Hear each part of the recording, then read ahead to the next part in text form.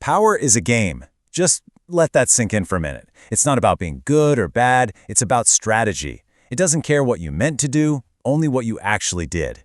And that single kind of cold idea, it's the key to understanding one of the most controversial books out there. And that's exactly what we're diving into today. This explainer is all about The 48 Laws of Power by Robert Greene. We're going to break down what this book actually is, who on earth would write something like this, and why it still captivates and, let's be honest, scares people all over the world. So, what is this thing, really? Well, you can think of it as a handbook, a user's manual for the hidden game of social power that's being played all around us. It doesn't treat power like some, mystical force. Nope, it treats it like a skill, something you can learn, practice, and get really, really good at. And look, this isn't just some modern self-help fluff. The whole authority of the book comes from its foundation, which is 3,000 years of human history. It's all about finding the timeless patterns in how people get power, how they use it, and, of course, how they lose it.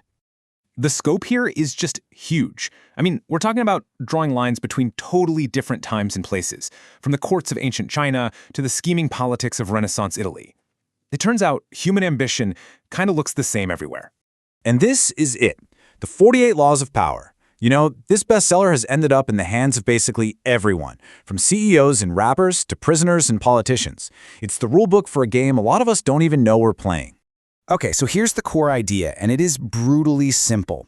The book basically argues that there are clear cause and effect rules when it comes to power. Certain moves, the laws, almost always get you more influence, and other moves, the transgressions, will almost always trip you up. It's really as pragmatic and amoral as that. And where does this wisdom come from? Well, it's pulled from this incredible mix of historical figures. You've got the brilliant military strategists like Sun Tzu, master politicians like Bismarck, and the ultimate social climbers, the courtiers. But then it also pulls from history's greatest seducers and even famous con artists. You get the whole picture of how influence really works. So, after hearing all that, this collection of, let's face it, ruthless advice, it makes you wonder, right? Who has the kind of mind to pull all this together? Who is the architect behind this whole thing? Well, the man behind the laws is Robert Greene, and his background is just as interesting and varied as his sources. When you hear about it, you'll see why he was kind of the perfect person to write this book. For starters, he has a degree in classical studies, so he was steeped in all the foundational stories of our civilization, the ancient histories and dramas that really get to the core of human nature. Then he worked as an editor at Esquire magazine. That put him right in the middle of modern culture, and it taught him how to take big, complex ideas and make them sharp, snappy, and engaging. And finally, he was a playwright. And this part is so crucial. A playwright has to understand what motivates people. The deceptions, the hidden desires, that gap between who people pretend to be and who they really are. This mix of the ancient, the modern, and the dramatic gave him the perfect lens to see the world this way. So how did this guy with this wild background actually end up writing the 48 Laws of Power? Well, the story of how it was created is just as fascinating as the book itself, and it all starts in Italy.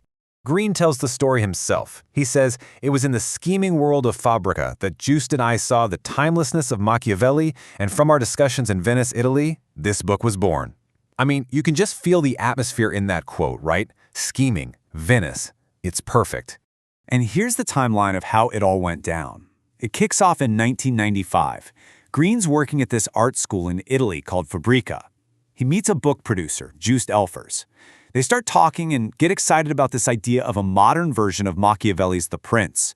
Just 3 years later, in 1998, the book comes out, and, well, the rest is history. So what's the real takeaway here? Why do people even read this? Well, the book is controversial because it just refuses to tell you what's right or wrong. It's often described as a defensive guide, a tool to help you see and protect yourself from the power games happening around you, whether you like it or not. The point isn't to become a monster, but to become a realist about how people operate. And Greene actually suggests a few different ways to use the book. You could read it straight through, get the full education on power dynamics, or you can use it like a reference guide, just looking up a specific law when you're facing a problem. Or, and this might be the most powerful way, you can use it to look back at your own life, to analyze your past mistakes and finally understand where you went wrong. And the laws themselves, they are just unforgettable. Let's just touch on a few. Law 1, never outshine the master. The idea is simple. Always make your bosses feel comfortably superior. Your great ideas, make them think it was their idea. Because an insecure leader will see your talent as a threat, not a gift. It's a timeless rule of any workplace. Or how about Law 4, always say less than necessary? Think about it. The more you talk, the more likely you are to say something dumb, and you seem less impressive. Powerful people, they impress and even intimidate by saying less. Silence makes other people nervous, right?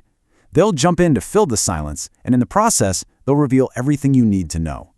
And let's end with one that's more about you. Law 25, recreate yourself. Basically, don't just accept the role that society or other people hand you. Instead, you get to forge a new identity, one that gets attention and never ever bores people. It's all about taking control of how the world sees you. At the end of the day, the book's message is that these power dynamics are everywhere. They are timeless, they're in our offices, our families, our relationships. The game is always being played all around you. So the only question the book really leaves you with is, are you a player or are you a pawn?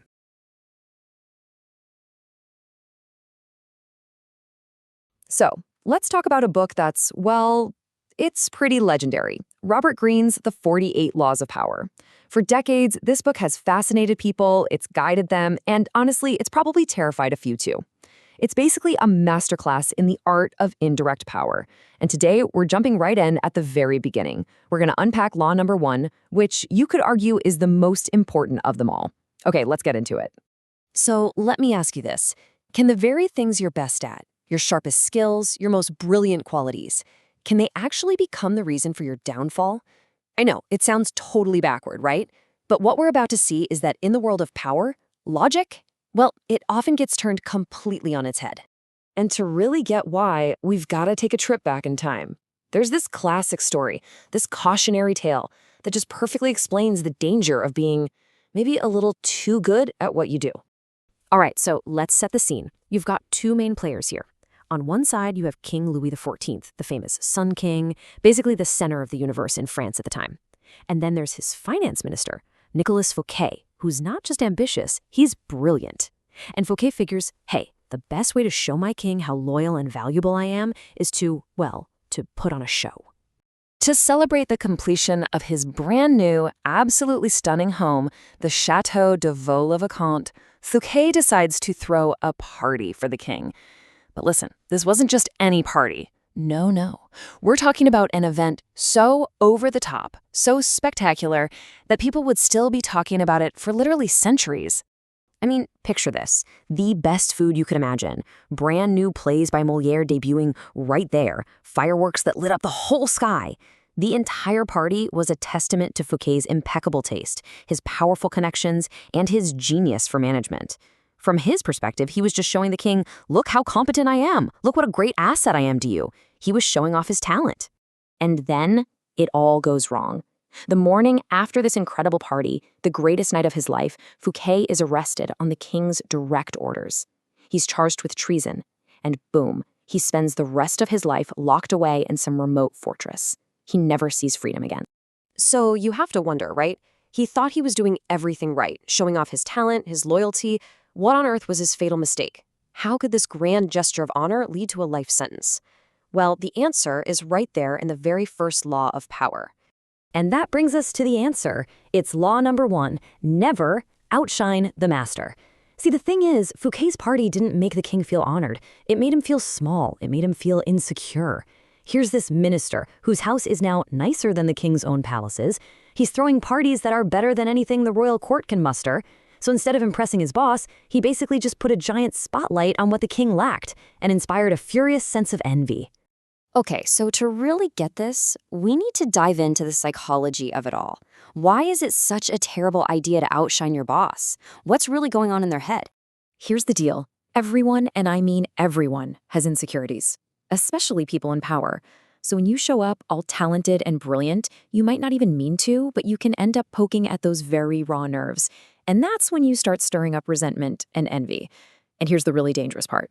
Your boss is never going to come out and say, hey, you make me feel insecure. Nope.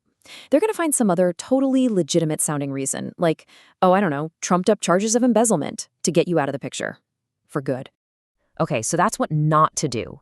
But what's the right way to play this? Let's look at someone who was an absolute master of this game, who did the exact opposite of Fouquet and got all the rewards for it. Let's talk about Galileo. The Galileo. When he made one of the biggest discoveries of his time, actually seeing moons orbiting Jupiter, he had a really important choice to make. He needed funding, he needed protection to keep doing his research. He could have named them after himself, right? Gotten all of the personal glory. But Galileo was smarter than that. He was playing the long game.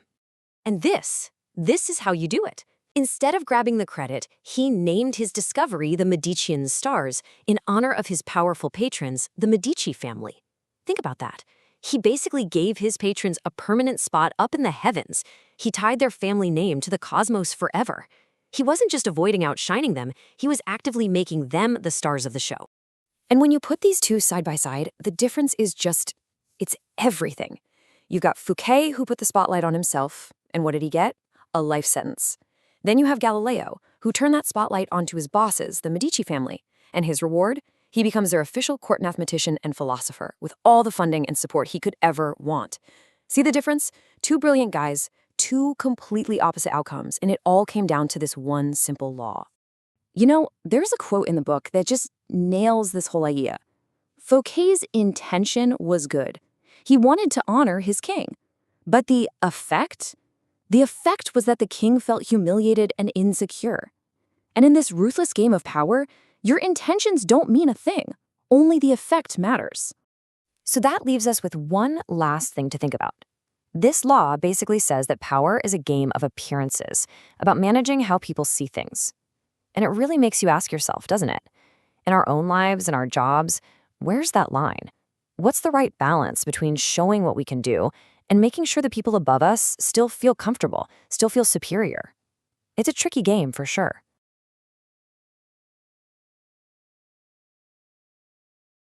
All right, let's dive into one of the most provocative and, let's be honest, uncomfortable laws from Robert Greene's The 48 Laws of Power.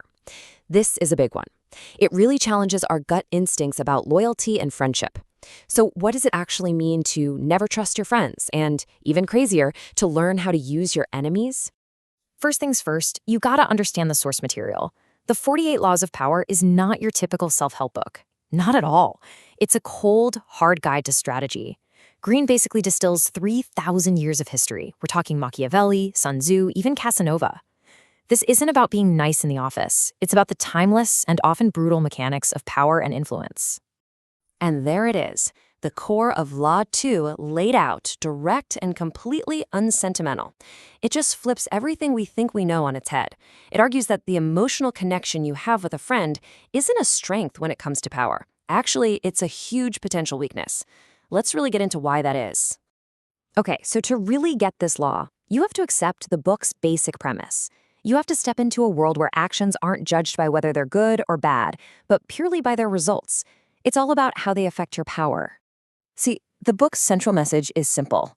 Power is a game, and it's a game that we're all playing, whether we like it or not. Pretending it doesn't exist or refusing to play doesn't make you a better person. It just makes you a pawn for someone else. The goal is to master the game, not get played by it. And that means you have to think amorally.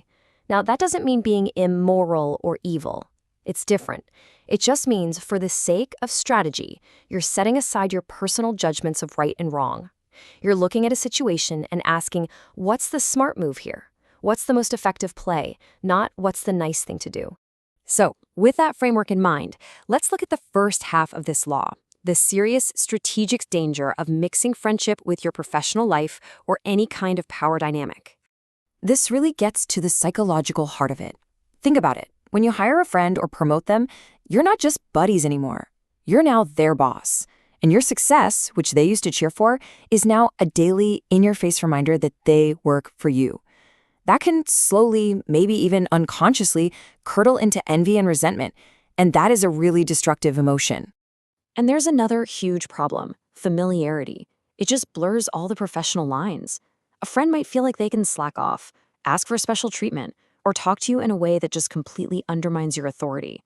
Because of your shared history, they can feel entitled to things their performance doesn't justify. And before you know it, they're acting spoiled, even tyrannical. Okay, so that brings us to the second and much more radical part of the law. If friends are such a strategic liability, then who is an asset? Well, paradoxically, the book argues that the answer is a former enemy. Right. When you bring a former enemy onto your team, they have zero sense of entitlement. None. They know they're under a microscope, that their position is delicate. They feel the weight of your decision to trust them, and that pushes them to work like crazy to prove they're loyal and competent. They are focused, grateful, and have literally everything to gain by making you look good. The contrast here is just stark. A friend brings all this emotional baggage, envy, expectations, those messy boundaries. But a former enemy? They operate on a purely professional level. Their loyalty isn't based on warm, fuzzy feelings. It's based on a clear-eyed calculation of their own self-interest. They need you. A friend, on the other hand, often just wants things from you. This quote really drives it home, doesn't it? It's chillingly clear. Enemies actually become a valuable resource. Their opposition sharpens your skills. It clarifies your purpose. It gives you something to push against. A world without enemies, from the strategic point of view, is a world without challenges. And that just leads to you becoming soft, slow, and naive. But look, mastering this law isn't just about hiring an enemy one time. It's about a fundamental shift in how you see the world. It's a mindset built on some really crucial foundations for navigating power. You see, to really use Law 2, you need a whole new toolkit. You have to master your emotions so they don't cloud your judgment. You have to understand appearances. You have to see the strategic reality of a situation, not just what's good or evil. It's all about recognizing the true value of a rival's motivation versus the potential liability of a friend's comfort. And that's really the bottom line. Law 2 is asking you to take emotion out of the power equation. It's telling you that mixing business and friendship is almost always a strategic blender that leads to resentment and things just not getting done. Instead, it advises a cold, pragmatic way of thinking, focused purely on loyalty, competence, and control. So it leaves us with this final question. When the stakes are really high, who can you truly count on? The person who loves you but might secretly envy your success? Or the person who once fought you but now owes their entire career to your trust? It's a tough question, for sure, and that's exactly the point of Law 2.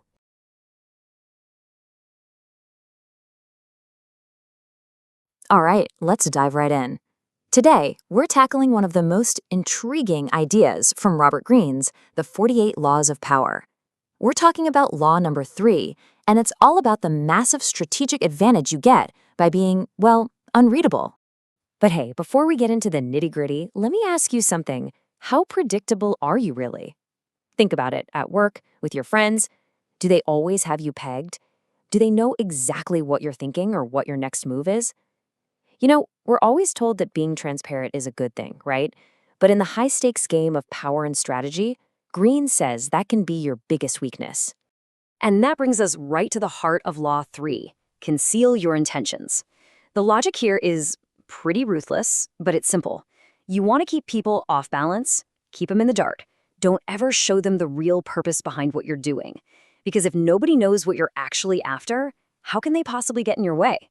So let's unpack this. Why is being an open book such a liability?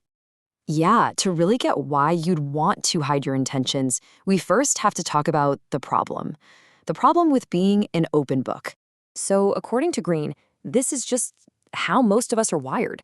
We're open books. We say what we feel, we blurt out our opinions, we can't help but reveal our plans. We want to be honest. We want to be authentic. But from a purely strategic point of view, he says that's a huge mistake. The moment you show everyone your cards, you've just given away all your power. Okay, so what is the real danger here? What's so bad about being an open book when we're talking about power?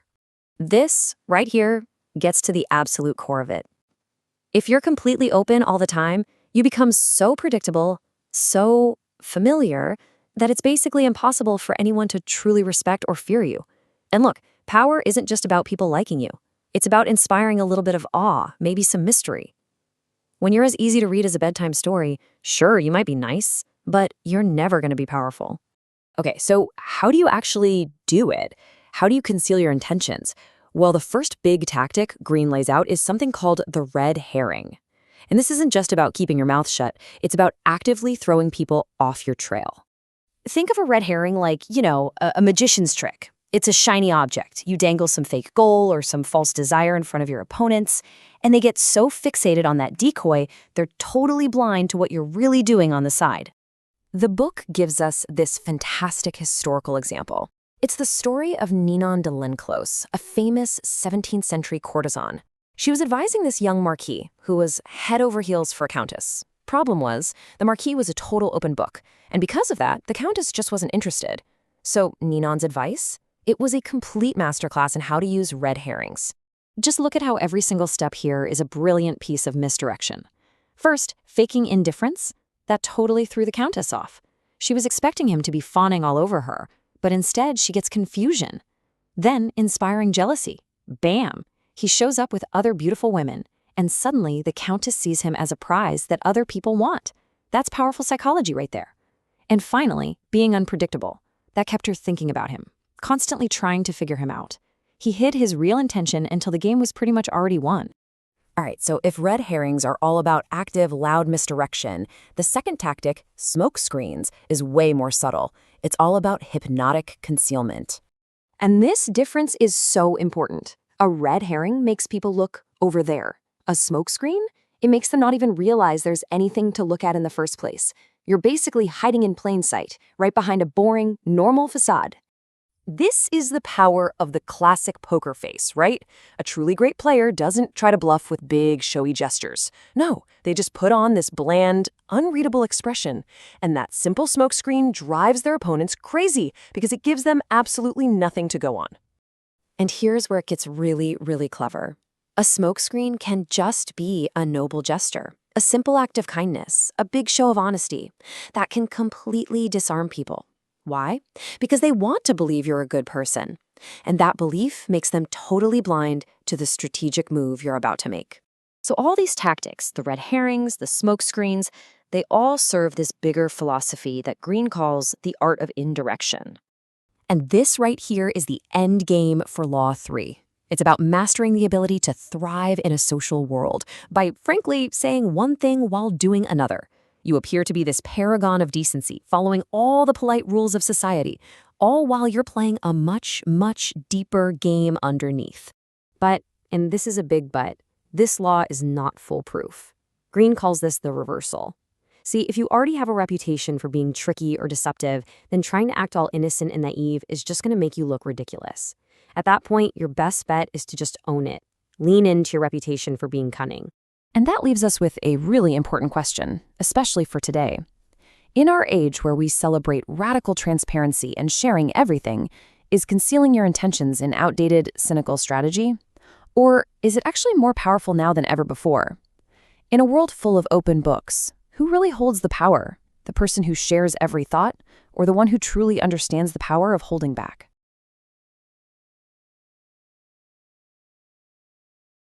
All right, let's dive back into Robert Greene's The 48 Laws of Power. And today, we're looking at a law that honestly feels so counterintuitive in our world of nonstop sharing.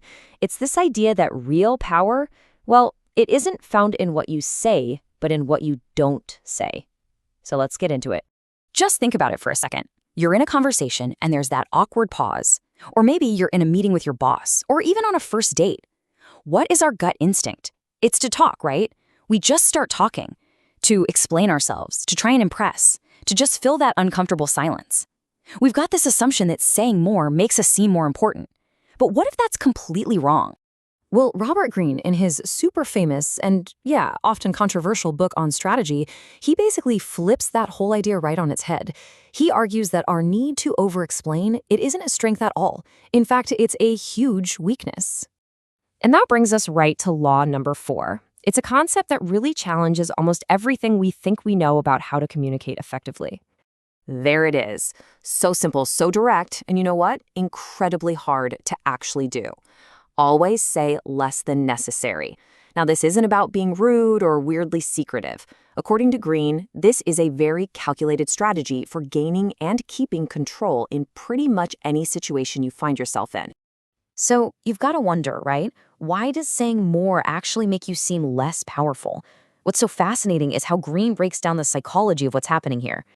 Okay, this right here is the heart of it. Power is supposed to be rare, right? Originality is rare. When you just keep talking and talking, you start to blend in with everybody else. You just sound, well, common. Think about it. Powerful people are deliberate. They don't waste words. And because of that, the few words they do use carry so much more weight. And this lays out the contrast perfectly. On one side, you talk a lot, and you start to seem ordinary, maybe even a little out of control. Plus, you open the door to making a mistake. But on the other side, saying less creates this aura of being original, of being in total control. Your silence can actually be intimidating because people will rush to figure out what you're thinking, and they'll often assume you know way more than you're letting on. Greene's point here is basically that every single word is a potential landmine. The more you talk, the higher the chance that you'll say something silly or reveal information you shouldn't, or, let's be honest, just bore your audience to tears. So in that sense, being brief isn't just a strategy. It's a form of self-preservation. So, if you manage to do this, if you say less, what's the goal? What's the effect you're trying to create? You're not just being quiet. You are actively building a very specific and very powerful persona. First, the goal is to be a little bit vague. Your words should just hint at what you mean, instead of making these big, bold declarations. This actually forces other people to do the work, to try and figure you out. Second, you want your statements to be open-ended, open to interpretation. This is clever because it lets people project their own ideas and their own hopes onto what you said, which can make you seem really profound, even if your comment was actually pretty simple. And finally, this is the master quality you're aiming for. All of this comes together to make you Sphinx-like. You become a total enigma. People can't just put you in a box or predict your next move. And that uncertainty, that's a huge source of power. I mean, think about what that really means. Greene says that when you have this enigmatic quality, even if you are saying something banal, it will seem original. It's wild, right? Your silence and your carefully chosen vague words create this blank canvas. And other people will basically paint a masterpiece of intelligence and power onto it for you. Okay, so how do we actually use this? This isn't just some theory for kings and presidents. It's a real tool that we can be aware of and maybe even use in our own lives every single day. So I'm going to leave you with this challenge. In your next meeting, your next negotiation, or hey, even just a casual chat with a friend, what happens if you fight that urge to just fill the silence? What kind of power could you discover, not by adding more words, but by choosing that one thing you will deliberately leave unsaid?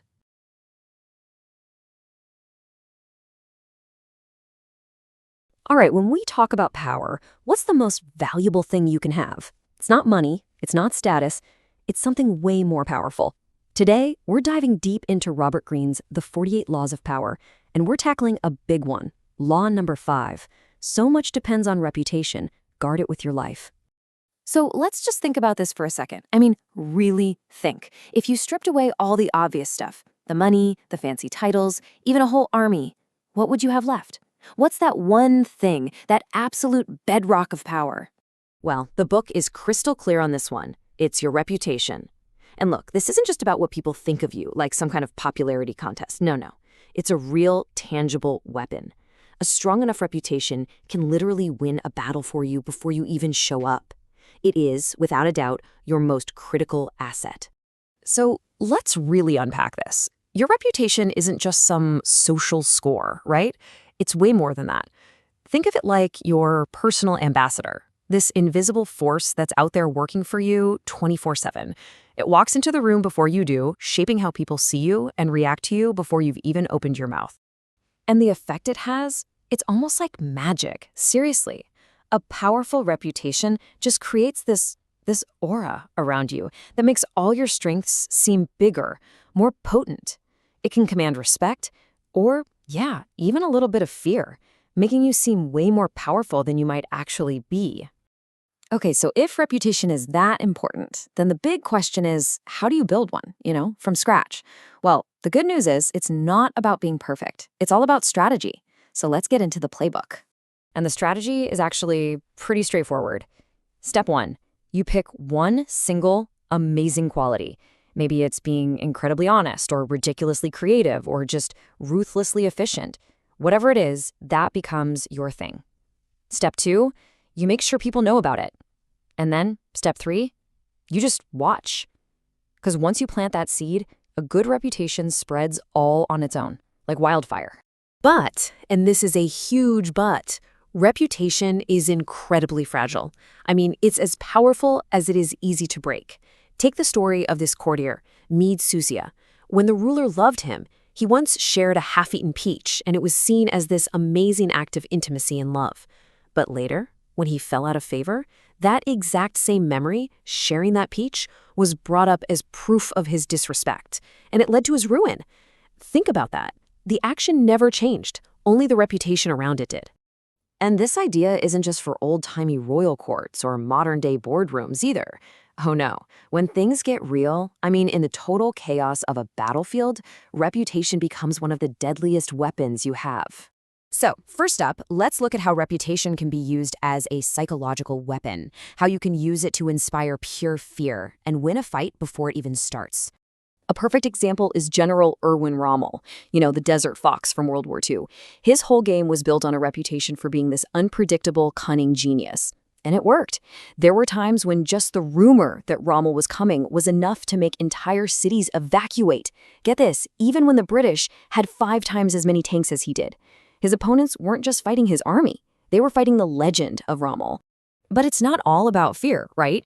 A reputation can also work like a magnet. Instead of pushing people away, it can pull them right in, creating this sense of desire and opportunity. I mean, look at someone like Casanova. His reputation as this legendary lover basically did all the work for him. It walked into rooms before he did, creating this incredible mystique. Women were just so curious to find out what all the fuss was about, to see if the legend was true. It made his job, well, a whole lot easier. His reputation was creating the opportunity before he even said hello. Okay, and this brings us to a really important point. A powerful reputation isn't just a shield you use to protect yourself. It's also a sword you can use to attack.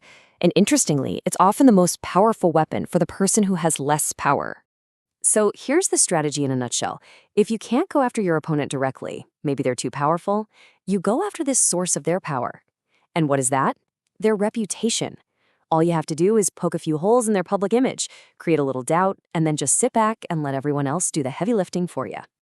And you can't talk about this without mentioning the classic rivalry, the War of the Currents, between Thomas Edison and Nikola Tesla. You had Edison, who was the undisputed king, the established giant, with his direct current, or DC system.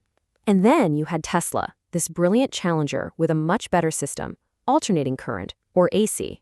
Now, Edison was smart enough to know he probably couldn't win on the technology alone. Tesla's AC was just better. So what did he do? He went after Tesla's reputation. He launched this massive smear campaign, publicly electrocuting animals with AC power to prove how dangerous it was. He was deliberately trying to associate Tesla's brilliant invention with fear and death. See what he did there? He wasn't debating the science, he was destroying the man's credibility. Which brings us to the book's final, and maybe most chilling warning about this law. You see, for most of the 48 laws, there's something called a reversal, a time when it's actually smarter to do the exact opposite. But not for this one. For law number 5, there is no reversal. Ever. And Nietzsche really nailed it with his quote. He said, "It's easier to deal with a bad conscience than a bad reputation." And that makes perfect sense, right? A bad conscience, that's on you. It's an internal thing. But a bad reputation? That's external. That's a public verdict that follows you around everywhere, coloring everything you do. It's like a sentence handed down by the world. So the book's conclusion on this is just completely absolute. There is never a time when having a weak or a damaged reputation is a good thing. Ignoring it isn't a strategy, it's a mistake. It's pretty much the one law you absolutely cannot afford to ignore. Thinking you're somehow above all this, that you don't care what people think, well, that's a huge mistake. Because if you don't actively build and protect your own reputation, you're just handing over that power to someone else. And trust me, your rivals will be more than happy to define you for everyone, and it won't be in a way you like. So at the end of the day, that's what Law 5 is all about. It's a wake-up call to take control of your own story. It's challenging you to be the one who decides who you are in the public eye. Because in the game of power, it's simple. If you don't write your own story, someone else will.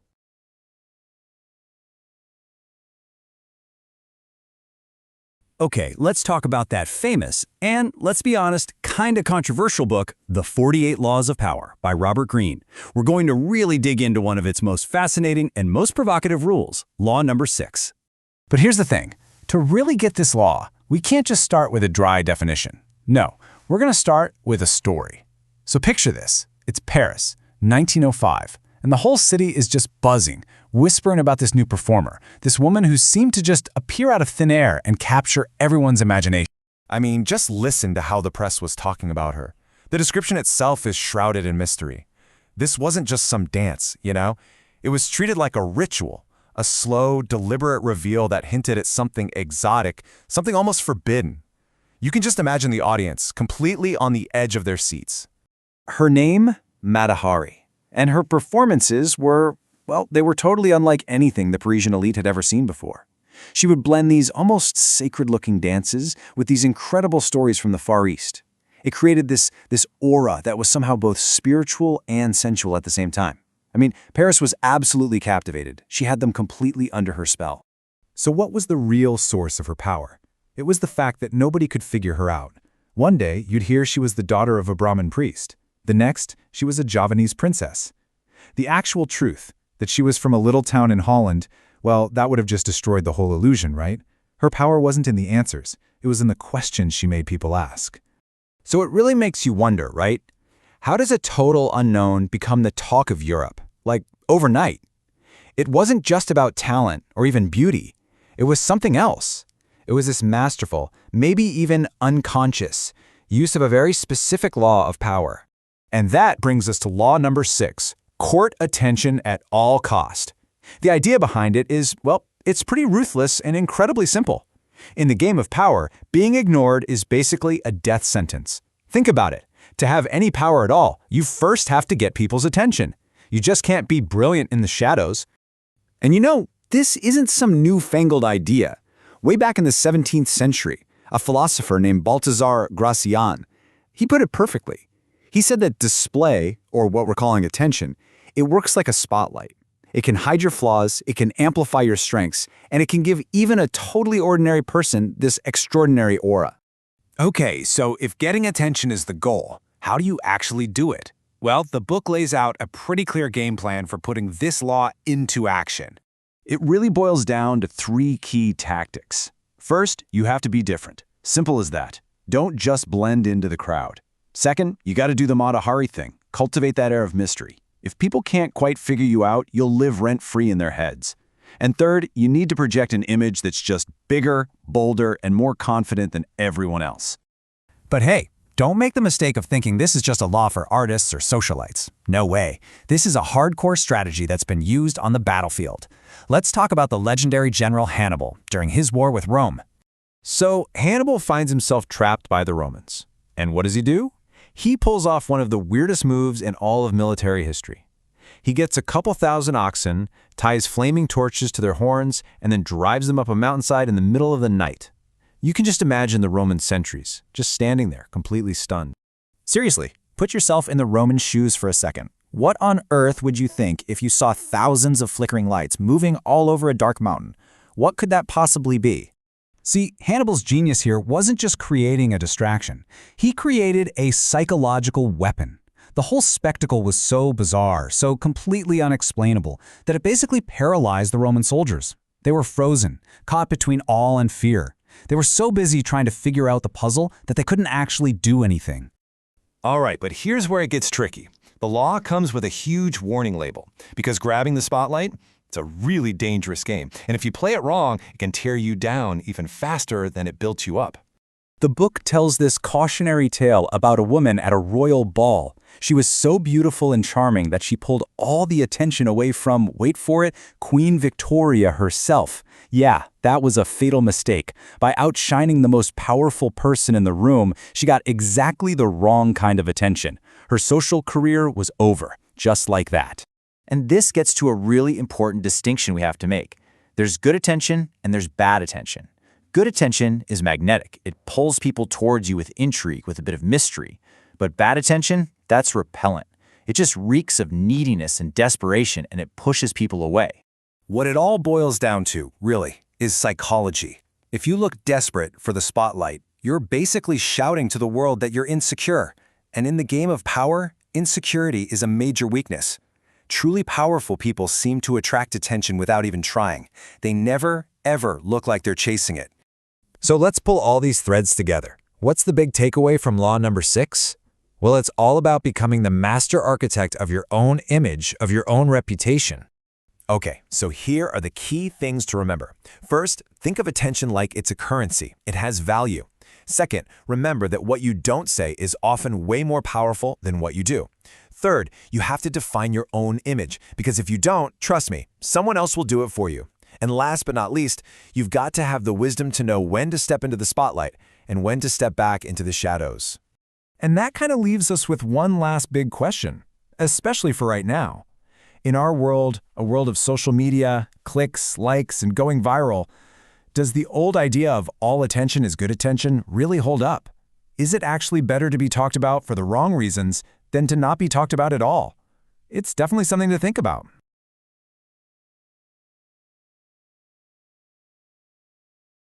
All right, today we are diving deep into Robert Greene's The 48 Laws of Power. It's one of those books that's both controversial and, you can't deny it, incredibly influential. We're going to grab one of its most provocative laws and really pull it apart, because it challenges everything we think we know about genius and hard work. So let me start by asking you this. When you picture a huge discovery or a true masterpiece, what's the first image that pops into your head? Is it something like this? You know, the lone genius locked away in a lab or a study, just creating something brilliant out of thin air. It's a really powerful and romantic idea, right? But Robert Greene, he argues that it's mostly a myth. He says the real way to get power and achieve something massive often involves a totally different and, a much more ruthless strategy. And that brings us right to the heart of what we're talking about today. We are about to pull back the curtain on a hidden lever of power, one that really messes with our whole idea of individual achievement. We're talking about law number 7. Okay, so this is the one. It's a principle that's so direct, so completely unapologetic, that it can make you a little uncomfortable. So get ready. And there you have it. Just laid out there, plain as day. Get others to do the work for you, but always take the credit. Wow. I mean, it feels like something you're not even supposed to say out loud, but Greene puts it out there as a fundamental tool for anyone who wants to get big things done and get them done efficiently. Now, to be clear, this isn't just about being lazy. Not at all. It's a calculated move. It's all about realizing that your time and your energy are your most valuable and finite resources. So why would you start from absolute zero when you can build on the work that other people have already put in? The whole goal here is to use their labor, their knowledge, to get where you're going faster. And look, you might think this is some kind of modern, cynical business school idea, but it's not. Greene argues this very principle has been used by some of the most famous and respected people in history. They just understood that progress is always built on what came before. I mean, just take Isaac Newton's famous line here. He flat out admitted that his mind-blowing discoveries were only possible because he was building on the work of all the people who came before him. When you think about it, that's Law 7 in its most elegant form. The stuff goes way back. Newton's genius wasn't just inventing things out of nowhere. It was synthesis. He took what earlier scientists had figured out and pushed it to the next level. And Shakespeare, maybe the greatest writer of all time, he borrowed constantly from existing stories and histories. He didn't come up with the plots for Julius Caesar or Antony and Cleopatra. He took the raw material that was already there and made it perfect. So according to Greene, what's the payoff? Well, he says it's basically threefold. First, the obvious one. You save your own time and energy. Second, you start to look unbelievably fast and efficient, which creates this kind of aura around you, like you have superhuman talent. And third, and this is the really ruthless part, history tends to remember the person who puts it all together at the end, not necessarily every single person who helped along the way. Now, to really hammer this idea home, Greene uses this really striking image from the animal kingdom. It's a metaphor that is just as efficient and just as brutal as the law itself. The vulture. Yeah, that's the metaphor for Law 7. And it's meant to be unsettling. Think about it. A vulture doesn't hunt. It just waits for other animals to do all the hard, dangerous work of the hunt, and then it swoops in and reaps the rewards. It literally thrives on the work and even the failures of others. It's a grim picture, for sure, but man is it a powerful illustration of this principle. So, of course, this brings us to the biggest, most obvious problem with this law. There is an incredibly fine line here, right? When does being a clever strategist cross over into just being a thief? And believe me, this is not a new debate. All the way back in the 17th century, the strategist Balthasar Gracian pointed out the very same thing. You can build this amazing reputation for being a genius, an oracle, just by being really good at using the work and sweat of other people. The question of whether that's fair has been around forever. So it really all boils down to this, doesn't it?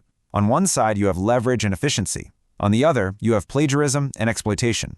Where's the line? The law itself doesn't make a moral judgment. It just shows you how the dynamic works in the world of power. And that really leaves us with a final question for you to think about.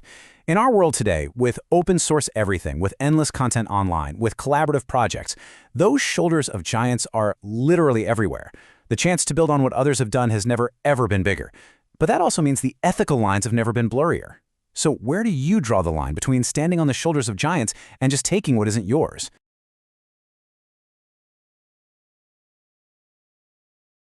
Welcome to The Explainer. Today, we're diving into a really powerful strategy from Robert Greene's The 48 Laws of Power. We're talking about law number 8, the art of making other people play your game on your terms. All right, so let's just jump right in with a big question. In any conflict, and I mean any conflict, who really holds all the cards?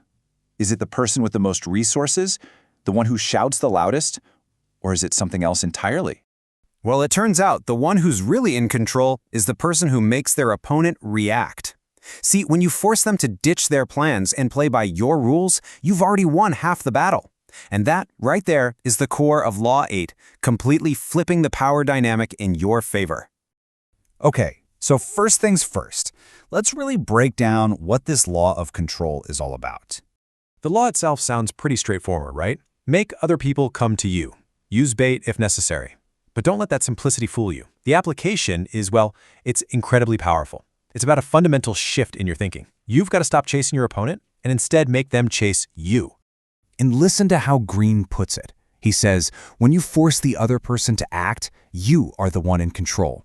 See, this isn't about sitting back and waiting. No, this is an active strategy. You're not just playing defense. You're setting a trap. You lure them in with something they just can't resist, what Greene calls fabulous gains.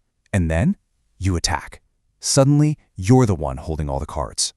Okay, theory is one thing, but seeing this in action is something else entirely. So let's look at a historical master of this law to see how it's really done. Let's talk about a guy named Daniel Drew, a notorious 19th century robber baron. Now, this guy was an absolute master of this law. He never chased investors, never begged for their money. Instead, he had them practically breaking down his door, desperate to get in on the action. So the big question is, how in the world did he pull that off? His method was just brilliant and so simple. He created this illusion of a secret opportunity, a fabulous gain, just waiting to be snatched up. He knew that human greed would do the rest of the work for him. It would completely blind his targets to what was really happening.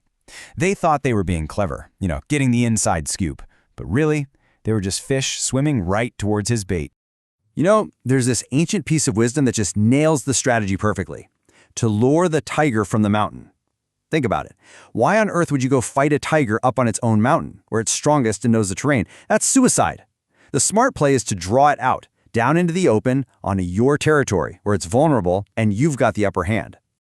So this gets to the really crucial part. We need to understand why this is so psychologically devastating for your opponent. What's actually going on inside their head when you do this? Well, when you force people to come to you, they're immediately off-balanced. They're on your turf, playing by your rules, and that makes them nervous.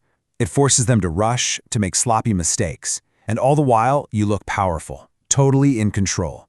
They're burning energy, stressing out, and making emotional, reactive decisions. While you're just calmly conserving your strength, waiting for that perfect moment to make your move.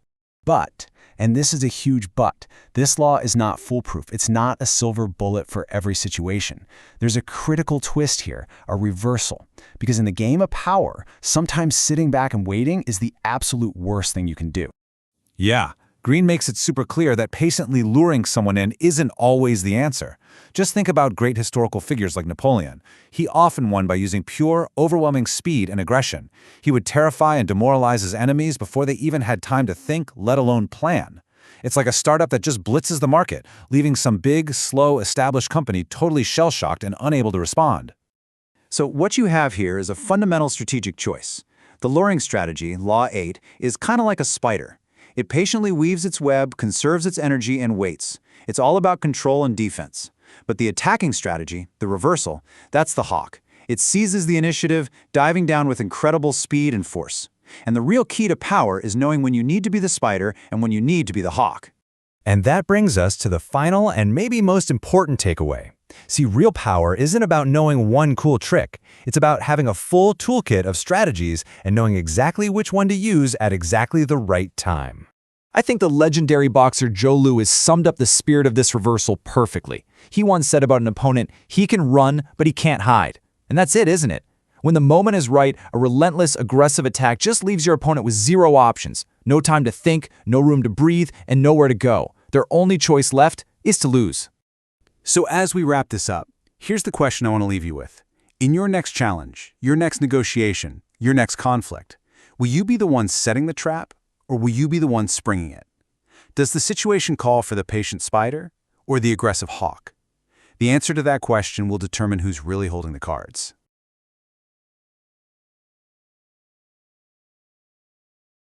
All right, let's dive into Robert Greene's The 48 Laws of Power.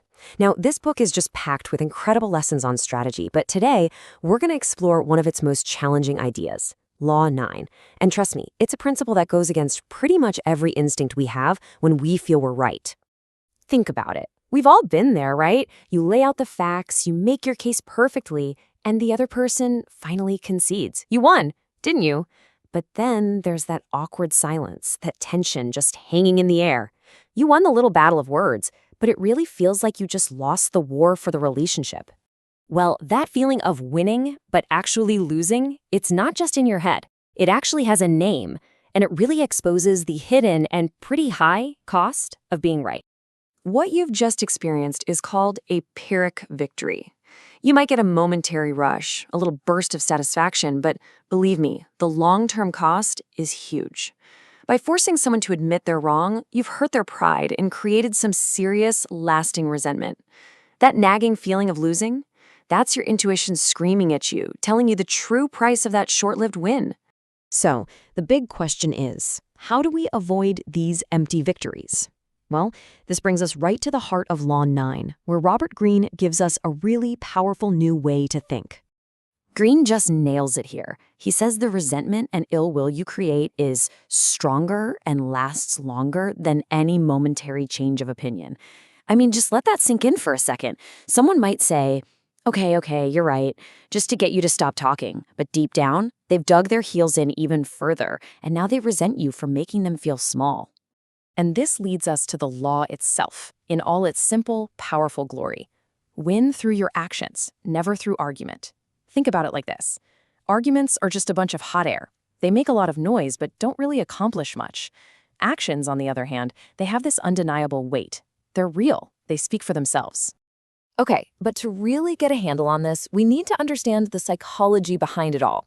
So let's break down the hidden dangers of arguing and why, honestly, it's such a terrible strategy for persuasion. This chart really lays it all out, doesn't it? An argument at its core is offensive. You're basically saying, you're wrong, and I'm right. What does that do? It immediately puts people on the defensive. Their ego kicks in, and they stop listening to your brilliant logic and just start looking for ways to protect their own position.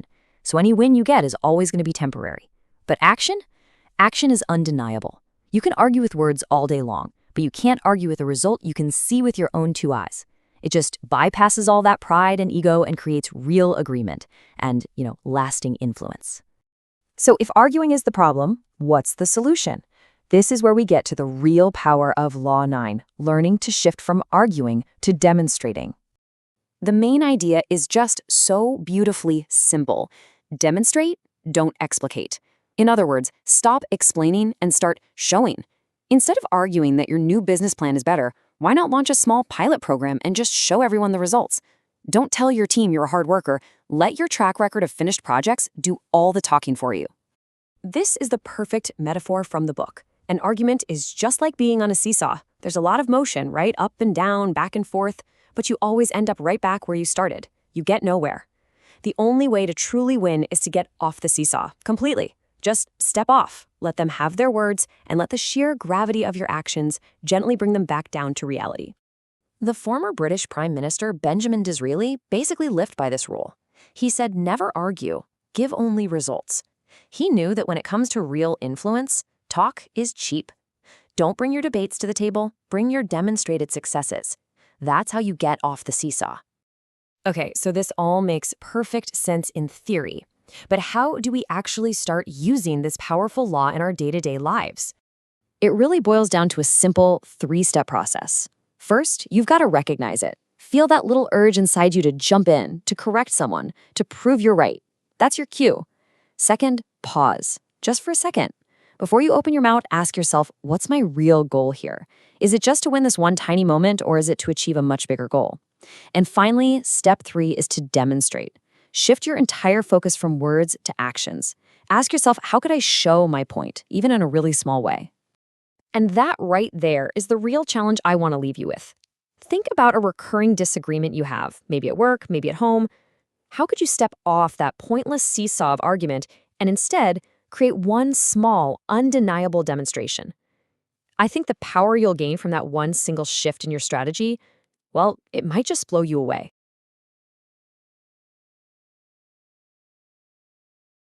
All right, let's get right into it.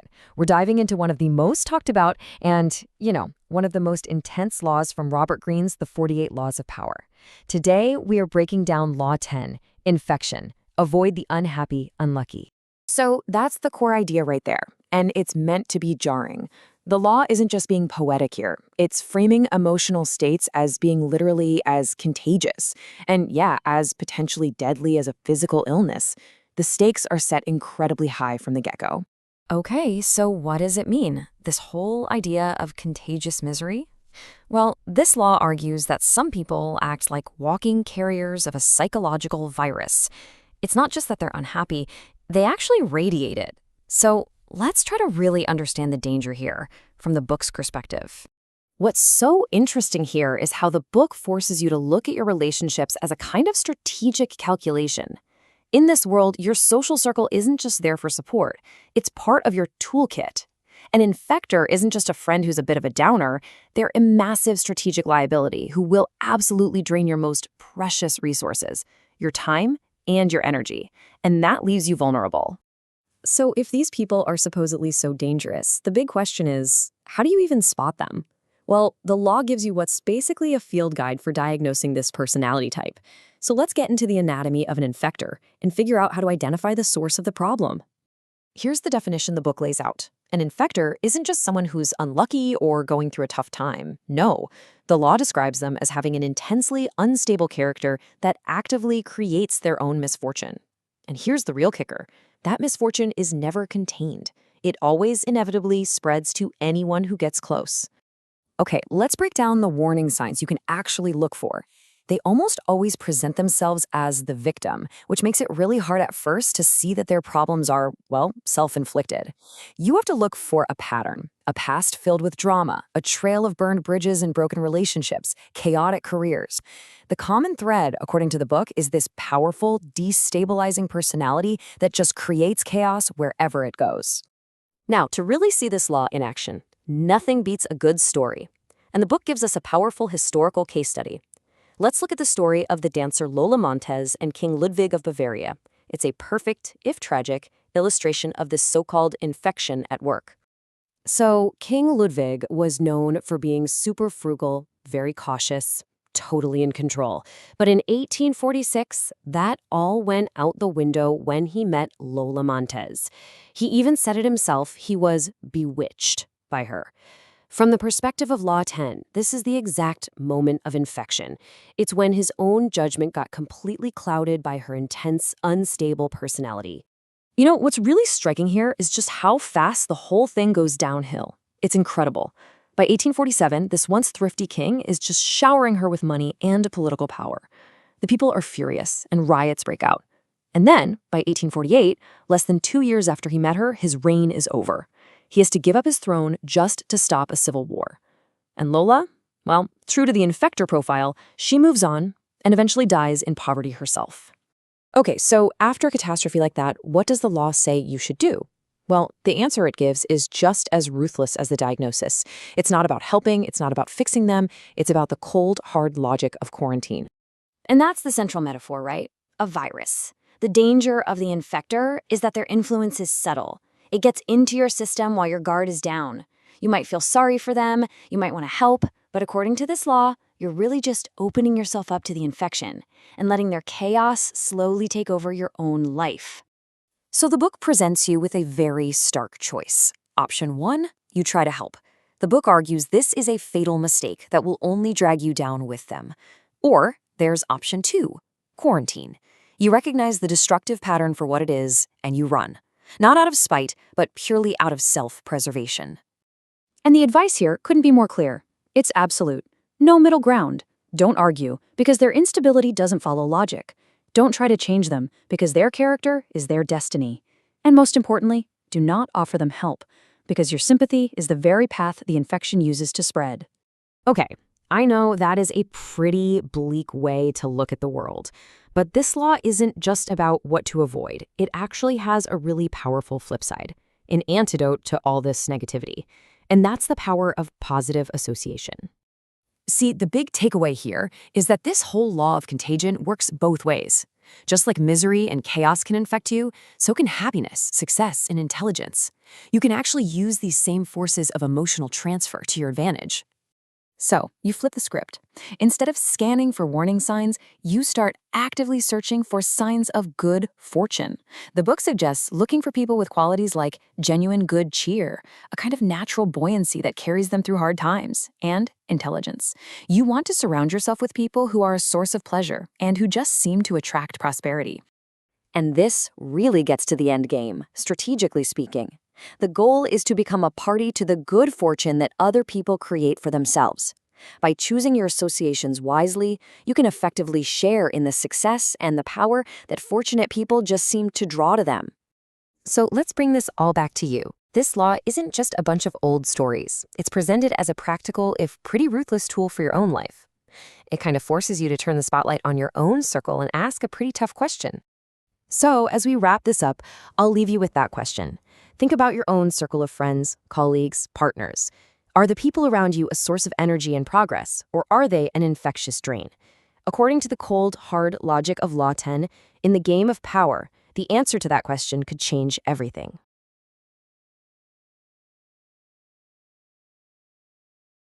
All right, today we're jumping into one of the most provocative and, let's be honest, pretty unsettling ideas from Robert Greene's The 48 Laws of Power. It's a law that really pushes back on our modern ideas of what it means to be free and independent. So here it is, Law 11, stated in brutally simple terms. Learn to keep people dependent on you. I know, it's a concept that feels almost sinister, doesn't it?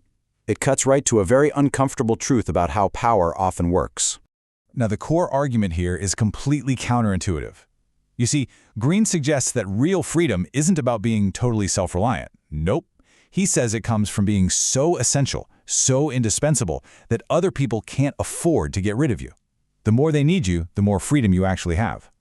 To really get our heads around this, here's how we're going to break it down.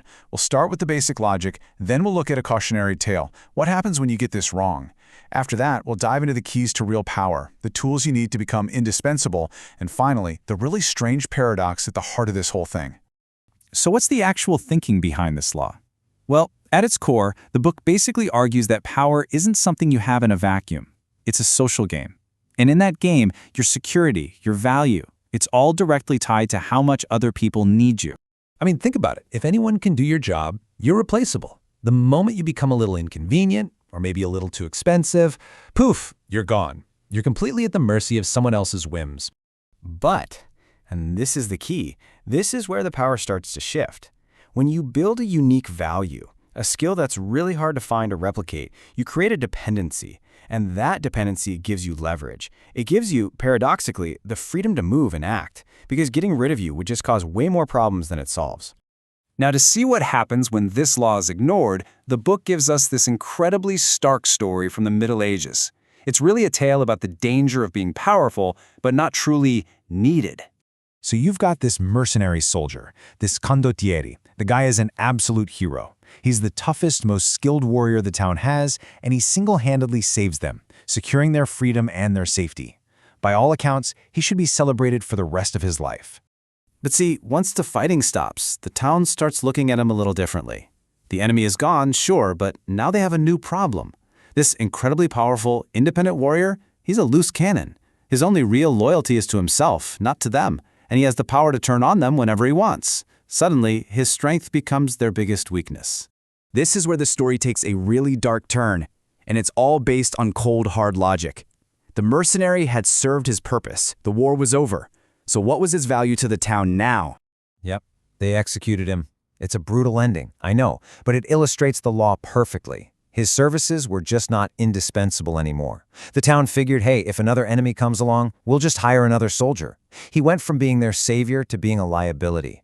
He was powerful, sure, but they didn't depend on him, and that cost him everything.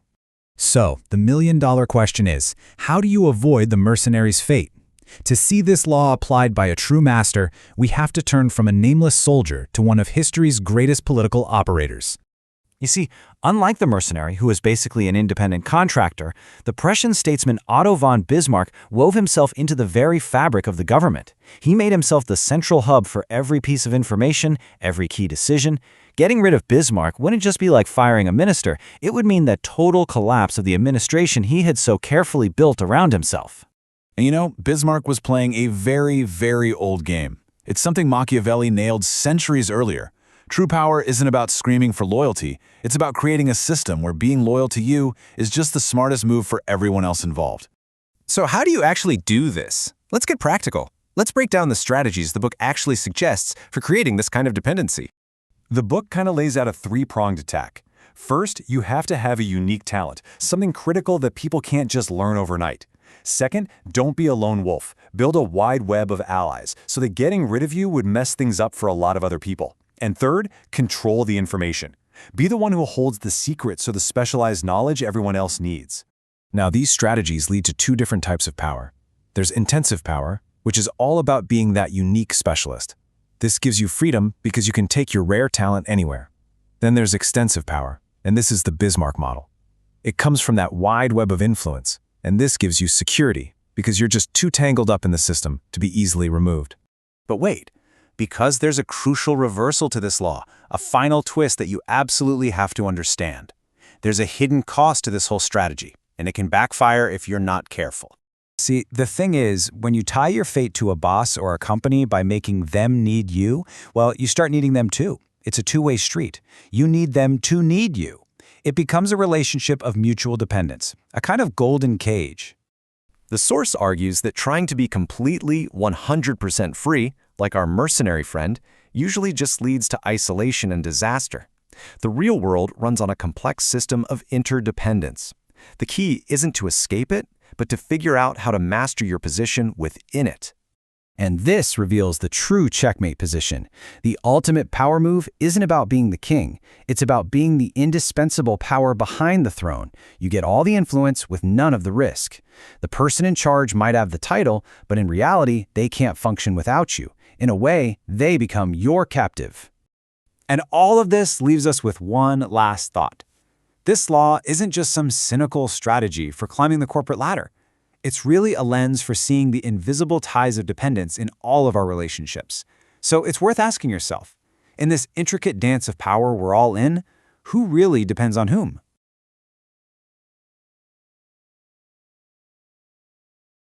Today, we are diving into one of the most powerful and, honestly, most counterintuitive laws from Robert Greene's classic, The 48 Laws of Power.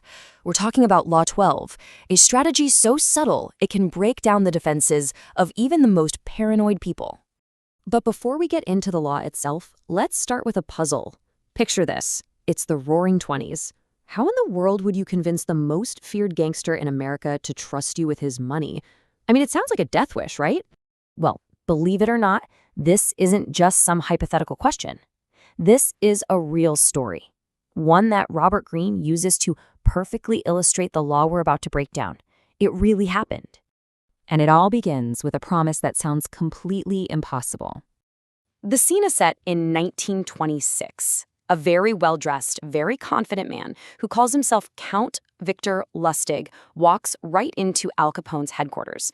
Now, this alone takes guts, and his total lack of fear, that definitely gets Capone's attention. So Lustig, he doesn't beat around the bush. He makes Capone an offer that is just staggering. Give him $50,000, which was a fortune back then, and he swears he will double it in 60 days flat. Can you just imagine the nerve? Now, Capone, this is a guy who trusted nobody. His entire empire was built on suspicion and brutal efficiency. So he's skeptical, for sure. But there's something about Lustig's sheer audacity that's just captivating. So, against his better judgment, Capone has the cash counted out and hands it over. So what's Lustig's brilliant investment plan? Well, he doesn't have one. He takes that 50 grand, marches it over to a bank, and locks it in a safe deposit box. And that's it. For 2 months, he doesn't do a single thing to grow that money. He just waits. So the 60 days are up. The deadline has come and gone. This is the moment of truth. What do you think is going to happen when this con man has to face the world's most dangerous gangster and admit he failed? Let's find out, right after we explore the principle he was counting on. You see, Lustig's seemingly crazy plan was actually a masterclass in applying Law 12, which is all about the power of using selective honesty. The law itself is very direct. Use selective honesty and generosity to disarm your victim. Notice the key word there, selective. This isn't about becoming a totally honest person.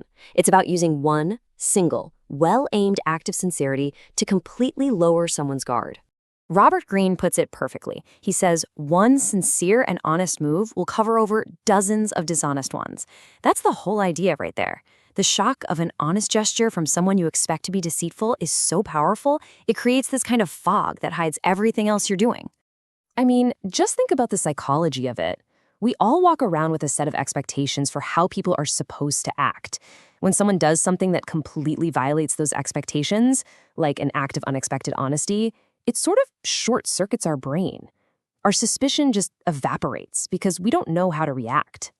And this brings us to the perfect metaphor that Greene uses for this entire law, the Trojan horse. You roll out this beautiful, amazing gift, your act of selective honesty. Your target is so impressed that they willingly open their gates to you. And once you're inside their walls, well, then you can get to your real objective. Now, you might be thinking, this sounds like a pretty modern, maybe even cynical tactic. But the truth is, this is an ancient strategy. It's been understood and used by powerful people for thousands of years. If you go all the way back to the 3rd century BC, the Chinese philosopher Han Fei-tzu was already writing about this. Jump forward to the 19th century, you've got the diplomat Talleyrand, who was famous for using moments of apparent sincerity to keep his enemies guessing. And of course, that brings us right back to 1926 with Count Lustig aiming this ancient weapon directly at Al Capone. Han Fei-tzu boiled this whole concept down to one simple, brilliant idea. When you are about to take, you should give. It's the ultimate setup, right? You offer a strategic gift first, and that paves the way for you to take something much bigger later on. Which brings us right back to our story. Lustig's gift to Capone wasn't a doubled investment. Oh no, his gift was something far more surprising, and in the end, far more valuable. A dose of unexpected honesty. So Lustig walks back into a Capone's office. He looks defeated. He hangs his head and says, "Mr. Capone, the plan failed. I am so sorry." He puts on an incredible performance of failure and regret. And then he plays his ace. Lustig reaches into his briefcase, pulls out the $50,000, all of it, untouched, and slides it across the desk back to Capone. This is the move that changes everything. Capone is just stunned. He probably expected a million excuses or that Lustig would have just disappeared. But this, an open admission of failure and a full return of his money, it completely disarmed him. And what did Capone do? He was so impressed by Lustig's integrity that he handed him $5,000 just for being so honest. So, let's break it down. Why did this work so well? It's because Lustig's move completely defied every expectation Capone had. Returning the money was such a powerful and shocking gesture of honesty that it short-circuited the brain of America's most suspicious man. And the irony is just incredible. Lustig, the con man, got paid for his integrity. So what's the big takeaway from all this? The heart of Law 12 is that a single, calculated action is infinitely more powerful than words. One surprising gesture can bypass all of someone's logic and suspicion in a way that hours of argument never, ever could. And that leaves us with a pretty provocative question to think about. We're surrounded by these kinds of gestures all the time, acts of generosity, apologies, moments of honesty. And Law 12 forces us to ask ourselves, when is a gift just a gift? And when is it a Trojan horse?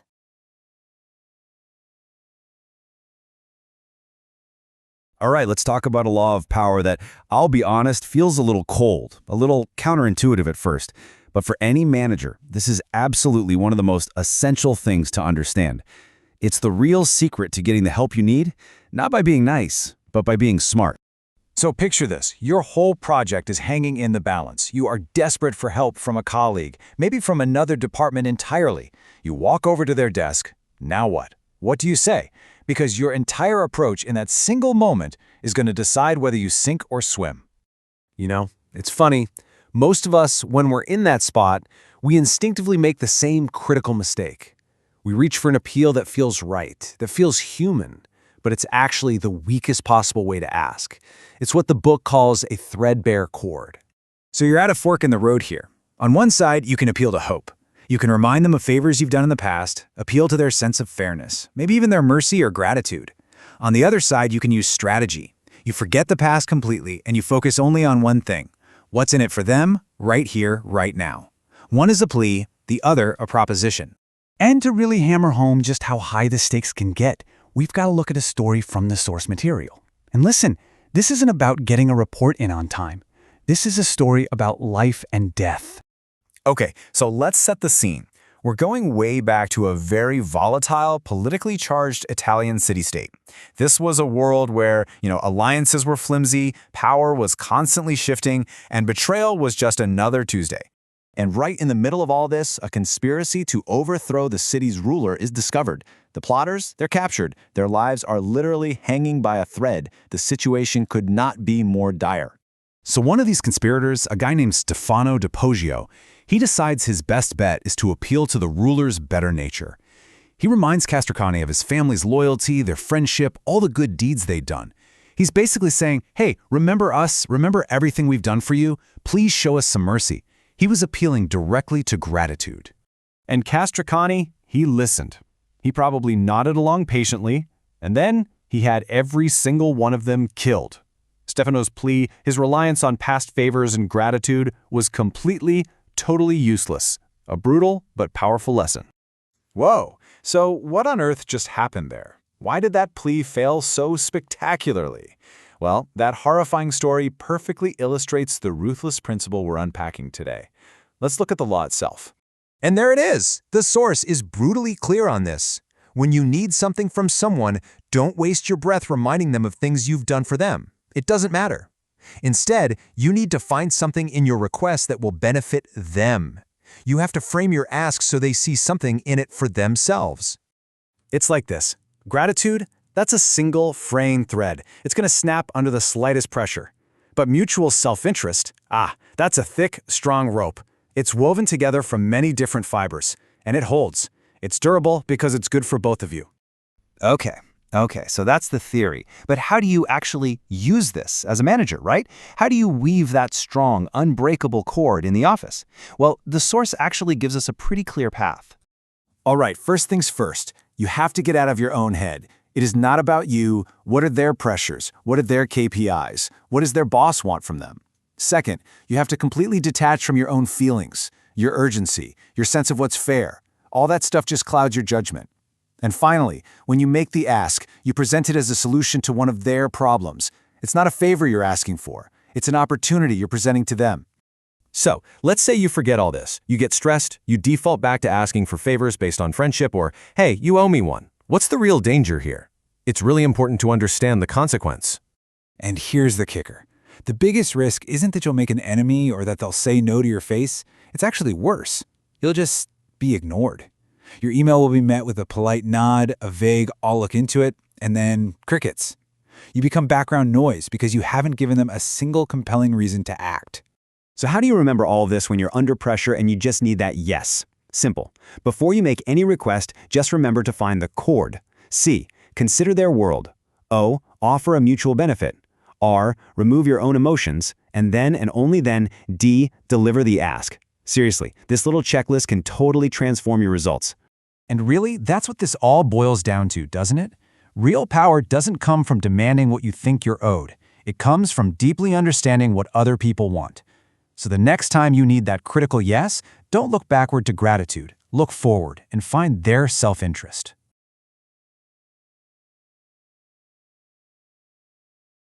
Welcome to The Explainer.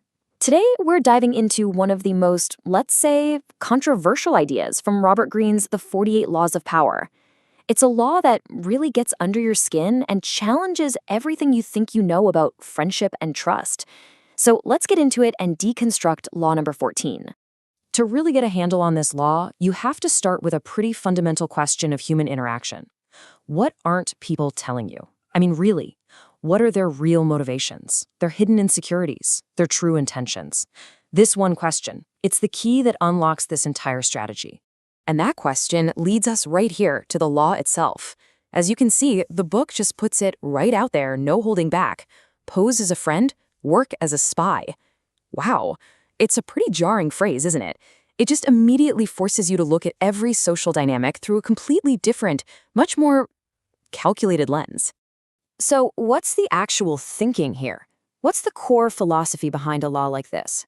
I mean, why would anyone even want to adopt such a strategic and, let's be honest, kind of cynical mindset? Well, it all boils down to the incredible value of one single thing. And here it is. The central idea is that knowledge isn't just power, it's a weapon. Simple as that.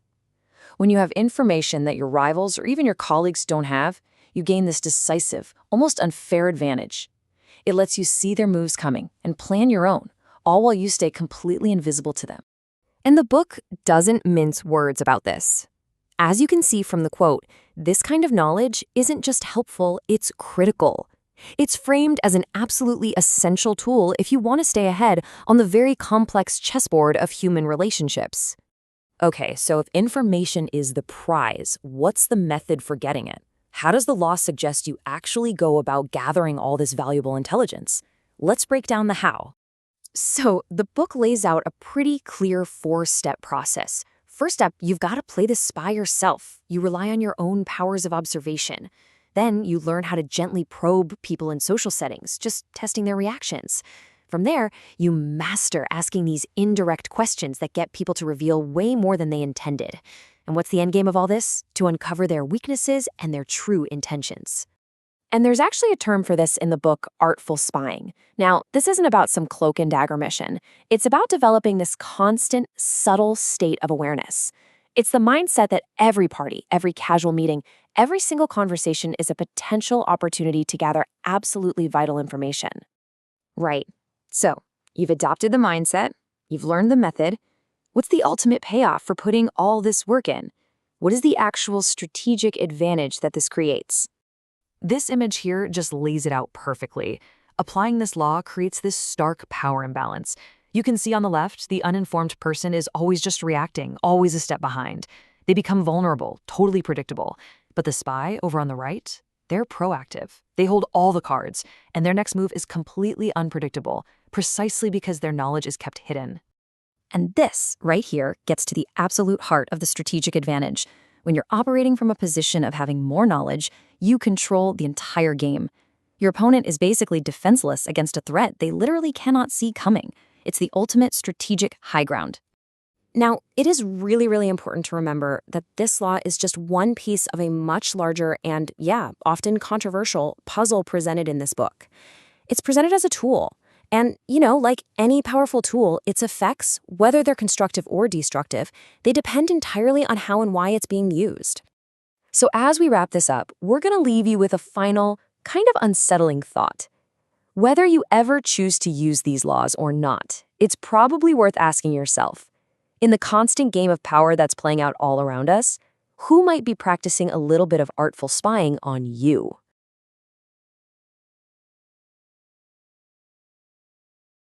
You know, when it comes to strategy, some ideas are truly timeless. And then there are the ones that are, well, they're downright terrifying.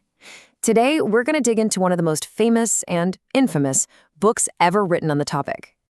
Yep, we're talking about Robert Greene's The 48 Laws of Power. And we're not just scratching the surface. We are going deep on one of its most brutal, most uncompromising principles. I'm talking about Law 15. So let's just get right to it. This law forces us to ask a really uncomfortable question. Is mercy ever a mistake? I mean, a strategic mistake. According to this book, the answer isn't just yes, it's a loud, resounding, and frankly kind of terrifying yes. Okay, so to really get why the answer is yes, we have to look at what the book calls the danger of half measures. Think of it like this. It's a strategic trap that's just waiting for you the second a battle is only partially won. All right, just imagine this for a second. You've just scored a huge victory against a rival. They are down, but they're not totally out. So what do? You're at a crossroads. Do you show a little mercy, offer a hand, and try to reconcile? Well, the book argues that this path, the one that seems so noble, is actually a trap that could lead to your complete and utter downfall. So, why is mercy so dangerous? According to Greene, it's all about the psychology of the person you just beat. It's about those tiny embers of revenge that you leave behind just waiting to smolder. You know, on one side, you've got what you hope will happen. You're thinking, okay, they'll be grateful, we can reconcile, we'll finally have some peace. But what the law predicts is way, way darker. Your mercy, they see it as weakness, and it just leads to embitterment. They're not thinking about reconciliation. Oh no, they're just biding their time. And the final outcome? It's not peace. It's the inevitability of revenge. The book is crystal clear on this. A spared enemy doesn't learn a lesson. They just become more determined. And all of this, it brings us right to the main event, the law itself. And let me tell you, it is direct, it is absolutely ruthless, and there is zero room for misunderstanding. Law 15, crush your enemy. Totally. Yep. The core idea is simple. If you get into a conflict, you have to see it through to the absolute final end. Because anything less, the book warns, is just a recipe for your own future disaster. And look, the book's official judgment on this law pulls absolutely no punches. It says, and I quote, "All great leaders since Moses have known that a feared enemy must be crushed completely." And the logic behind it? It's brutal. More is lost through stopping halfway than through total annihilation. The thinking is that enemy who survives, they're just going to live to fight another day, but this time with a whole new level of hatred and desire for vengeance. So to really hammer this point home, the book gives us this incredibly powerful and honestly tragic historical example. It's the story of two huge rivals in 20th century China and one single fatal mistake. All right, so let's break this down. Back in the 1930s, you have Chiang Kai-shek, and he has Mao Zedong's communist forces completely on the ropes. I mean, they were nearly wiped out. But then, in 1937, Japan invades. So Chiang makes this huge decision. He stops going after the communists, thinking, they're no longer a threat. That right there, that was his half measure. And while Chiang was busy fighting the Japanese, what did Mao's forces do? They didn't just survive, they recovered, they regrouped, and they grew immensely powerful. Fast forward to 1949, and the tables haven't just turned, they've been completely flipped. Mao crushes Chiang, totally, forcing him and his entire regime to flee to Taiwan. I mean, this story illustrates the law's brutal logic perfectly. From the book's point of view, Chiang's choice to stop halfway, you could call it strategic mercy, was the direct cause of his downfall. And Mao? Well, he learned that lesson the hard way and applied it himself, achieving his total victory through, you guessed it, total annihilation. Okay, so if mercy is a trap, then what is the path to real security?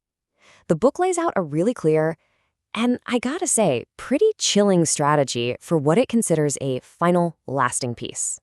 The solution it gives is totally uncompromising. Step 1, allow them no options. Don't even think about negotiating, that's a sign of weakness. Step 2, control their territory. Take away any physical space they could use to recover. And finally, maybe the most important part, annihilate their hope.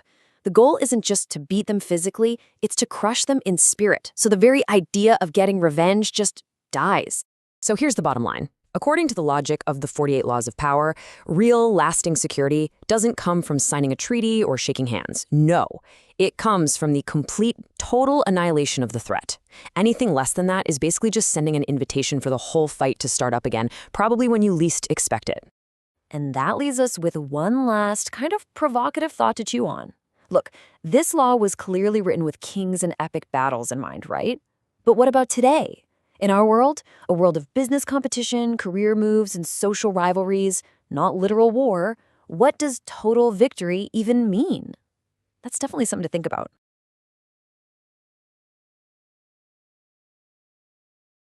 All right, let's dive into one of the most fascinating and kind of tricky strategies from Robert Greene's The 48 Laws of Power. Today, we're going to break down a law that really gets into some deep human psychology, Law 16. And it all starts with this simple, almost economic idea. This one sentence, it really captures the entire puzzle we're exploring today. The notion that your constant presence, the fact that you're always around, can actually make you seem less valuable over time. So this leads us to what we can call the paradox of presence. And it's a weird one, right? Because everything in us usually screams, be seen, be available, make an impact. But this law flips that completely on its head. It argues that the more people see and hear from you, well, the more ordinary you start to seem. And when you seem ordinary, the respect you command just fades. I mean, just think about it in your own life. It could be anything, a rare collectible, a limited edition sneaker, or even just someone's time and attention. The less there is of something we want, the more we crave it. It's basic supply and demand, and believe it or not, it applies directly to you in any social circle or workplace. Okay, so how on earth do you actually use this paradox to your advantage? Well, for that, let's look at an incredible story from ancient history, a true masterclass in the power of absence. This is the story of Deioces, a guy who used this law to literally go from being a regular villager to a king with absolute power. So, the story goes like this. Way back in ancient Media, before it was a real kingdom, things were a total mess. Chaos, injustice, everywhere. But in this one little village, there was a man, Deioces, who got a reputation for one thing. He was incredibly fair and wise. And what's so important here is that he built his value by being present. People travel from all over just to have him solve their problems. He was that good, always available, always reliable. He basically became the one-man Supreme Court for the whole region. And then, get this, at the absolute peak of his influence, when everybody was relying on him, he just vanished. He told everyone he was done spending his time on their drama and retreated from public life completely. The result? It was immediate.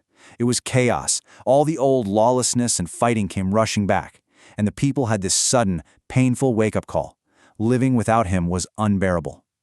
His value wasn't just high, it was off the charts. So, what do? They offered him literally everything to come back. Not just his old job, but a massive upgrade. A crown, a huge palace, his own royal bodyguards, and total control. But here's the masterstroke. He added one final condition. He would be completely inaccessible. From now on, he would rule from behind a curtain of mystery, creating permanent scarcity.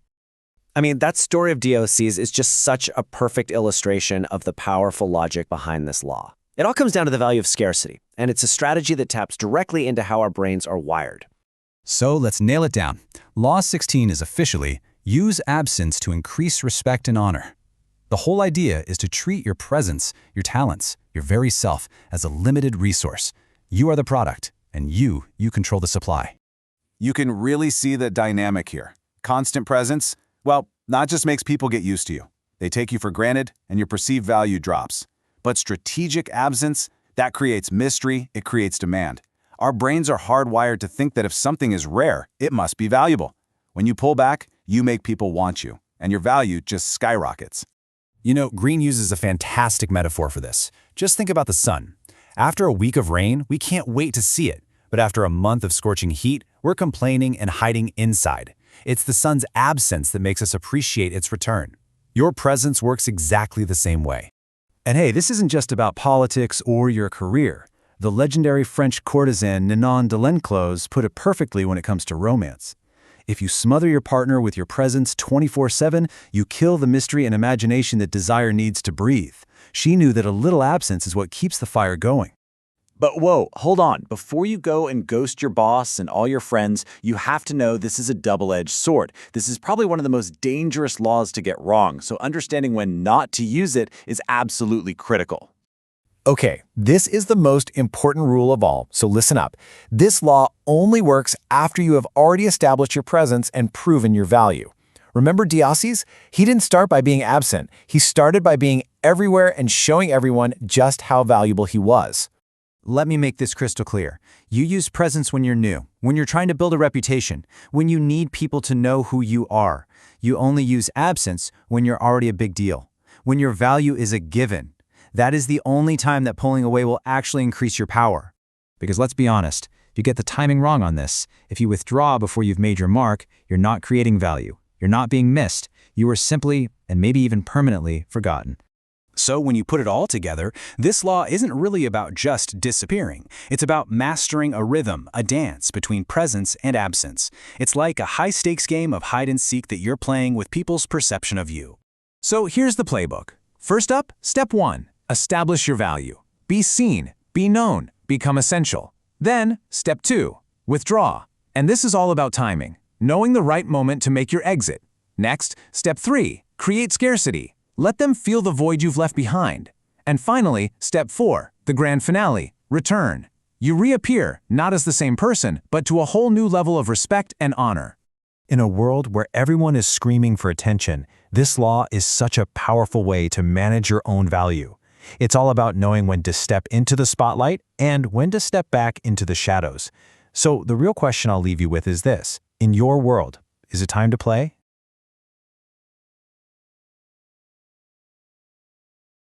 All right, let's dive into one of the most powerful and, let's be honest, kind of unsettling strategies from Robert Greene's The 48 Laws of Power. We're talking about Law 17, cultivating an air of unpredictability. And this is a big one. It doesn't just play on strategy, it taps directly into the core of how we all think. So, let me ask you a question, straight up. Are your actions an open book? Do the people around you, your colleagues, your friends, maybe even your rivals, do they pretty much know what you're going to do before you even do it? For most of us, if we're being real, the answer is probably yes. We're all creatures of habit, and that can become a serious, serious vulnerability. And here's why. At a basic level, human beings are creatures of habit. Our brains just crave patterns. It's a survival thing, right? When we can predict what someone's going to do, it feels safe. It doesn't take a lot of mental energy. So when you're predictable, you are literally handing people a sense of control over you. They can see your moves coming, they can prepare for them, and they can shut them down. So what's the counter move? Well, Greene proposes Law 17, and the full title is pretty intense. Keep others in suspended terror. Cultivate an air of unpredictability. Now, suspended terror sounds extreme, I get it, but it's not about actual fear. It's about creating the state of constant psychological doubt that keeps people on their toes, always a little off balance. This right here gets to the heart of it. It's not about just being random for the sake of being random. The whole idea is to act in a way that seems to have no purpose. Because what does that do? It forces other people to waste a ton of mental energy trying to figure you out, trying to decode your actions, while you're already 3 steps ahead. The book uses this perfect metaphor to explain it. The cyclone. You can't predict a cyclone's path. You have no idea what its speed is going to be or where it's going to turn next. And that's exactly why it creates so much confusion and fear. It just defies any known pattern. An unpredictable person, Greene argues, has a very similar, very destabilizing effect on everyone around them. Okay, so that's the theory. But what does this look like in the real world? Let's take a look at how some true masters of the craft have used this law to totally dominate. Our first case study is a guy named Filippo Visconti. He was the Duke of Milan way back in the 15th century. And he wasn't just a ruler. He was an absolute master of psychological warfare. His entire reign was built on making sure nobody ever truly knew what he was thinking. And this was his method. It was diabolically effective. I mean, just imagine being in his court. One day, you're the Duke's absolute favorite. You're thinking a huge promotion is coming your way. The very next day, he acts like you don't even exist. That kind of psychological whiplash kept everybody in a state of total confusion and anxiety. And you know what? It made it impossible for them to team up and plot against him. Okay, let's jump to a totally different arena, the battlefield. It's the spring of 1862, during the American Civil War. The Confederate General Stonewall Jackson is up against a massive Union army. He's hopelessly outnumbered, but he has one secret weapon: unpredictability. This is such a classic example of using this law when you're the underdog. Jackson's movements made zero sense to the Union generals. I mean, why would you march your troops away from Richmond, the city you're supposed to be protecting? The Union commanders were so baffled, so busy trying to come up with a rational explanation for what he was doing, that they just froze. And that tiny moment of hesitation was everything Jackson needed. And this quote from the man himself just perfectly illustrates his philosophy. Jackson knew that winning in the mind often comes before winning on the field. By mystifying his enemy, he literally paralyzed their ability to make a move, which made his smaller army a much, much bigger threat. But like with all of Greene's laws, this is where it gets really interesting, because there's a reversal. Sometimes the most unpredictable move you can possibly make is to be, well, completely predictable. It's a high-level feint, and when it works, it's devastating. And there is no better example of this than the legendary Rumble in the Jungle. Muhammad Ali was going up against the younger, stronger, undefeated heavyweight champion of the world, George Foreman. And everybody, and I mean everybody, knew exactly how Ali fought. For over 10 years, Ali had built this ironclad reputation: float like a butterfly, sting like a bee. He danced. He used his incredible speed. So of course, George Foreman's entire training camp was built around one thing: cutting off the ring and trapping a fighter who moves. But then the bell rang, and Ali did the one thing nobody on planet Earth expected. He didn't dance. He leaned back on the ropes and just let the most powerful puncher in the world wear himself out. So let's just break this down, because it's brilliant. Ali weaponized his own predictability. I mean, think about that. He spent years, a decade, building a pattern, lulling everyone into a false sense of certainty. And then, at the most critical moment possible, he completely shattered it. Now, there is a really critical word of caution here from Greene. This is not a license to just be erratic and chaotic all the time. If you overuse this, you can just come off as flaky, indecisive, or maybe even unstable. It's a powerful tool, for sure, but you have to use it strategically, with a clear purpose. I love this quote from Picasso because I think it really gets at the art of this law. It's about getting to a place where your moves seem so spontaneous, so natural, that people can't even analyze them. It looks like you don't have a plan, but that is the plan. So this really forces us to look in the mirror at our own patterns. So ask yourself this: in your life, in your work, where is your predictability a weakness that other people can exploit?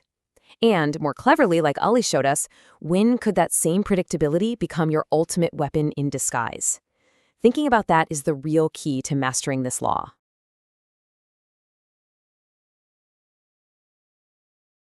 All right, today we're diving into Robert Greene's The 48 Laws of Power, and we're going to tackle a really counterintuitive idea. Let's jump right into law number 18.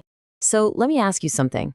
When the pressure's on, when you feel like you're under attack, what's your gut reaction? Is it to pull back, to kind of build up your walls and just get away from it all? You know, it's a totally natural human response. But as we're about to find out, it might just be the most dangerous thing you could possibly do. And that feeling, that urge to retreat, brings us to what Greene calls the allure of the fortress. It's this incredibly powerful psychological pull we feel toward isolation when we think we're in danger. I mean, the logic feels pretty solid, right? If you think there are enemies everywhere, the safest bet seems to be building a fortress, locking the gates, and just cutting yourself off. It gives you a feeling of control, a feeling of security. But Law 18 is here to tell us that this feeling, well, it's a dangerous illusion. So here is the law, laid out plain and simple. It argues that the very fortress you build for protection, it ends up becoming your prison. See, isolation doesn't actually protect you. What it does is cut you off from the very things that give you real power and safety: good information, your allies, and just a clear view of what's actually going on. Okay, so let's really break that down. Why exactly is this natural instinct to isolate yourself so incredibly hazardous to your power and maybe even your survival? This really flips the whole idea of a fortress on its head. First off, when you're isolated, you're cut off from information. You're basically flying blind. Second, a fortress makes you super obvious. I mean, a castle on a hill is a giant, unmoving target. Third, when you're cut off from what's really happening, paranoia just goes wild. And finally, you're stuck. You have no room to move or adapt while the entire world is changing around you. And this image from the book just illustrates the point perfectly. This imposing citadel, it looks so strong, but it's actually a trap. Like the caption says, once you're cut off from communication and intelligence, you're just a sitting duck. It makes it easy for things to fall apart. And hey, this isn't some radical new idea. We're talking about Machiavelli here, the master strategist himself, and he argued against building physical fortresses. The real point is this. True security doesn't come from stone walls. It comes from social connections, from the goodwill of the people around you. You are so much safer in a crowd than you are in a castle. So, if the fortress is a trap, then what's the alternative? Well, that leads us to the strategy Greene calls the power of circulation. Instead of hiding from the world, you do the exact opposite. You immerse yourself in it. You move among people, you talk, you listen. You make yourself a hub in the social network. Suddenly, the crowd isn't a threat anymore. It's your shield. You're no longer this fixed target on a hill. You're a moving, integrated part of the whole scene. And the absolute master of this strategy was King Louis XIV of France. He knew that real power wasn't found by hiding away. It was found by making himself the unavoidable center of his universe. And his stage for this was his incredible palace, Versailles. So here's his genius plan. Louis basically forced all his powerful nobles to abandon their own little fortresses in the countryside and move into his court at Versailles. If you wanted any power, any influence, you had to be near him. He literally made himself the sun, and everyone else became planets forced to orbit him. From that position, he could see everything, he could hear every rumor, and he could stop plots before they even got started. He controlled power because he controlled the flow of people and information. Now, of course, like all of the 48 laws, this one has a little bit of nuance. This isn't about being in a crowd 24/7. You also have to know when a temporary retreat is actually a really smart move. This is what Greene calls the reversal of the law. There is a time and a place for a bit of isolation, but, and this is the important part, it has to be used strategically, not as some panicked reaction. And this chart lays out the difference perfectly. On one hand, permanent isolation is a trap. It cuts you off, it breeds paranoia, it leads to ruin. But on the other hand, a strategic retreat is a temporary tool. You use it to gain perspective away from all the noise or for deep concentration when you really need to focus. The key difference? One is a terrible habit, and the other is a calculated short-term tactic. But even a strategic retreat has its risks. The book warns that spending too much time alone can lead your thoughts down some, well, strange paths, totally detached from reality. And isolation can be a bit like quicksand. The longer you stay in it, the harder and harder it becomes to get back out into the social world. So the bottom line is this. Think of isolation as a very specific tool in your kit. Maybe it's like a powerful medicine that you only use in small, prescribed doses when absolutely necessary. But you never, ever let it become your default setting or your home. Your power, your safety, it lies with people, out in the open. And that really leaves us with one final question to think about for ourselves. Look at the ways you might be isolating yourself, maybe physically, socially, or even emotionally. Are those walls you've built truly protecting you? Are they giving you strength? Or have they actually become a prison that you've built for yourself?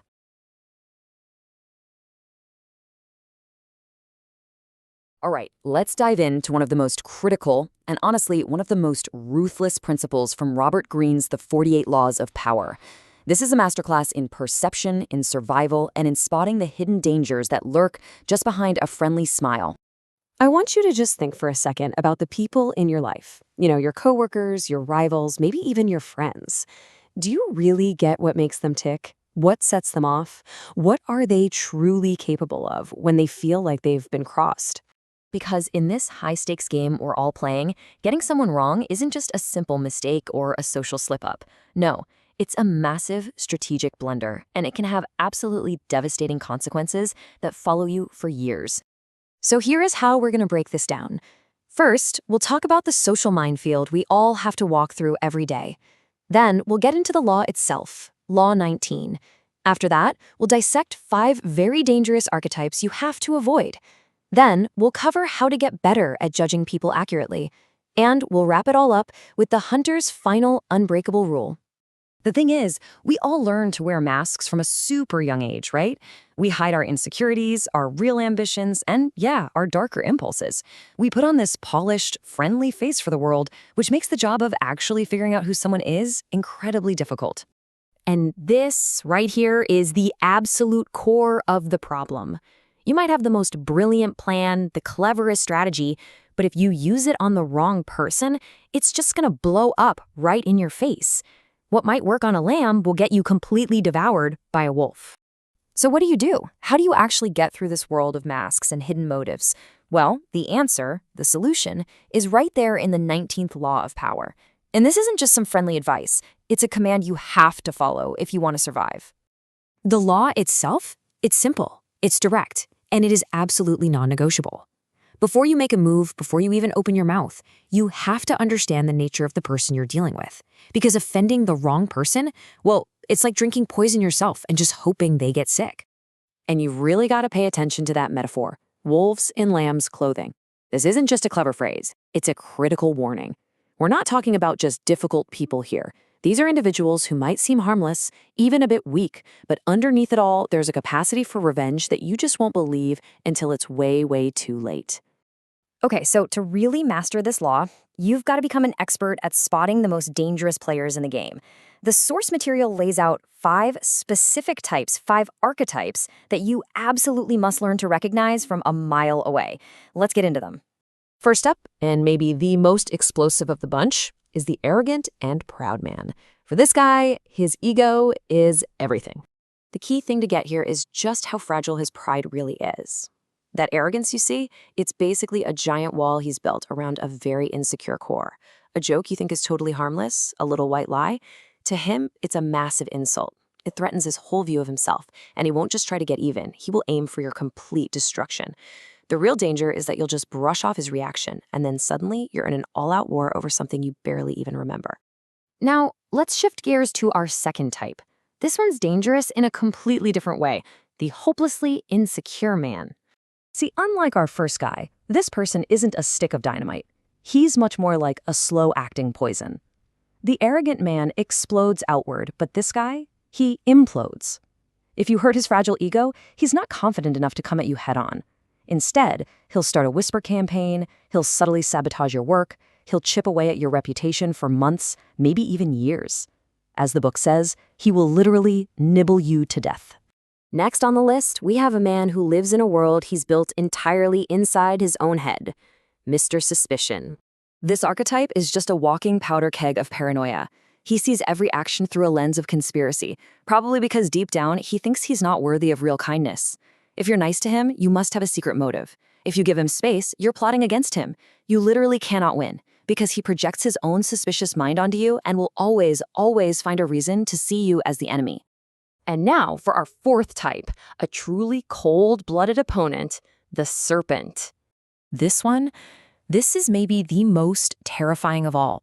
You offend him, and nothing. He smiles, he shakes your hand, he moves on. But make no mistake, he has written down what you did in his mental ledger.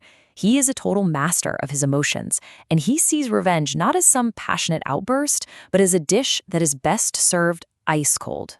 He'll wait patiently, weeks, months, years, for that perfect moment when you are at your absolute weakest, and only then will he strike.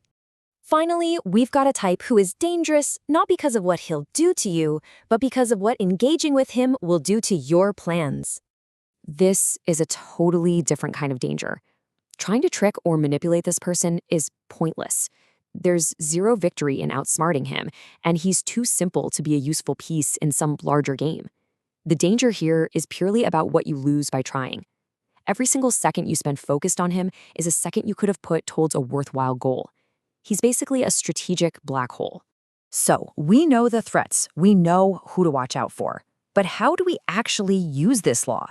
How do we get better at reading people so we can sidestep these traps? Well, it all comes down to changing what you pay attention to. This right here is a really crucial distinction. We all love to trust our gut, our instincts, what people look like, the stories they tell us about themselves. But the source material is crystal clear. That is a huge mistake. Instead, you have to focus on the column on the right.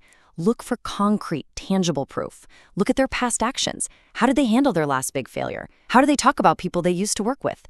Notice the contradictions. Does the person who talks about being generous ever actually pay for dinner? The real truth is always in the patterns of their past behavior. Okay, as we bring this all home, let's lock in the main lesson with one last really powerful metaphor from the book. This is the exact mindset you need to have. This just nails the point perfectly, doesn't it? A skilled hunter doesn't just wander into the woods and use the same trap for every animal. Of course not. He studies his prey. He learns its habits, its weaknesses, its patterns. You have to become a hunter of human nature. You have to study people before you engage. Know your target, and you'll know exactly what to do, and more importantly, what not to do. And why is this law so incredibly powerful? Because it's all about one of the most primal human emotions there is, pride. You can do something wrong to a person, and they might actually forgive you. But if you make them feel stupid or small or insignificant, if you show them contempt, their pride will never, ever forget it. And it's from that wounded pride that the most vicious kinds of revenge are born. And that brings us to the final, chilling verdict from the book itself.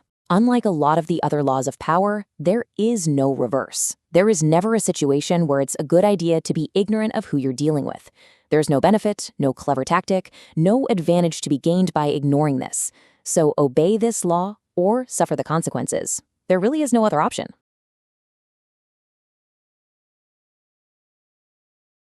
All right, let's get into one of the most fascinating and maybe one of the most provocative strategies from Robert Greene's The 48 Laws of Power.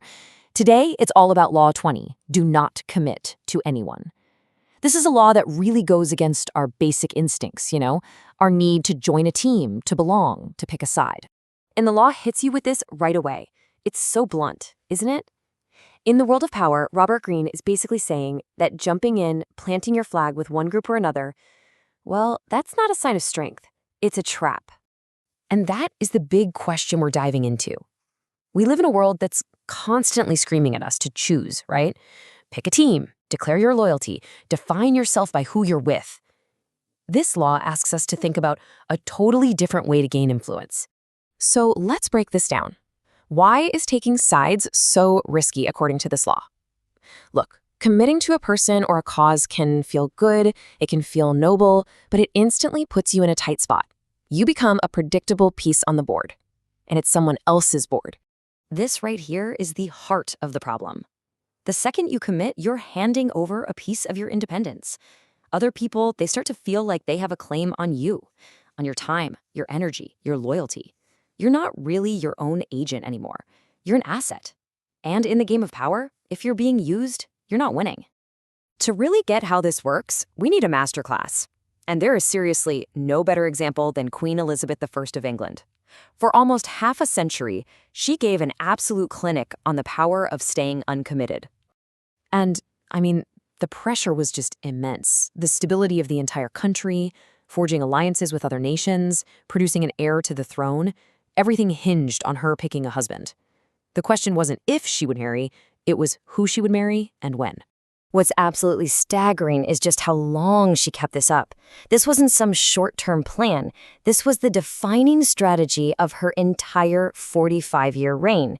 She dangled the possibility of marriage in front of her own nobles, in front of European royalty, keeping them all hanging on, hoping, but never, ever giving in. Her own words really tell you everything, don't they? For Elizabeth, getting married meant giving up her power, her autonomy. It meant she would become someone else's property, in a way. And she valued her independence more than anything else. So what was the payoff? What did she actually gain from this decades-long game? Well, here's the brilliant part. By refusing to be won, she was courted by everyone, and that's where she found her real power.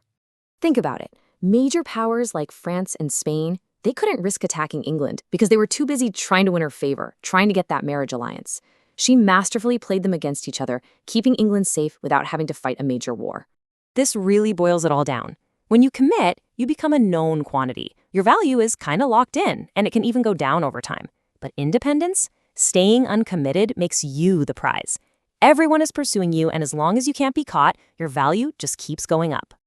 You know, Queen Elizabeth just understood this on a gut level. So let's take her strategy and distill it down to the core principles of Law 20. What are the actual mechanics that make this whole non-commitment thing so powerful? This is the end game. This is the ultimate payoff. When you don't belong to any one side, you're free to move. You become the center of gravity that others revolve around, all of them competing for your support. You're not just a player in the game anymore. You're the one controlling the board. The key quality you're trying to build here is this idea of being ungraspable. It's when people can't quite figure you out, can't easily label you or pin you down. And what happens? They get intrigued. That mystery creates a kind of respect, an aura of power, simply because you haven't been claimed yet. It's really a psychological hack, isn't it? It taps right into our human nature. We all want what we can't quite have. By strategically holding yourself back, by not giving everything away, you become way more alluring. People don't get frustrated, they get more interested. They try even harder to win you over. Okay, so this all sounds great in theory, but how do you actually do this? What are the practical steps to practice non-commitment and become, ungraspable in your own life? So it's a real balancing act. The idea is to engage with people? Absolutely. Show them you're interested. Give them hope that one day they might win your total support. But you never fully satisfy that hope. You always keep a little something back, a bit of distance that keeps you independent. And this is a super important point. This is not about being cold or pushing people away. It's about being warm and engaging on the surface while secretly protecting your freedom underneath. You want people to want to have you on their side, but you never fully let them. That's where all the power is. So I'll just leave you with this to think about. Everywhere we look, our careers, our friendships, our beliefs, we are pushed to pick a side. This law just asks us to hit pause for a second and think, what if there's incredible power, freedom, and a huge strategic advantage to be found by simply refusing to choose?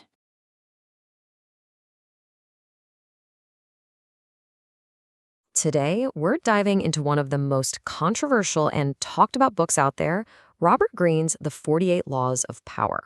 And we're going to zero in on one law in particular, a law that pretty much flips everything you think you know about intelligence on its head. I know, it sounds totally backwards, right? We spend our whole lives trying to seem smart, to show off what we know. But what if that's all wrong? This is all about the hidden power of playing the fool. And to really get how this works, we have to go back in time. We're going to look at one of the most brilliant scams ever pulled off, a story that shows just how powerful it can be to have everyone underestimate you. This, my friends, is the Great Diamond Hoax. Okay, so picture it. It's London, winter of 1872. You've got gaslights cutting through the fog, the whole world is buzzing with new money, and everyone is hunting for the next big thing. Then, a single message comes across the wire, and it's an absolute bombshell. Diamonds, not somewhere far away, but right in the American West. I mean, this is the kind of news that could turn a rich man into a legend. And you know this is serious because the rumor doesn't just stay in the streets. It travels all the way up to the top of the financial world. When a name like Baron Rothschild gets involved, you know the stakes are absolutely massive. These aren't just rich guys. They are the smartest, most ruthless investors on the planet. So, let's meet our cast of characters. On one side, you have the financial heavyweights, Harpending and Rothschild. They represent the peak of sophistication, money, and brain power. And on the other side, the two guys who supposedly found the whole thing, Philip Arnold and John Slack. And pay close attention to how Arnold and Slack were described. They weren't smooth operators. No, they were seen as simple, uneducated, crusty prospectors, just a couple of lucky guys who tripped over a fortune. This whole act was the key to everything. They didn't come in bragging or making big demands. They played it cool. They were secretive, kind of clumsy about it, refusing to give up the exact location. It made the big shot financiers feel like they were dealing with a couple of kids who had no idea what they were sitting on. So the financiers send their own expert out to take a look, and after seeing a field sprinkled with a few low-grade gems, he comes back with an estimate. The mine is worth $1.5 million. In today's money, we're talking an astronomical sum. The hook was in deep. And this is the moment the trap springs shut. The investors, these brilliant financial minds, looked at Arnold and Slack and didn't see a threat. They saw a golden opportunity. They thought, we're so much smarter than these two country bumpkins. We can easily outsmart them and take this whole thing for ourselves. And then the gut punch. There was no mine. The whole thing was fake, a complete and total hoax. The crusty prospectors had played the smartest men in the world and walked away with a massive fortune, leaving them with, quite literally, a worthless pile of dirt. So how on earth did they do it? This isn't just a great con story, it's a masterclass in a very specific law of power. Let's break down exactly what happened. And there it is. Law 21. The key isn't to be a sucker. The key is to act like one. You want to make your target feel completely safe, completely superior. This quote from the book really nails the psychology here. It's just human nature, isn't it? Our egos are so fragile. If you can make someone feel like they're the smartest person in the room, especially smarter than you, you're tapping right into their vanity. And that's the real magic trick. The moment someone writes you off as harmless or unintelligent, they stop paying attention. Their brain just shuts off its critical thinking skills because, hey, they've already got you figured out. Their guard drops completely. And that is precisely what happened to those wealthy financiers. They were so caught up in their own brilliance, so sure they were the predators, that they couldn't see the simple trap laid right at their feet. The very intelligence they were so proud of became the blindfold that led them right off a cliff. Okay, so what's the big lesson here? How does this actually apply to us, outside of pulling off million-dollar diamond heists? It all boils down to the incredible power of being underestimated. Think about it like this. When you walk into a negotiation and act like you know everything, what happens?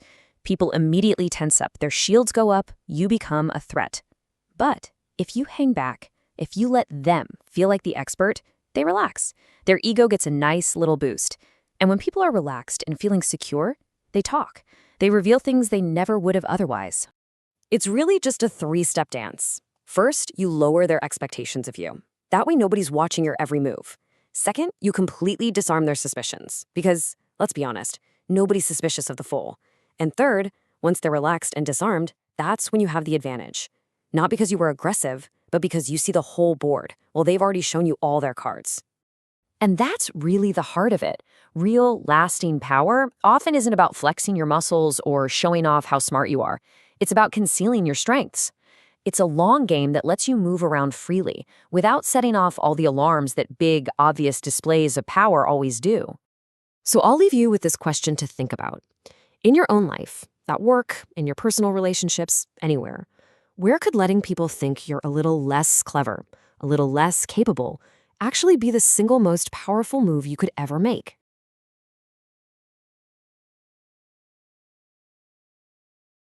Robert Greene's The 48 Laws of Power, it's just packed with these brutal, super effective, and often pretty controversial strategies.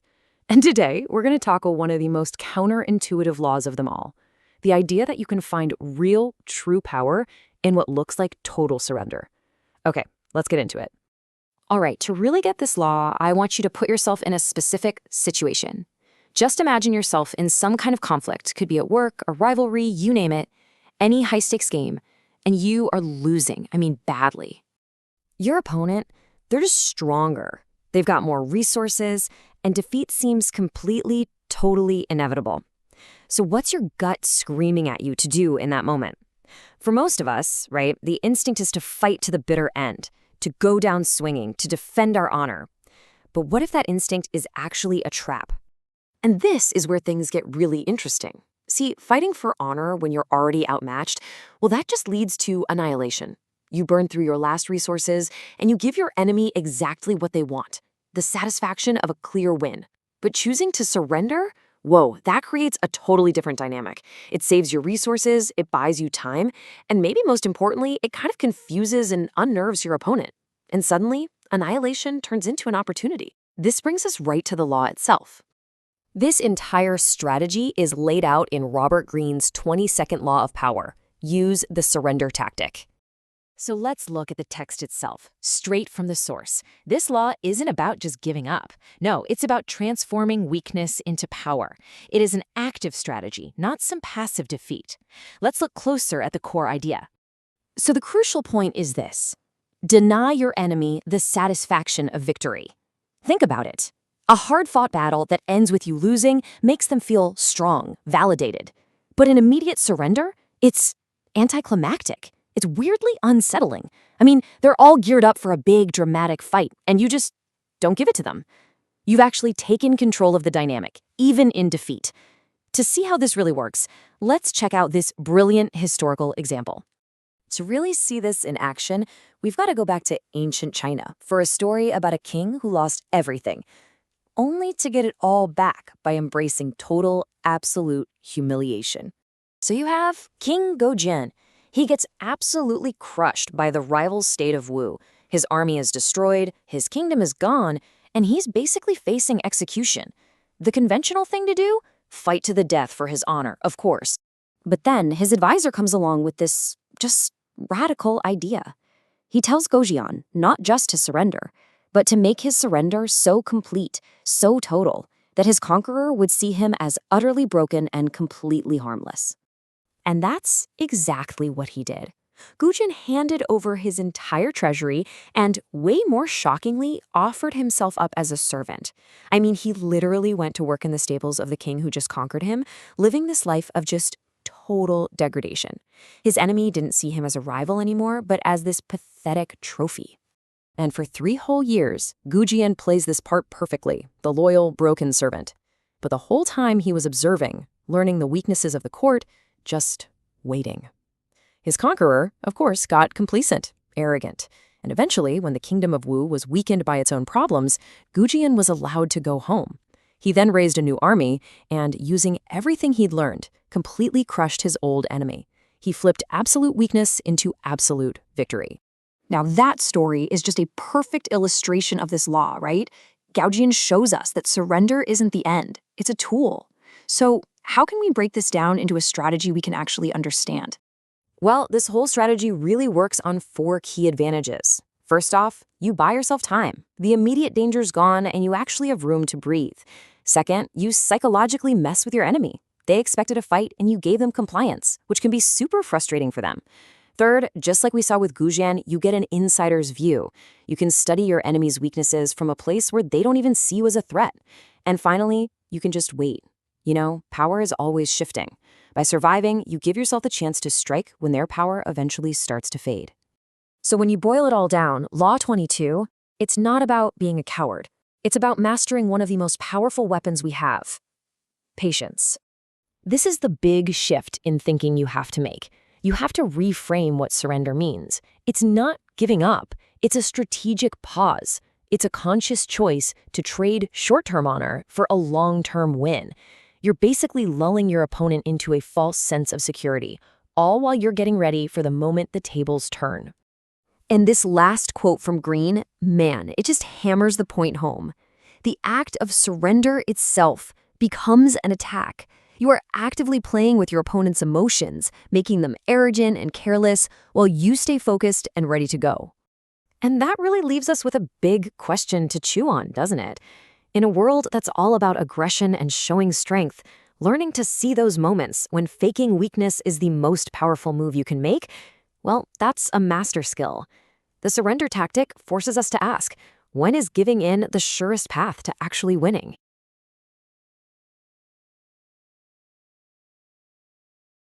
You know, in a world that is just constantly pulling at our attention, there is this one ancient principle of power that's become more relevant than ever.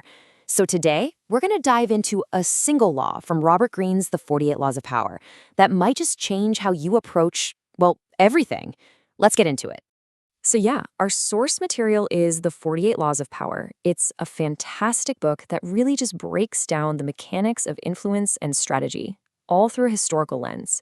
We're going to unpack one law in particular that has some pretty huge implications for how we focus our energy today. And this really gets to the heart of the whole thing, doesn't it? We are constantly being pulled in 1,000 different directions. Our attention is fractured, our energy is just scattered. But what if the real key to being powerful and effective isn't about doing more, but actually doing less, just with way more intensity. And that brings us right to the law itself, Law 23. Concentrate your forces. Now, I know it sounds like something straight out of a military textbook, and it is, but believe me, its application goes way, way beyond the battlefield. The book's official judgment puts it this way: conserve your forces and energies by keeping them concentrated at their strongest point. Basically, the idea is to stop scattering your effort all over the place. Instead, you find your single greatest strength or your most important goal, and you pour all your energy into that. You just stop spreading yourself so thin. So this all boils down to one core principle. Intensity always, always defeats extensity. Think about the difference between a floodlight and a laser.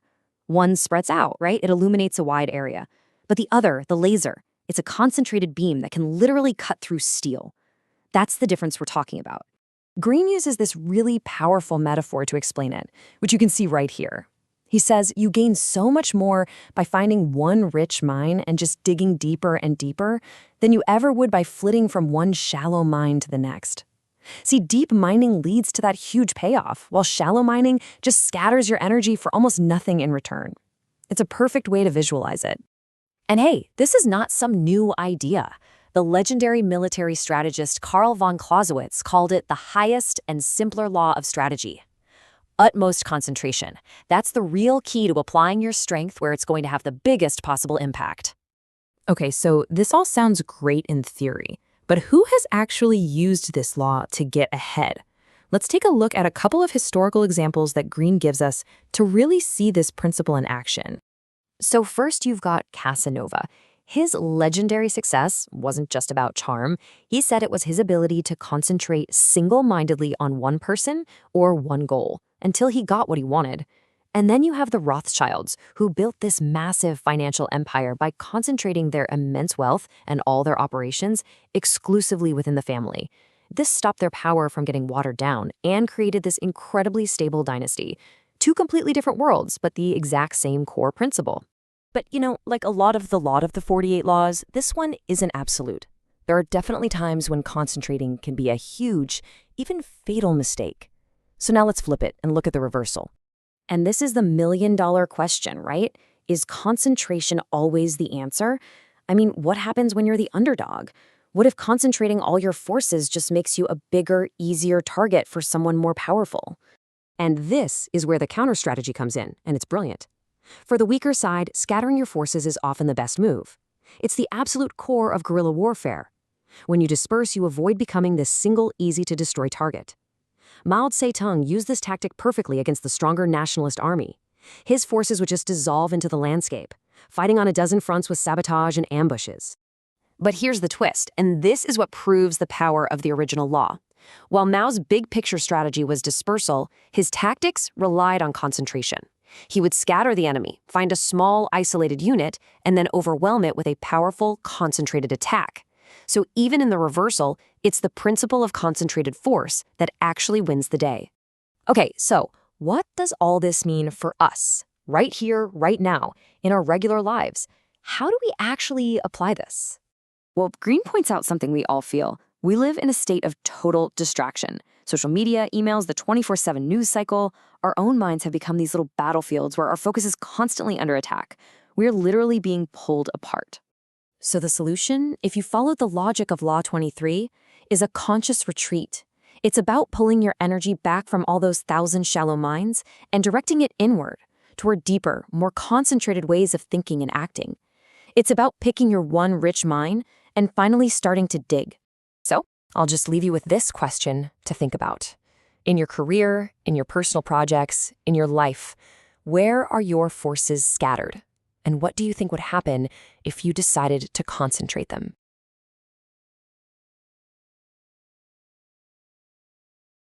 All right, let's dive into one of the most interesting and maybe one of the most challenging laws from Robert Greene's The 48 Laws of Power. Today, we are breaking down Law 24, Play the Perfect Courtier. We're going to look at what it really teaches us about navigating the tricky social worlds we all live in. So let me start with a question for you. Are you playing a game you don't even realize is happening? See, Robert Greene's whole point is that in our offices, in our social circles, even in our industries, there is a constant, quiet war for power being fought right under the surface. And this leads us to the central paradox of our modern world, what the book calls the civilized war. On the one hand, right, everything is supposed to appear fair and civilized and democratic. But Greene argues that underneath all that polite stuff, the game is exactly the same as it's always been. It's a ruthless competition for power and for influence. To really get this, he uses the old royal courts as a perfect analogy. Life back then in the court was this non-stop game. One wrong move, one misplaced word, and you could be finished. It demanded constant tactical awareness. Sound a little familiar? So how do you navigate this so-called civilized war? Well, this is where Greene introduces Law 24 and this archetype of the perfect courtier. Now, a courtier isn't just some suck-up. No. They are masters of political skill. They get that direct confrontation is clumsy, it's dangerous. Their real power comes from subtlety, from charm, and from the art of the indirect move. The perfect courtier absolutely thrives by mastering this art of indirection. Yeah, they might flatter and seem to yield to their superiors, but they're asserting their own power in the most clever and graceful ways. It's an entire system for navigating power. So let's get practical. What does this actually look like in action? Well, the book lays out a playbook with several key strategies for mastering this art. Look, these aren't just tips on etiquette, they're survival tactics. You avoid ostentation because bragging just creates envy and enemies. You practice nonchalance to make your talents seem totally natural, which is way less threatening to the people above you. You arrange to be noticed, but subtly, so your ambition isn't screaming in their face. You alter your style, becoming a social chameleon. And, this is a big one, you never, ever joke about someone's taste. It's just too personal and a surefire way to make an enemy for life. You know, when you look at all these strategies, they all point back to one single overarching philosophy, the art of indirection. This is the key takeaway, for real. Direct action, direct requests, direct criticism, that's for amateurs. The master of power, the courtier, has learned that every single move has to be indirect, kind of cushioned and subtle, if you want it to actually be effective. You know who summed this up perfectly? Napoleon Bonaparte, a master of power if there ever was one. He said, "Place your iron hand inside a velvet glove." Think about that.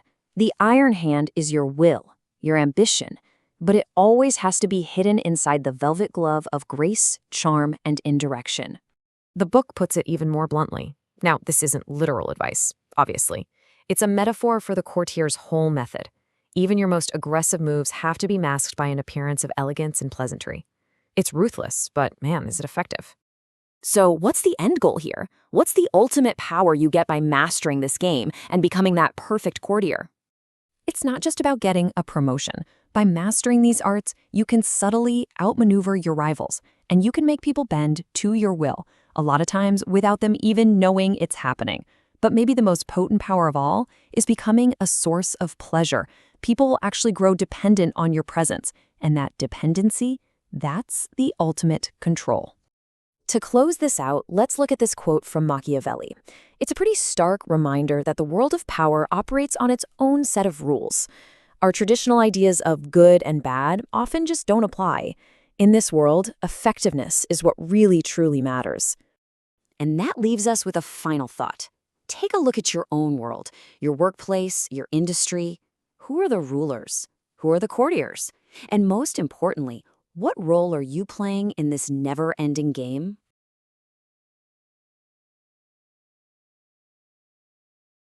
Have you ever felt like you're just playing a part you never actually auditioned for? Well, today we're diving into a really powerful, maybe even radical, idea from Robert Greene's The 48 Laws of Power. It's all about becoming the director of your own life story. This is Law 25, Recreate Yourself. So let's start with a question for you. Think about it for a second. The person you present to the world every day, is that a character you've consciously created, or is it one that was kind of just handed to you by your job, your family, or your past?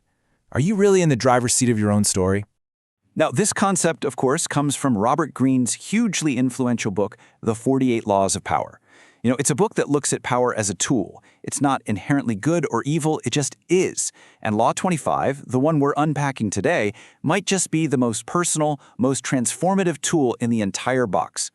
So for anyone out there who feels kind of stuck, trapped in an identity that just doesn't fit, Greene offers up this pretty radical solution. He calls it Law 25. And this isn't about making small changes, a little tweak here and there. This is a full-on call to action. Greene's big idea is that the world is basically a stage. Most of us just passively accept the part we're given. But the powerful, he argues, they write their own scripts. They become their own playwrights. Okay, so this all sounds great in theory, right? But what does it actually look like in the real world? Well, Greene gives us the perfect historical example to see this law in action, the incredible story of George Sand. Let's set the scene. We're in Paris. The year is 1831, and I want you to meet a woman named Aurore Dupin-Dudevant. Now, at this point, she's not the famous figure we know today, not even close. She's just a young woman who is completely trapped by the rules and expectations of her time. And her life was, for all intents and purposes, a cage. Her marriage was a nightmare, and as a woman back then, she had basically zero path to making her own money or having any creative freedom. Her dreams? They were just dismissed. An editor actually told her, and I quote, "You should make babies, madame, not literature." Just think about that for a second. Society handed her a script, and she just flat out refused to read the lines. And this is the pivot. This is the crucial turning point. Aurore realized that just trying to change her circumstances wasn't enough. To get truly free, she had to completely tear down and then rebuild her entire public identity. She had to literally recreate herself from scratch. And the transformation was total. She left her husband, she moved to Paris, and she got rid of the name Aurore Dudevant. In her place, George Sand was born. But it was so much more than a new name. She started wearing men's clothes, smoking cigars in public. Every single move was calculated to be dramatic, to be unforgettable. She didn't just write a new story, she became the story. And guess what? It worked. George Sand became one of the most famous and infamous writers in all of Europe. You see, this wasn't some random rebellion. Oh no, it was a masterclass in creating a persona. So let's break it down. Let's look at the strategy, the real art behind how she mastered her own image. Her strategy was brilliant. First, she forged a completely new identity. She didn't just edit her old one, she threw it out. Second, she used dramatic devices, the clothes, the cigars, to make herself impossible to ignore. That, of course, commanded attention, putting her right at the center of the cultural stage. And finally, by doing all of this, she took control of her own story. No one was telling George Sand what to do. They were too busy reacting to whatever she did next. Now, what's fascinating is that for most of the laws in his book, Greene offers a reversal, a time when you should do the complete opposite. But for Law 25, he makes a very, very bold claim. And here it is. This is the most important takeaway. According to Greene, this is the one law you can never escape because we are always performing. Think about it. Even choosing to be natural or authentic is itself a performance. It's a role you've decided to play. The only real choice you have is whether you're a good actor or a bad one. Are you consciously shaping who you are in public, or are you just letting everyone else decide for you? Because either way, you are always on stage.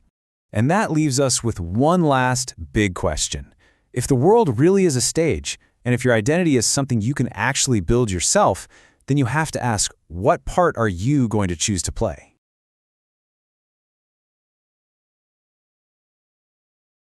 Let's be real. Everybody makes mistakes. It's just part of being human. But when you're in a position of power, even a tiny screw-up can blow up in your face, right? It can wreck your reputation and everything you've worked for. Saying sorry can make you look weak, and making excuses, well, that usually just digs the hole deeper.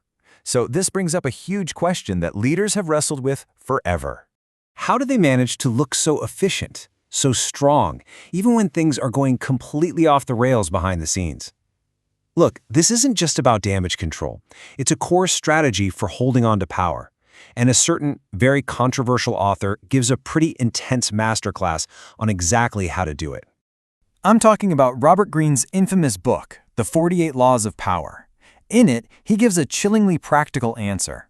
He lays out an entire law dedicated to mastering the art of looking perfect, a law that's as clever as it is, well, ruthless. And that law is Law 26, Keep your hands clean. The big idea here is simple. To stay in power, you can never, ever be seen as the cause of bad news or mistakes. Your public image has to be absolutely spotless.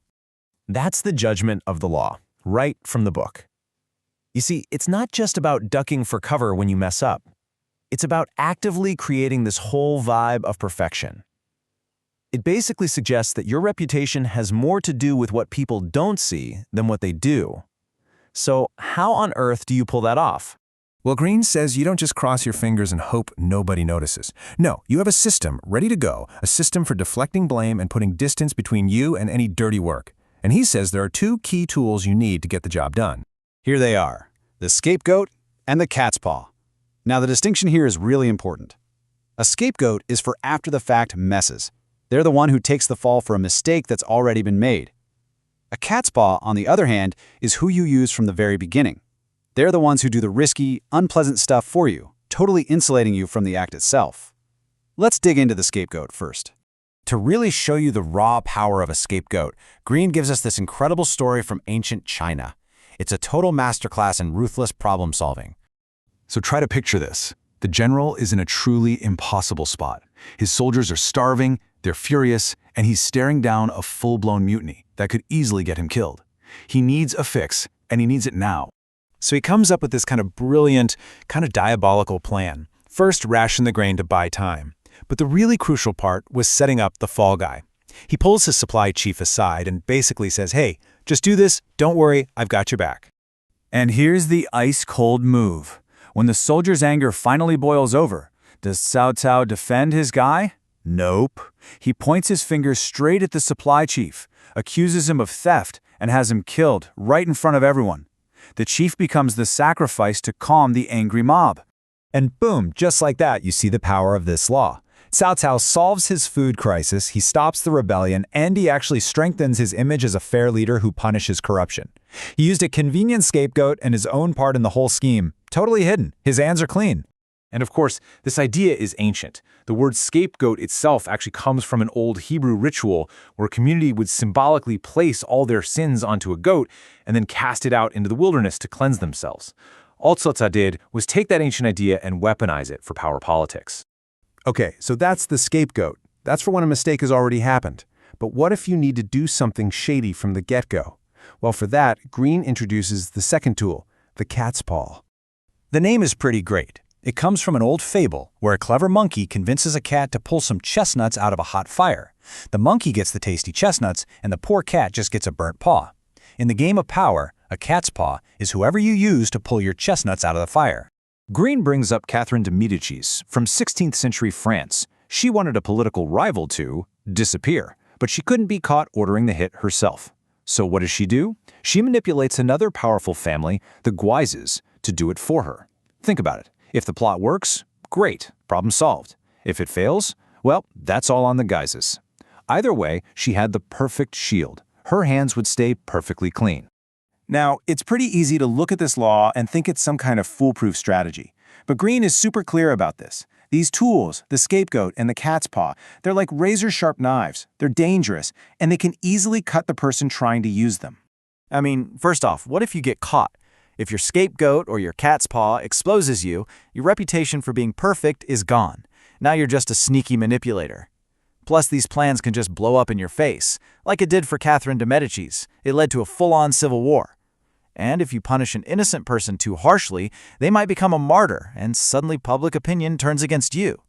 And finally, and this is a big one, the people you use aren't going to forget it. They might just be waiting for the perfect moment to get their revenge. This quote from the philosopher Baltasar Gracian really sums up the cold, hard logic of Law 26. It's all about perception. You need to make absolutely sure you're always connected to the good news, while the bad news always looks like it came from someone else. So that leaves us with something to think about.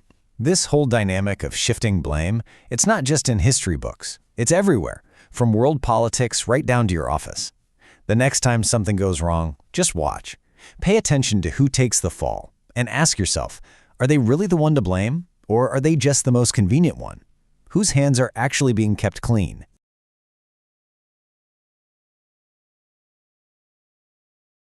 All right, let's get into it. We're tackling one of the most powerful and, honestly, one of the most dangerous laws from Robert Greene's 48 Laws of Power.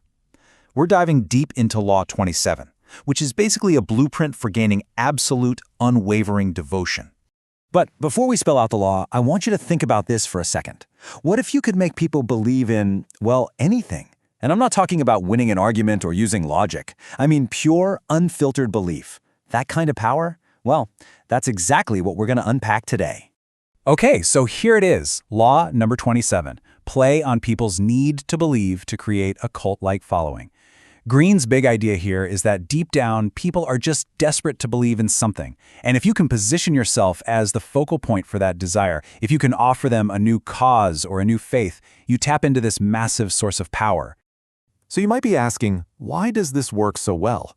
Greene calls it the great human void. His argument is that, as humans, we just can't stand doubt or that feeling of emptiness for very long. It's like we're hardwired with this primal need to believe. And that need, well, it makes us vulnerable. It makes us kind of gullible, really. We're basically primed to latch on to anyone who comes along offering a cause that gives us a sense of purpose and certainty. And here's what's so wild about it. Greene doesn't frame this as some kind of magic or mystical art. Nope. He calls it the science of charlatanism. He literally lays out a step-by-step formula, a recipe, if you will, for how to weaponize this deep-seated human need.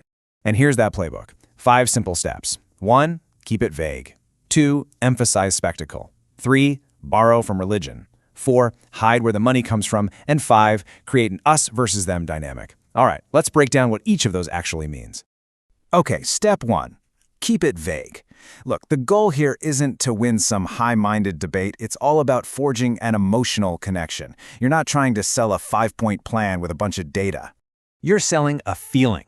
You do this with big, beautiful, promising words. Think transformation, a new beginning, a better future. The real key is to whip up so much enthusiasm that it just completely steamrolls any kind of rational objection. All right, step 2. This is all about sensory overload. See, once you've got them hooked emotionally, you've got to distract their critical thinking. And the absolute best way to do that? Pure spectacle. I want you to imagine a total sensory experience. We're talking dazzling lights, powerful music, maybe even things like incense. Greene makes a great point that using new technology is a really smart move here because it gives everything this fake air of scientific proof. At the end of the day, it's all just theater. It's a show designed to stop people from noticing the massive holes in your story.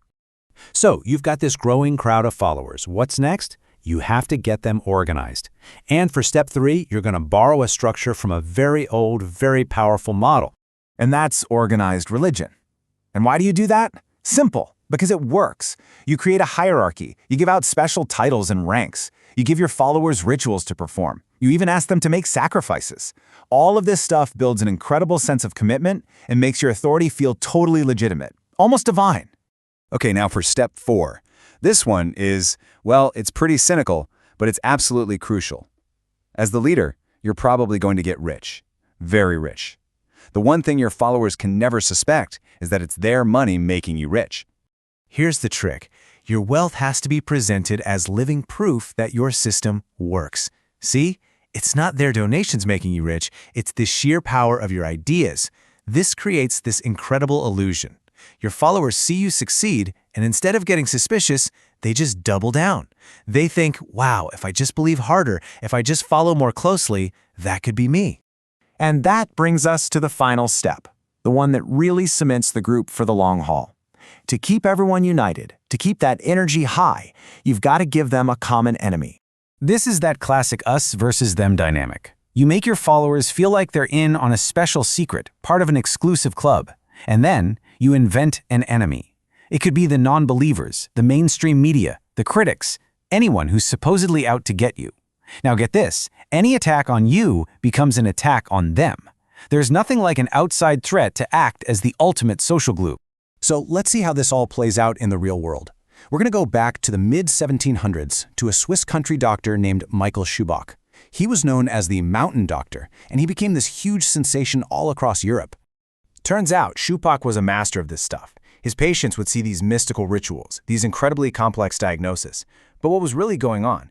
He was just a smart guy who was good at observing people and listening to them. Those mysterious elixirs he prescribed, Yeah, that was usually just basic common sense medical advice. He took a very simple reality and wrapped it up in this huge package of theatrical mystery. And of course, people couldn't get enough of it. Greene has this great image he uses to sum up the whole law: the magnet. Think about it. The leader is the original magnet. They pull in followers, but then those followers become magnetized themselves, and they start pulling in other people. The power just grows and grows exponentially. You become this invisible, central force that holds the whole thing together. But, and this is a huge but, here comes the warning, the reversal. That same group energy that gives you all that power, it's like playing with fire. Greene's warning is crystal clear. If that illusion ever shatters, if your followers ever see through the act, all of that love and adoration will flip instantly into pure rage. And believe me, that same crowd will tear you to pieces with the exact same passion they once used to follow you. And that's really what brings us to today. Greene was writing about historical figures, these old school prophets and charlatans, but take a look around right now. Look at big brands, at online influencers, at political movements. Where do you see this 5-step formula being used? It's a really interesting question to think about.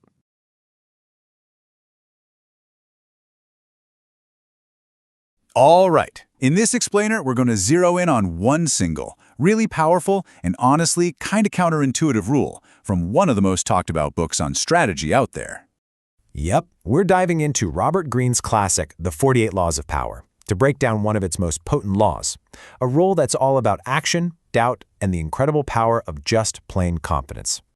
I want you to really think about this for a second. You know that moment when you are right on the verge of acting, maybe asking for that raise, making a bold move, or just speaking your mind, but you paused. And just like that, poof, the opportunity was gone. It's a feeling we all know, and it's right at the heart of what we're talking about today. And here's the key idea from Greene. Your doubts don't just weaken what you're doing, they literally infect it. Think of it like a virus. That hesitation spreads from your mind right into your actions, your body language, your tone of voice, and it signals your uncertainty to everyone watching. Which brings us to what Greene calls the true enemy of getting things done. He doesn't see timidity as just a simple weakness. No, he sees it as an active, destructive force, a poison that can paralyze you before you even make your first move. So let's be super clear about what we mean here. Timidity isn't just about being quiet. It's a state of mind that actively works against you. It creates this awful self-fulfilling prophecy. You lack confidence, so you act hesitantly, which then makes other people lose confidence in you, which just proves your original doubts right. It's a really vicious cycle. So, if timidity is the poison, what's the antidote? Well, according to the book, it's Law 28. And it's not about being cautious or finding some middle ground. The advice is radical and direct. Enter with boldness. This is the core of it right here. The key insight is that being timid isn't just ineffective, it's actually dangerous. The law argues it's way better, and maybe even safer, to go into any situation with boldness. Once you're in the game, any doubt you show becomes a major liability. Okay, but why does this work? Why does being bold have such a huge impact on how things turn out? Well, it all comes down to the psychology of how we perceive each other. This chart just lays out that psychological split perfectly. When you act timidly, you make everyone else feel awkward. You're basically putting your own doubts on display, which makes others question if you know what you're doing. It can even make you a target. Boldness, though, does the opposite. It acts like a powerful spotlight, so bright that it hides the minor flaws. A confident move inspires other people to believe in you, and it just steamrolls right over any potential second guessing. This pretty much sums up the social reality of it all. I mean, think about it. In history, in movies, even in your own life, we're drawn to people who act with conviction. Timidity, even if it comes from a good place, is rarely something we celebrate. Boldness gets noticed. Boldness gets remembered. Now we get to what is, for me, the most fascinating and mind-bending part of this law. What happens when your bold move is actually a mistake? The logic here completely flips what we're all taught to do. Our natural instinct, right? The second we mess up, we want to backpedal, apologize over and over, or try to explain it away. We show that we're vulnerable and just hope for the best. But according to Law 28, that is the exact wrong thing to do. The book offers this startling alternative. If you make a mistake out of audacity, the best way to fix it is with more audacity. Instead of retreating, you double down. You make an even bolder, more surprising move, and the sheer force of that second action completely overshadows your initial screw-up. So here's why that works. People's perception is shaped by the end result. If your follow-up is strong enough, people will actually go back and reinterpret your first mistake. They won't see it as a blunder anymore. They'll see it as some kind of clever feint, a calculated part of your strategy that they just didn't get at first. You're basically rewriting history in real time. So, let's bring it all home. What are the core principles we can take away from Law 28? How do we actually apply this kind of strategic thinking? Okay, let's recap. First, that gap you create by hesitating is often way more damaging than just making a mistake would have been. Second, always remember that your confidence, or your lack of it, is contagious. You're the one who sets the tone. Third, think of boldness as a strategic tool, not just a personality trait. You can use it to mask weaknesses and create an aura of power. And finally, the most practical point, do all your doubting before you act. Once you've decided on a path, you commit 100%. And that leaves us with one final thought to take with you. This isn't just about big, grand strategies. It applies to all those small, everyday moments. So, as you go from here, just ask yourself this question. Seriously, thinking about that might be the first step to actually applying Law 28 the next time it really matters.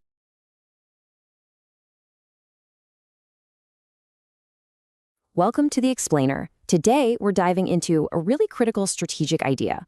Why do even the most brilliant plans sometimes crash and burn right at the finish line? And, more importantly, how can you make sure that doesn't happen to you? I mean, you've seen this happen, right? A project gets off to a fantastic start. It's hitting all its marks, racking up wins. And then, just when victory seems certain, the whole thing just collapses. Why? What goes wrong? Well, for some answers, we're turning to Robert Greene's hugely influential and, pretty controversial book, The 48 Laws of Power. You can think of it as a modern guide to strategy, and it pulls its lessons from some of the sharpest and most ruthless minds in all of history. Now, what makes this book so powerful is its method.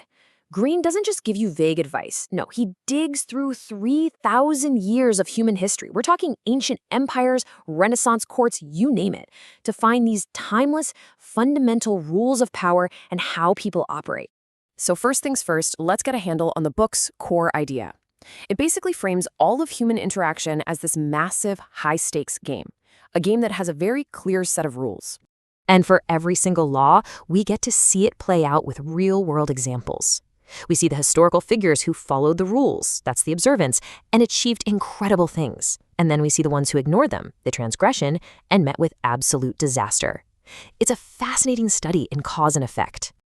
Okay. So today, we're zeroing in on one of the most important principles in the whole book, especially if you have any kind of long-term goal, and that is Law 29. This law is just such a powerful warning against short-term thinking. See, most of us, we plan the first couple of moves. We think about how to start. But Greene argues that the real masters, the true strategists, they plan all the way to the end, through the victory, through the celebration, and into the messy, complicated situation that comes after. So this isn't just some vague concept. It actually breaks down into 3 key pillars. It's not just about having a goal.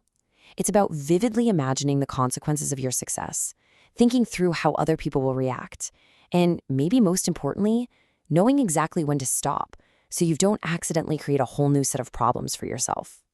So what happens when you ignore this law? To really understand the price you pay, we're going to look at a classic cautionary tale. Greene gives us the perfect and honestly brutal example from the ancient world. Let's meet our main character, Cyrus the Great. Now, this wasn't just some random king. This guy was one of the greatest military minds in history. He was the founder of the gigantic Persian Empire. So Cyrus is at the absolute height of his power. He's won battle after battle. And he sets his sights on this fierce, nomadic tribe called the Massagetae. Let's be real, he was confident, he was successful, and he was probably feeling a little bit invincible. Their leader, a formidable woman named Queen Tamiris, actually warns him to back off. But does he listen? Of course not. Instead, he comes up with this incredibly devious plan. He baits a trap, setting up a lavish banquet camp filled with tons of strong wine, and then he leaves it guarded by his worst, most expendable soldiers. And it works. It works perfectly. The Massagetae army, led by the queen's own son, storms the camp, They drink all the wine, get completely drunk, and are captured without a fight. On the surface, it's a brilliant, flawless, short-term victory for Cyrus. But this is the exact moment where Cyrus's planning failed. He won the battle, but he never ever considered the emotional fallout.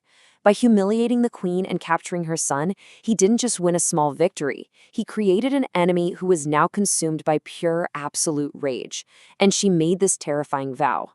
He totally failed to plan for the consequences. And Queen Tamiris, now driven by nothing but vengeance, lures the overconfident Cyrus into one final battle. And just like that, the great conqueror's army is annihilated, and he is killed. He won the opening move, but he lost the entire game because he never thought about the ending. You see, Cyrus's failure wasn't a tactical one. It wasn't about his skill on the battlefield. It was a failure of vision. And this story is such a powerful lesson in what it really means to think ahead. So this really boils down to two totally different mindsets. On one side, you have the reactive mind, just like Cyrus. It gets blinded by the thrill of a quick win. But on the other side, you have the strategic mind. It doesn't just react, it guides the future. It knows when the job is done, and it secures not just a single win, but lasting glory. So what are the big takeaways from all this? Well, planning to the end is not about making a to-do list. It's about having clarity, because a fuzzy goal is just going to lead to a messy ending. It's about emotional control, fighting that arrogance that comes with a quick victory. And maybe the biggest lesson of all is understanding that the end isn't just you hitting your goal. It's the whole new reality you've just created for yourself. And that leaves us with a final question for you to think about. Look at your own goals, your projects, your career. Are you just planning for the win? Or have you really thought about the consequences, the reactions of others, and the new world you'll be living in once you succeed? Have you truly planned all the way to the end?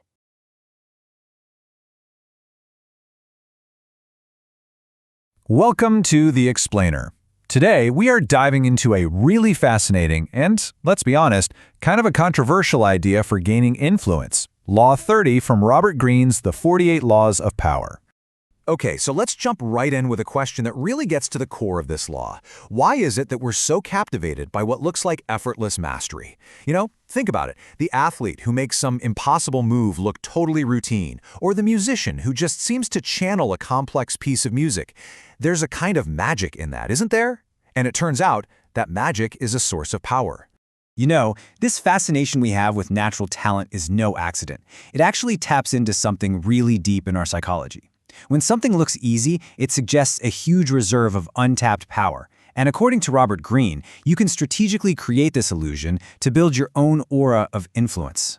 And that brings us right to the source material for what we're breaking down today. Law 30. Make your accomplishments seem effortless. Now, this is one of the more subtle laws in the whole book, but believe me, its effects can be incredibly profound. So what is Greene really saying here? This isn't about being lazy or just taking the easy way out. Nope, it's all about managing perception. Let's break down the official judgment of the law to see exactly what he's getting at. The key word here, the one you absolutely have to remember, is concealed. The appearance of grace and ease, that's not the reality. It's a performance. It's this carefully constructed facade that hides all the immense effort, the late nights, and the clever tricks that went into making it happen. And Greene is super clear about the rules for this little performance. Your sweat, your shortcuts, your secrets, they all have to stay invisible. But why? Well, it's simple. When people can't see how you do what you do, they can't copy you, they can't find your weaknesses, and they're just left to marvel at your incredible talent. Okay, but why is this so darn effective? Why is hiding your effort so much more powerful than showing it off? Well, it all comes down to controlling perception and creating this intimidating mystique around yourself. According to Greene, when people see you struggling, they don't always think, wow, what dedication. Instead, they might see your limits. They might start to wonder if you've hit your peak, or if maybe someone who worked a little smarter could have done it even better. It makes you seem, well, ordinary, human, and totally beatable. See, by making your achievements look easy, you're suggesting that you have this endless reserve of talent and energy. If you could do that without breaking a sweat, what else are you capable of? Suddenly, your power seems boundless, almost godlike, precisely because nobody can see where it ends. And really, that's the heart of it. Mystery is a form of power. When people can't figure you out, they get a little intimidated. They can't predict your next move, and this creates an aura of authority that's just very difficult to challenge. The book uses this absolutely brilliant metaphor to illustrate the point. I want you to picture this. You're standing right next to a racetrack. A magnificent racehorse thunders past, and you see everything: the bulging muscles, the heaving lungs, the strain in its eyes. You see the raw, brutal effort. Okay, now I want you to imagine you're sitting way up in the grandstand, far away. From that distance, all that struggle just vanishes. All you see is pure grace, incredible speed, and effortless power. That's the image you want to project. But, and this is a really crucial point, there's a nuance to this law that Greene talks about in what he calls the reversal. This is not about being some secretive, paranoid person. It's about mastering a very specific kind of graceful concealment. The Renaissance courtier Baldassare Castiglione had the perfect word for this: sprezzazura. It basically means a kind of studied carelessness. It's the art of hiding your art, which tricks onlookers into believing your skill is just way greater than it actually is. And this comparison just shows the law in action perfectly. On one side, you've got the great magician Harry Houdini. For him, hiding his tricks was part of the fun, a joyful performance. His audience loved it.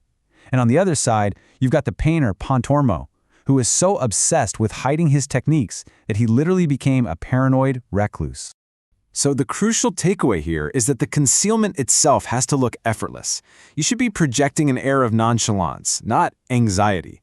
The power comes from seeming naturally gifted, not from seeming like some paranoid workaholic who's desperately hiding something. All right, so how does this all come together? What's the final takeaway from Law 30, and how could you even begin to apply it? Ultimately, this law is about understanding that your sweat and your struggle, they're just pieces of information. They are data points that you can either reveal or you can conceal for a strategic effect. The choice of when to show your work and when to hide it is a seriously powerful tool in shaping how other people see you and what you're capable of. So, to sum it all up, appearing like a natural genius is way more powerful than seeming like a hard worker. Hiding your methods protects you and creates that valuable mystery, and you should aim for that graceful sprezzatura, not a stressed-out secrecy. In the end, true power isn't just in what you achieve, but in the story you tell, or more importantly, choose not to tell, about how you got there. And that leaves us with one last thought for you to chew on. Applying this law in your own life, well, it means walking a very, very fine line. It challenges all of us to think really critically about how we present our own efforts to the world and to ask ourselves, when is hiding our hard work a smart strategy, and when does it maybe cross over into something else entirely?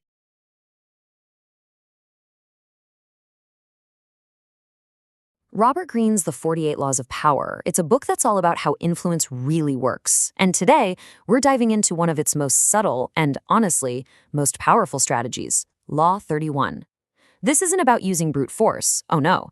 This is about the art of making people choose to do exactly what you want them to do.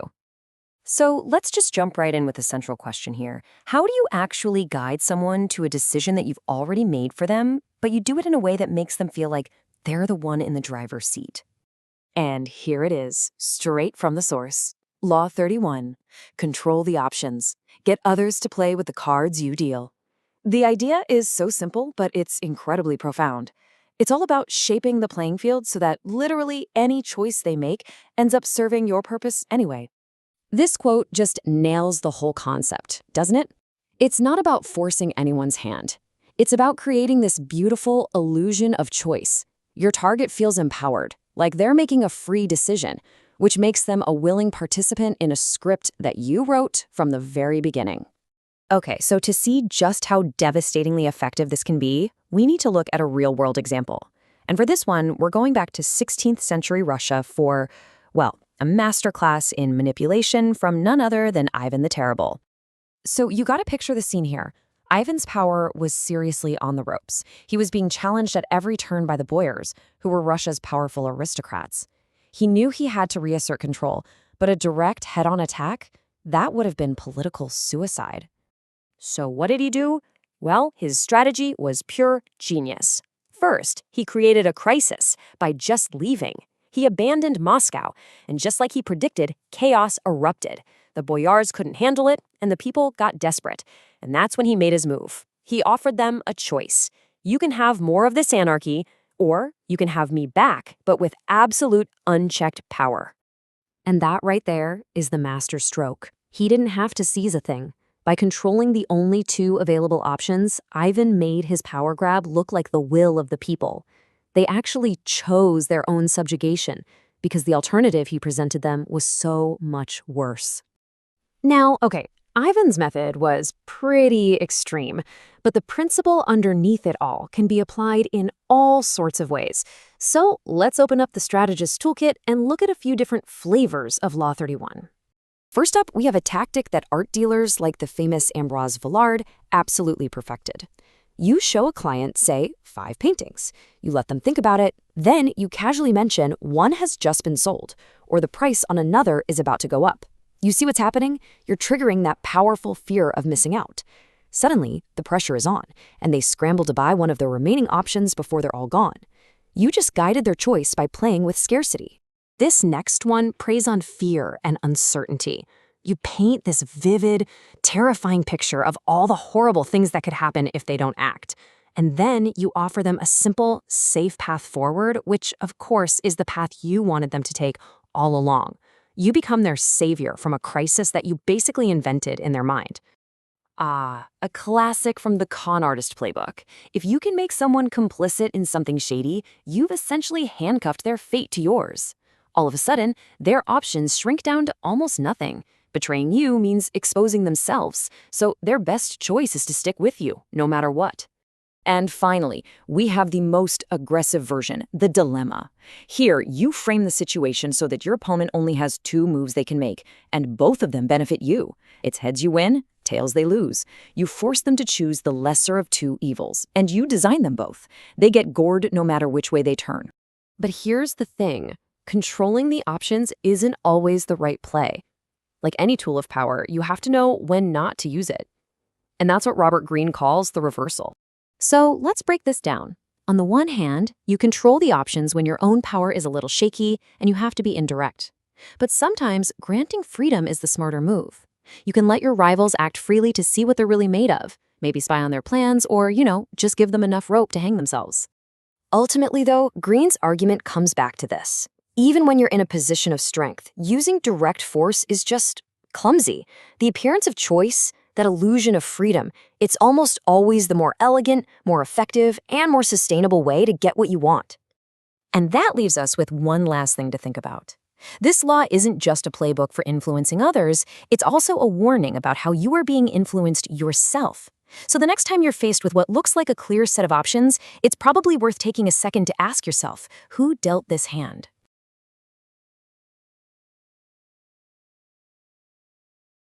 Okay, so if you've ever delved into Robert Greene's The 48 Laws of Power, you know it is just packed with some pretty ruthless strategies. Today, we are dissecting one of its most potent and maybe most dangerous weapons. Law 32, play to people's fantasies. This is a law that taps right into our deepest desires and our biggest fears. Let's see how it works. Right off the bat, Greene hits us with this powerful observation. And really, this is the core dilemma that makes the entire law function. We all like to think of ourselves as these brave truth seekers, right? But let's be honest, how often do we really choose a harsh reality over a story that just feels better? This is that human tendency that Law 32 really preys upon. So why? Why do we run from the truth? Well, Greene's answer is brutally simple. Life is, in his words, so harsh and distressing. And it makes sense. Just think about the daily grind, the slow, uphill climb, the constant setbacks we all face. It's really no wonder that we're all looking for an escape, a refuge from the mundane. And here's the crucial warning that comes with that. If you're the person who insists on telling the truth all the time, well, you better be ready for some backlash. Greene calls it the anger that comes from disenchantment. Shattering someone's fantasy doesn't make you a hero in their eyes. Nope. It makes you the enemy. And all of this leads us right to the law itself. See, if people are wandering through this desolate desert of reality, what do they crave more than anything else? Water, right?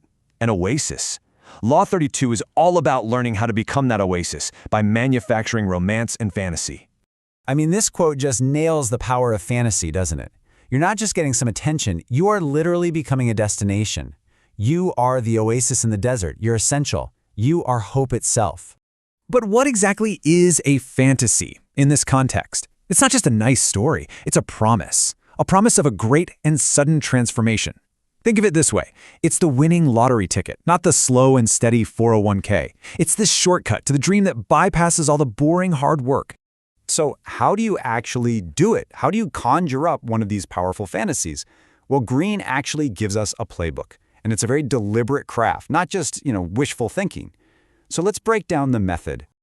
Here it is, a 3-step formula. First, you have to promise the moon, offer a total life-altering transformation. Second, you've got to keep it vague. The more details you give, the more holes people can poke in it. And third, and this is probably the most critical step, you have to maintain your distance. This right here is the secret ingredient. Think about it. Things that are familiar and up close, well, they often become boring, or we start to see their flaws. But distance creates allure. It allows people to project all of their own hopes onto your vague promise, which makes it seem absolutely perfect and free of any complications. And this is how that dynamic plays out. The fantasy can never actually be caught. It has to be a mirage. The moment someone gets too close, poof, it vanishes. All the power is in the chase, in keeping that promise forever just over the horizon. But, and this is a big but, this is a very dangerous game. Greene is always warning us about the reversal, that tipping point where a law can turn against you. Playing with people's fantasies can make you seem like a god, but one wrong move and you suddenly become the devil. It's like a two-sided coin. On the one hand, you're providing this welcome distraction. People kind of know it's a fantasy, but they enjoy the ride. But on the other hand, if you let them get too close, if that illusion shatters, all of that adoration can turn to pure rage in an instant. You've broken the spell. So the ultimate danger here is familiarity. The very moment your magic trick becomes mundane, the second your followers see what's really behind the curtain, it is over. That adoring crowd will turn on you and they'll be furious, not at the fantasy, but at the reality you force them to see. And so we're left with this really challenging question. In a world that is so desperate for an escape, who really holds the power? Is it the person who tells the unfiltered truth, or is it the master storyteller? This law seems to suggest that a beautiful lie will almost always beat a harsh truth. What do you believe?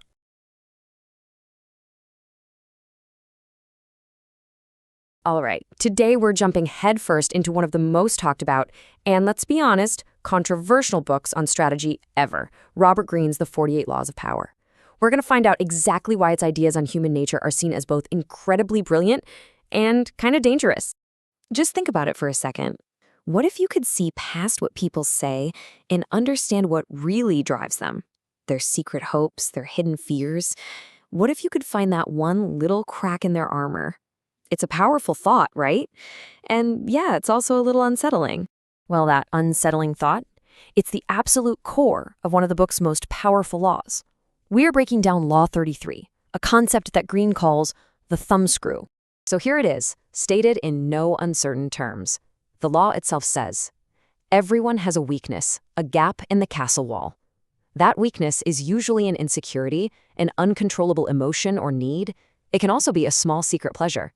Either way, once found, it is a thumbscrew you can turn to your advantage. Okay, so what does the book actually mean when it says a weakness? We're not talking about something physical here. No, we're talking about the deep psychological levers that, really control how a person acts. And this is the central idea, the big metaphor, that gap in the castle wall. The book's whole argument is that no matter how powerful or put together someone seems, there's always an opening. The real trick is just learning how to see it. So what do these vulnerabilities actually look like? Well, the book breaks it down into a few key types.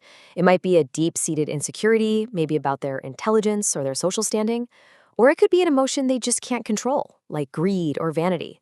Sometimes it's a powerful unmet need, like a desperate desire for attention.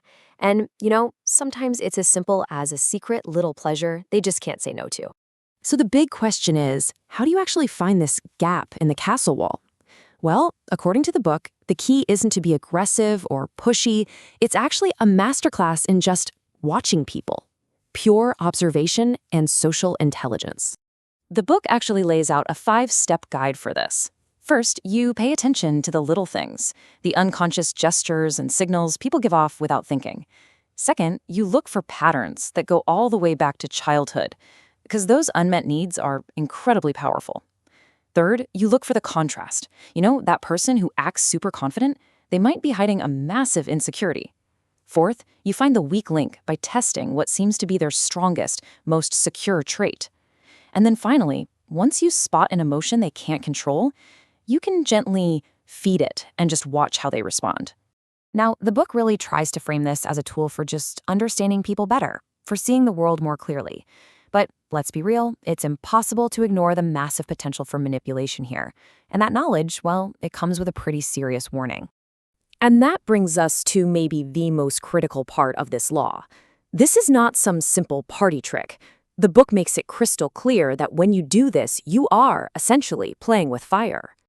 Let's just be direct about it. When you understand someone's deepest, most hidden vulnerability, you gain an immense amount of influence over them. And just like any other form of power, that can be incredibly dangerous if you misuse it. This quote right here is probably the single most important warning in this entire chapter. There is a huge difference between seeking strategic influence and just getting a cheap, impulsive thrill from messing with someone because you can. And that distinction is everything. See, real power, at least how the book defines it, is strategic. It's all about the long-term gain. It's subtle. But that thrill of control, that's impulsive. It's all about short-term satisfaction. It's usually really obvious, and it almost always goes way too far. And that creates enemies and eventually blows up in your face. So this is where we'll leave it, because once you start seeing these gaps in the castle walls, you can't really unsee them. And that leaves us with the final question. Is having this knowledge a source of power that helps you navigate the world? Or is it a heavy burden that just changes how you see people forever?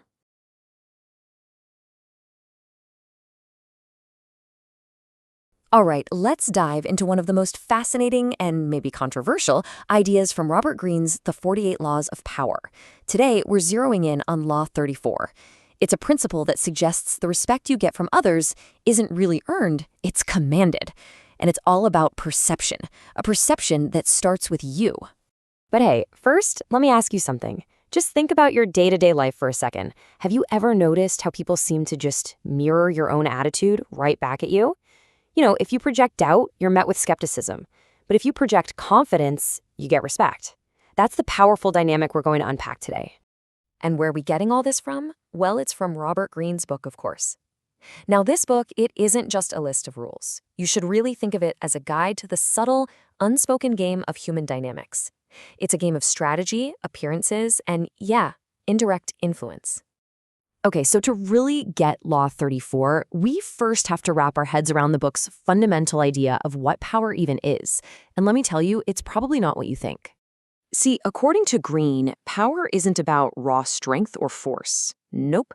It's all about mastering perception. It's the skill of managing how other people see you, of choosing the right mask for the right moment. In this game, your appearance isn't just a part of it, it is everything. And that brings us right to the main event, Law number 34. I've got to say, this is one of the most direct and psychologically potent laws in the entire book. It's a pretty bold command, actually.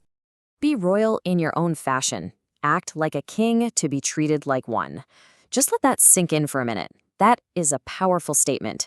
It's suggesting that how we're treated by others isn't just something that happens to us, but something we can actively shape and, control. This law is really all about building what you might call a royal mindset. So, what does it actually mean to act like a king? It's not about being arrogant or entitled, not at all.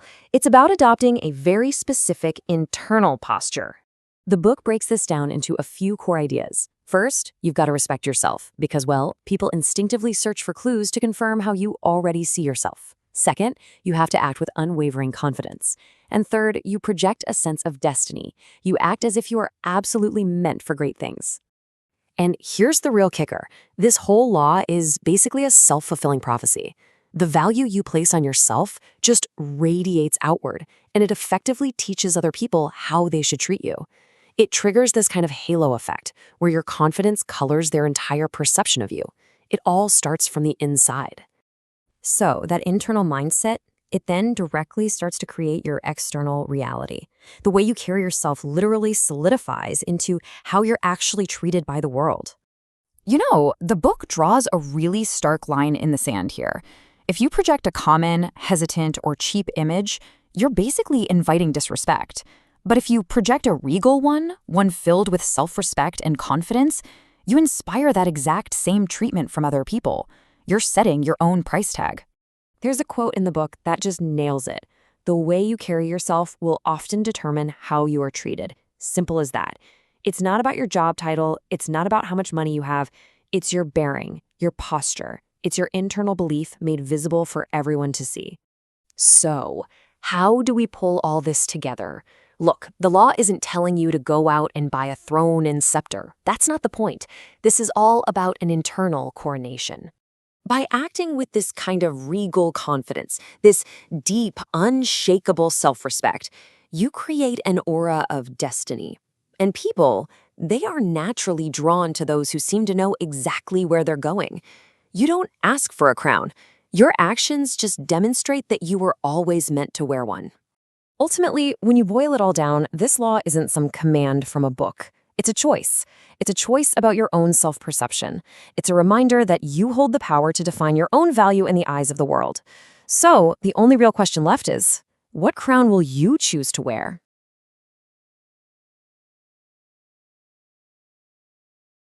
All right, let's dive into one of the most interesting and honestly counterintuitive laws from Robert Greene's The 48 Laws of Power. We're talking about Law 35, Master the Art of Timing. In a world that's constantly screaming at us to move fast and break things, this law, well, it tells us to do the exact opposite. So let me just ask you straight up, is faster always better?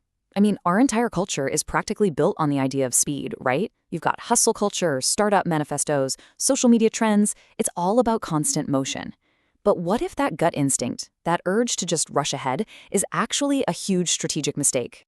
Because here's the real kicker with this law. In the serious game of power and influence, rushing isn't a sign of ambition.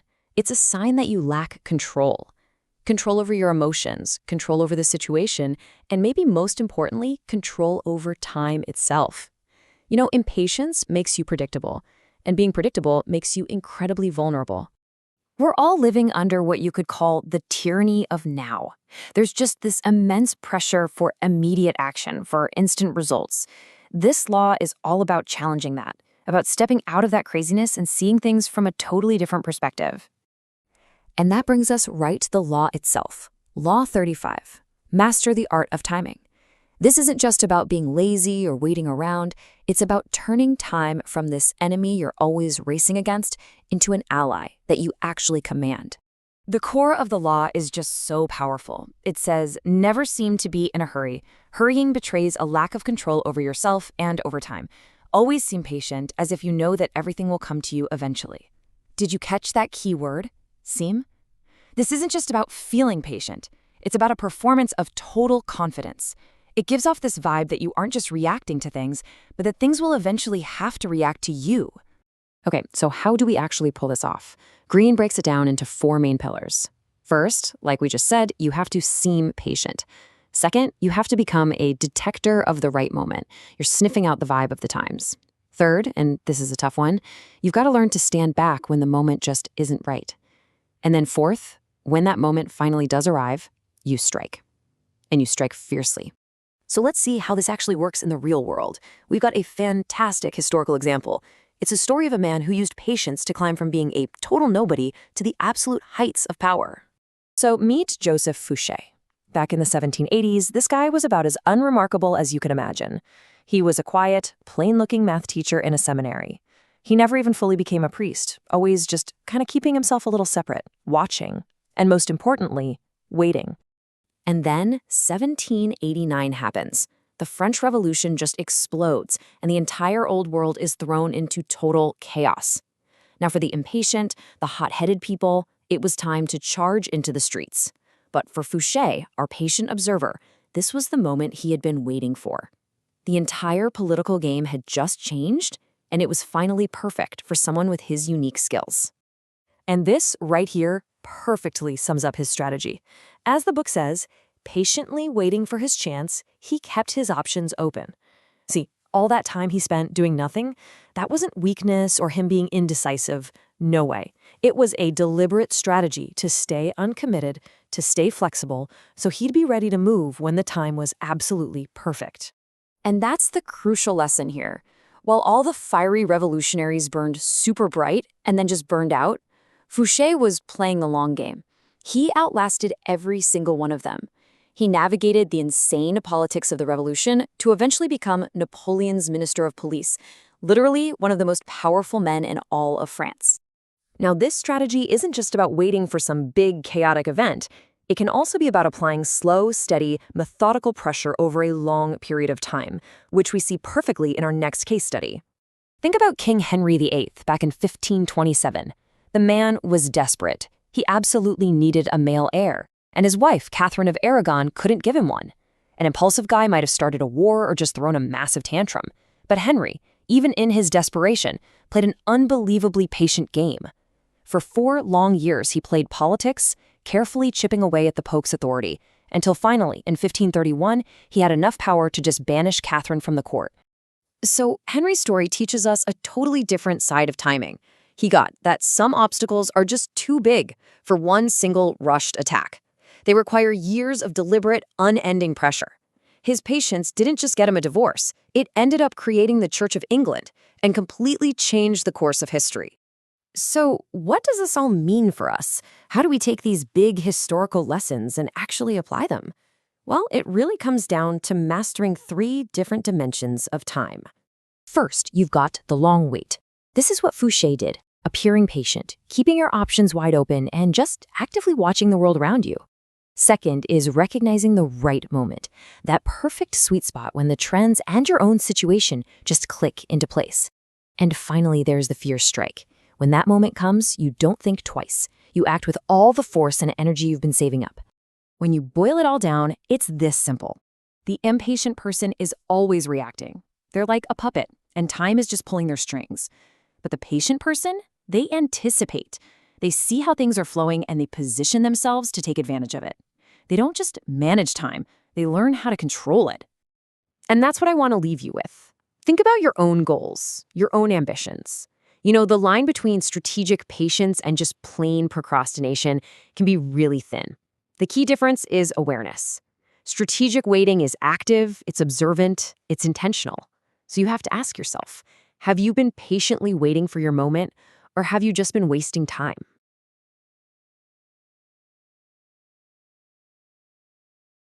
So, you've probably heard of Robert Greene's The 48 Laws of Power. It's one of those books that really gets people talking.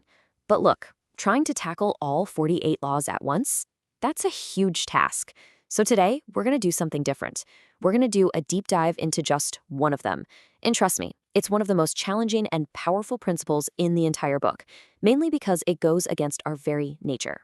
Okay, first things first. To really get any single law, you've got to understand the book's whole vibe, its core philosophy. See, Greene doesn't talk about power like it's a hammer you just swing around. No. He frames it as this subtle, strategic game, where what you don't do is often way more important than what you actually do. It's all about what he calls the art of indirection. I mean, listen to this quote from the book's preface. It's pretty out there, right? It just perfectly captures that controversial, almost Machiavellian spirit of the whole thing. The goal here isn't to be some loud, aggressive person. It's about mastering the subtle, hidden currents of how people interact with each other. And this is really crucial to remember.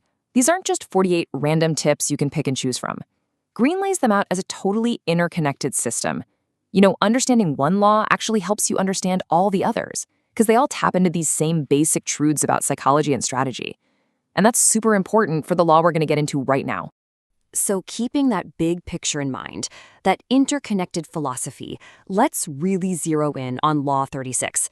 This one is such a perfect example of the book's challenging wisdom, mainly because it asks you to fight your most basic, gut-level human instincts. All right, here it is. Law 36. Disdain things you cannot have. Ignoring them is the best revenge. Just let that sink in for a second. Think about it, right? Someone insults you, a deal you were counting on falls through, a rival gets that promotion you wanted. What's our first instinct? to get mad, to fight back, to obsess over it. But this law, it commands the exact opposite. And that contrast, man, that gets right to the heart of why this is so hard. This isn't just some clever tactic. It's a full-on psychological tool that requires incredible self-control. See, it's not about just bottling up your anger. It's about making a conscious, strategic decision to starve a problem, or even a person, of the one thing it absolutely needs to survive: your attention. So what makes this so powerful? I mean, why is ignoring something the best revenge? Let's actually break down the psychology behind this very deliberate act of non-reaction. Okay, here's a simple way to think about it. Imagine you see a tiny weed in your garden. You could just pull it out, right? But what if you obsessed over it? What if you watered it, made sure it got sunlight by constantly checking on it? Well, you'd actually be helping it grow. Petty problems and annoying people, they work the exact same way. Your attention is literally their lifeblood. The logic behind this really unfolds in 3 pretty powerful steps. So, step 1. Just by acknowledging a petty problem, you give it existence. You give it credibility, basically saying, yeah, you are worthy of my time. Now, step 2 is huge. Paying attention to an enemy actually makes them stronger. It elevates their status. And then finally, step 3. This is where the real power is. By showing genuine indifference, you project this air of superiority. You're signaling that they are so far beneath you, they don't even register on your radar. And for your opponent, well, the strategic outcome here is just devastating. See, they crave your reaction. They are desperate to see you get angry or upset. So when you give them absolutely nothing, you deny them that satisfaction. It frustrates them, it confuses them, and ultimately, you completely diminish them by treating them as if they're totally irrelevant. Now, remember what we said earlier about how all the laws are interconnected. Let's zoom out for a second and see how Law 36 fits into a much bigger strategic theme that runs through the whole book. And that theme is the power of scarcity. So with Law 36, it's all about making your attention a scarce and valuable resource. When you withhold it, you automatically increase its perceived value. And this connects directly to another law, Law 16, which is all about using your physical absence to increase respect. It's the exact same core idea, right? Creating power through scarcity. And this all taps into a really fundamental part of human nature, doesn't it? We are just drawn to what we can't have. So by strategically withdrawing your presence or your attention or your validation, you actually force other people to want it more. You're gaining power not by being loud and asserting yourself, but by strategically holding back. So, what's the big takeaway here? How can we actually apply this, seemingly cold, ancient advice to our modern lives, especially in a world that is just constantly screaming for our attention 24/7? Look, the core idea really boils down to this. Your attention is one of your most valuable and definitely most limited resources. You have to start treating it that way. Every time you give that attention to an internet troll or some minor slight at work, you're just handing over your power. And remember, withholding attention isn't a passive thing to do. It is an active, strategic choice. Because ultimately, real power doesn't need to scream. True superiority is often shown through just calm, cool indifference. And that brings us to the final and I think most critical question. I want you to look at your own life, your work, your relationships, your goals, and just ask yourself, what are you giving power to right now simply by paying attention to it?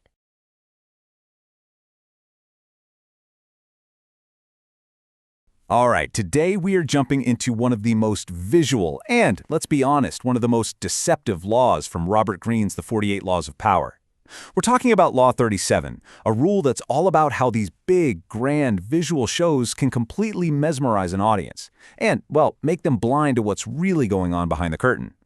So to really see this law in action, we've got to travel back in time. We're going to look at this totally fascinating and, frankly, bizarre story from history that perfectly shows you the power of a really, really good performance. I want you to picture this. We are in Berlin back in the early 1780s. Now, this is a big deal because this is the peak of the Enlightenment, an era that's supposed to be all about science, logic, and reason. But even against this backdrop of pure logic, these wild rumors start spreading. They're all about a doctor, a guy named Weisslieder, who is somehow doing the impossible. He's curing diseases that every other doctor has given up on. So what's his method? What's his secret? Well, it definitely wasn't anything you'd find in a medical journal. Once word got out that his whole technique was exposing patients to the light of the moon, he pretty quickly got himself a nickname, the Moon Doctor. And listen, this was not some small back alley clinic. Oh no, the Moon Doctor was operating out of a giant converted beer hall. The source material talks about these huge lines of people, the blind, the lame, all waiting outside, just desperate for a cure. The sheer scale of this thing was part of the spectacle from the very beginning. And if you got inside, it was pure theater. Weisleader created this whole sensory experience. The book describes these weird floral smells, mystical music playing. He and his wife would perform this bizarre ritual, lifting the patient up towards the moonlight while muttering words nobody could understand. This wasn't a doctor's office. It was a stage production. So this brings us to the real question, right? People were claiming they were cured, but was this actually medicine, or was something else going on? Was it a miracle, or was it just a really convincing manipulation? So what was really happening in that beer hall? Well, the answer isn't in some old medical textbook. It's right here, in Law 37 of the 48 Laws of Power. You see, the story of the Moon Doctor isn't really about healing at all. It is a textbook A-plus example of the power of creating a compelling spectacle. He knew, instinctively, what people needed to see in order to believe. The judgment for this law, and this is straight from the source, just says it all. Big visuals, grand gestures, they create this aura of power. And when people are dazzled by the show, they stop paying attention to the details. They don't even notice what you're really up to. But why are we such suckers for a good show? I mean, why is this so effective? The book actually dives into the psychology of it, and it's because a spectacle basically short-circuits our rational brain. Here's how it works. A powerful spectacle just completely overwhelms your senses. It appeals directly to your emotions, not your logic. As Greene puts it, the visual is the easiest route to their hearts. It distracts us from what's actually happening, and the person at the center of it all, they start to seem larger than life, almost mythical. And you know, this is not some modern marketing gimmick. Machiavelli was giving princes this exact advice 500 years ago. He knew that people are almost always more impressed by how things look than by how they are. So, this brings us to something that is absolutely crucial about Law 37. You see, a lot of the other 47 laws have a time and a place. You have to know when to use them. But this one's different.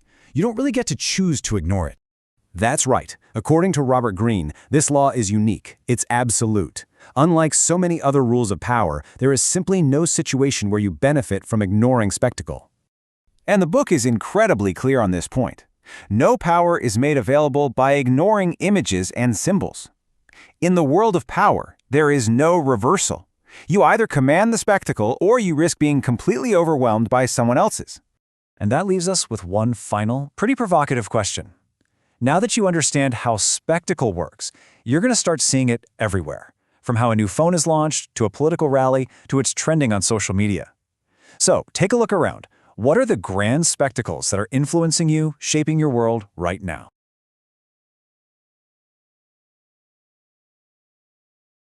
All right, let's dive into one of the weirdest but most powerful ideas in Robert Greene's The 48 Laws of Power. We're talking about Law 38, and this one, it's all about the massive power you can get from just blending in. And on the flip side, the huge, sometimes disastrous dangers of trying to stand out. I mean, think about it. We're told our whole lives to be yourself, right? Let your unique flag fly. But when it comes to the real world of power and influence, is that actually good advice? What we're going to unpack here is this really challenging idea that showing off how different you are at the wrong moment, that's not being brave. It's actually a massive strategic mistake. Okay, so to really get our heads around this, we first have to talk about a super primal human instinct. It's our need to stick together, to be part of the group. And look, this isn't about being fake or anything. It's way deeper than that. It's basically a survival tactic that's hardwired into us. And Greene's metaphor for this is just perfect. You know, the black sheep. See, the herd doesn't kick out the black sheep because it's evil or something. Nope. It gets shunned just because it's different. That one visible difference makes everyone else in the herd nervous and a little uneasy. And let's be real, in the social jungle we all live in, making other people feel uncertain about you, that's probably the fastest way to end up all alone. And boom, that brings us right to the core of this law. The message is frankly pretty brutal. Making a big show of your weird tastes or your controversial opinions, it's a fool's game. You almost never win any real fans that way. What usually happens is you just create suspicion and even resentment, because you're basically challenging the way the group thinks without giving them any good reason to listen. And get this. This isn't some new, cynical idea. This is wisdom coming from way back in the 17th century, from a philosopher named Balthasar Gracian. For literally hundreds of years, the smartest people in the game have known that the best place to keep your really radical ideas is right behind a totally normal, conventional-looking mask. It's all about playing the long game. So, you want to see just how high the stakes can get? Let's jump into a real story from history. This is the tragic tale of a famous Spartan hero who lost everything. And the crazy part? It didn't happen on the battlefield. It happened at the dinner table. So this guy Pausanias, he was a total legend. He's the general who led the Greeks to this incredible victory over Persia. But then, after the war, he starts dressing like the Persians, enjoying all their fancy luxuries. Now, you have to understand, for his fellow Spartans, these are people who valued toughness and discipline over everything. This was way more than just weird. It felt like an insult. It was just alien. And it got them all thinking, wait a second, whose side is this guy really on? And this is where the psychology gets really interesting.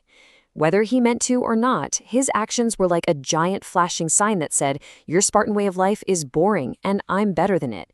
He was, without saying a word, making them feel like their traditions were second-rate. And here's a universal truth. People do not like it when you make them feel insecure about who they are. So in the end, they didn't get rid of him because he was a bad general. He was a great general. They got rid of him because he was a bad Spartan.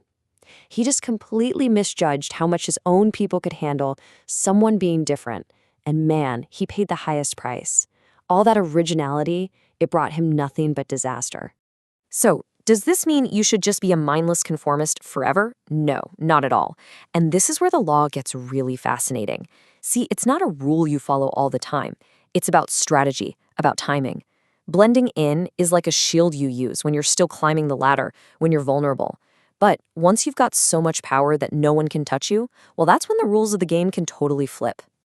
All right, so let's flip this on its head and talk about the exception to the rule. This is when being different isn't a weakness, it's the ultimate power move. The magic words here are established power. Once you're so secure, so solid in your position that nobody can really challenge you, that's when you can afford to let your freak flag fly. Trying to do it before you've earned that status, it's not just a risk, it's a huge strategic blunder. Think about this. When President Lyndon Johnson held official meetings while he was on the toilet, that wasn't just weird. It was a raw signal to everyone that he was so powerful, the normal rules of society just didn't apply to him anymore. It's the same thing with the Roman Emperor Caligula making his horse a government official, or the crazy, flamboyant style of Oscar Wilde. These weren't mistakes. They were carefully crafted performances designed to show off their power. For these people, being different wasn't a risk at all. It was just more proof that they were untouchable. Their weird habits became part of their legend. It just widened the gap between them and everybody else, proving they were playing on a completely different level. Their power literally transformed what would be a social crime for a normal person into a badge of honor for them. Okay, so what does this all mean for us today? How do we walk this tightrope between fitting in and standing out? Well, it all boils down to being super strategic about how and when you show your unique side. Like, the idea here isn't to kill your inner spark. It's about protecting it, nurturing it, until it can actually make a difference. So you work on your unique ideas in private. At the same time, you become an expert at understanding the social rules of whatever group you're in. The real power move is using your originality to guide what you do, your actions, while on the surface, you present a face that everyone can understand and accept. You don't want to freak out the very people you're trying to win over. And that really gets to the heart of it. There's this huge contradiction in human nature, isn't there? We say we admire originality. We put rebels and innovators in our history books. But in our actual day-to-day lives, people who are truly different make us really uncomfortable. If you can learn to navigate that gap between what people say they admire and what they're actually comfortable with, you have a massive advantage. So, I'll leave you with this final, kind of provocative question. We live in a world that is obsessed with authenticity, right? It's supposed to be the most important thing. But what if the most powerful move, maybe even the most authentic move, is to consciously and strategically choose how you show yourself to the world.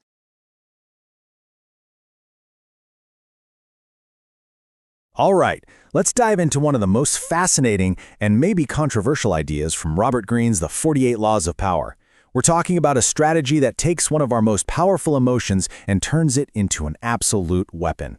This is Law 39, stir up waters to catch fish. So let me just ask you this straight up. When you get angry, do you feel powerful, like you're showing conviction? A lot of people do. But what if I told you that flash of rage, that emotional outburst, is actually your biggest vulnerability, the one thing that can bring you down? See, in the cold, hard game of power, emotions aren't a strength, they're a huge liability. Think about it. An angry response is an uncontrolled one. And in any kind of strategy, anything that's uncontrolled can be predicted, it can be manipulated, and yeah, it can ultimately be defeated. Law 39. Stir up waters to catch fish. I mean, the name alone tells you so much, right? This isn't about charging in head-on. No, this is about creating just enough chaos, enough confusion, that your opponent ends up making the fatal mistake all on their own. And this right here, this is the heart of the law. The main idea is that getting emotional is, strategically speaking, a dead end. Real power isn't found in the heat of the moment. It's found in that cold, clear-headed ability to stay objective while everyone else around you is losing their cool. So how does this actually work? What's the psychology behind it? Why is provoking someone so incredibly effective? Well, you can think of it as two totally different states of mind. First, you have the emotional mind. It's reactive. It doesn't really think. It just acts. It's impulsive, and because of that, it's super predictable. But then you have the strategic mind. It's detached. It's patient. It stays objective. And that's why it stays in complete control. And this is the key. An angry person is basically blind. They completely lose the ability to think about the long term, to consider the consequences of their actions. They get pushed into making a move, and it's almost always a rash, clumsy one. And while they're just flailing around in the water, you've already taken control of the situation. The fishing metaphor just breaks this down perfectly. Okay, so first you watch the calm waters, right? Your opponent is composed. Then you find the right bait. You figure out what makes them tick, what they're insecure about, what their ego is tied to. Step 3, you stir the waters.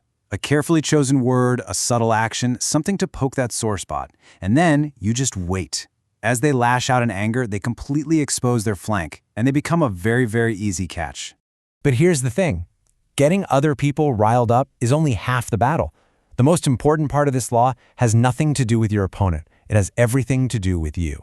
This whole strategy is completely worthless if you get swept up in the storm too. The real power, that decided advantage Greene talks about, comes from the huge gap between their fury and your calm. You literally become the eye of the hurricane, calmly directing all this chaos without getting touched by it yourself. And that's where objectivity becomes your ultimate tool. It's your shield because it protects you from their attempts to provoke you, and it's your sword because it lets you see all their weaknesses with perfect clarity so you can strike at just the right moment. Let's be real, without objectivity, you're just as much of a target as they are.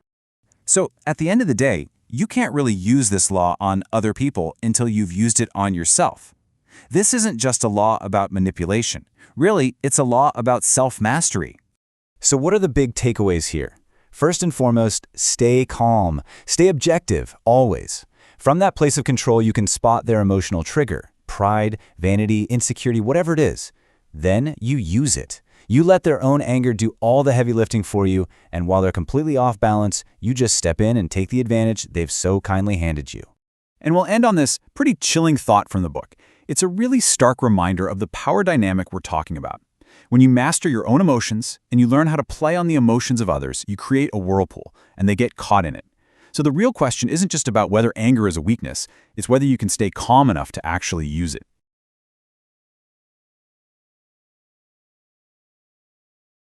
Welcome back to The Explainer. Today, we're digging into a really fascinating, kinda provocative idea from Robert Greene's famous or infamous book, The 48 Laws of Power.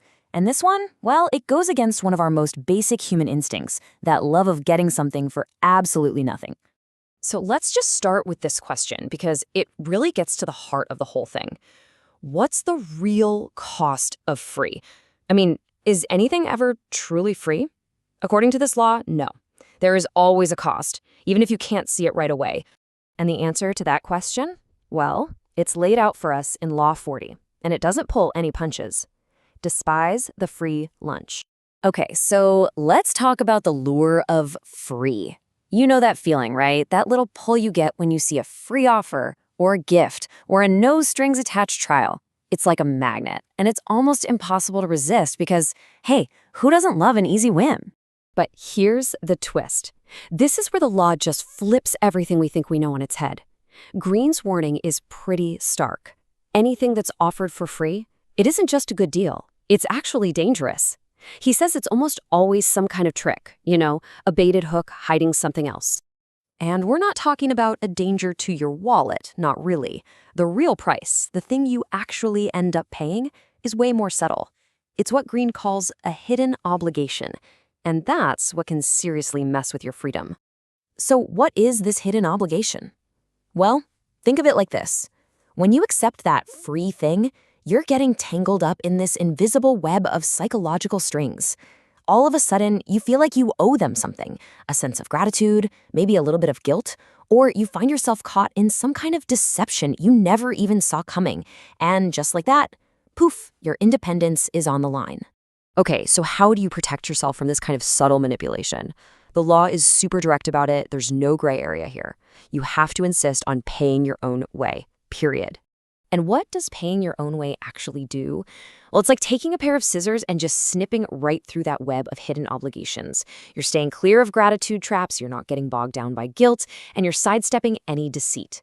You get to keep your autonomy, completely free to do what you want without feeling like you owe anyone a single thing. And this really gets to a core principle, doesn't it? What has worth is worth paying for. It's simple. When you pay for quality, you're protecting yourself. But when you're always chasing after free, you usually end up with something that's either worthless or, worse, actually causes you problems down the road. So you're not just buying a thing, you're buying freedom from headaches later on. But, and this is really cool, this law isn't just about playing defense. We're about to flip the script and see how you can use this same idea as a powerful offensive weapon. It's not just about dodging traps anymore, it's about actively becoming a magnet for power. So it all comes down to a choice, really. Which role do you want to play? On one hand, you've got the sucker. This is the person who's always lured in by easy money. Their greed blinds them, makes them easy to trick, and they always end up trapped. But on the other hand, you have the strategist. This person gets it. They use generosity, even lavishness, as a smart tool to bring people to their side and build real power. Yeah, this is the active part of the law. It's not just about paying your own bill. The advice here is to actually be generous, maybe even a little lavish. The idea is don't just sit on your money and resources. Keep them circulating. It sends a message of confidence, of abundance. And that is the heart of the offensive strategy. Your generosity, it becomes a signal. It shows the power you already have, and it acts like a magnet, pulling even more power towards you. It makes sense, right? People are just naturally drawn to those who are open-handed and seem to have plenty to share. So let's wrap this up with the big takeaway. Real independence, real power, it's just not free. It's never free. It has a price tag, both financially and psychologically. And paying that price is exactly how you secure your freedom to act. And that leaves us with one last thing to think about. A pretty powerful question, actually. If paying your own way is what frees you from all these obligations and helps you build your power, what do you do with it? What are you choosing to pay for with that power and independence that you've fought so hard to get?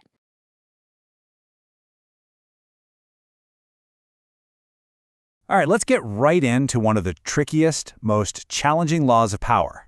It's all about legacy, identity, and the very real danger of living in someone else's shadow. We are talking about Law 41, avoid stepping into a great man's shoes. I mean, just think about it for a second. You get the top job, you're following a brilliant leader, you inherit a hugely successful project. On the surface, it looks like you've hit the jackpot, right? But what if I told you that exact situation can be a trap? A curse even, that pretty much guarantees you'll never be seen as great in your own right. So the real question is, what do you do about it? For the answer, we're obviously going to turn to our source material, Robert Greene's masterpiece, The 48 Laws of Power.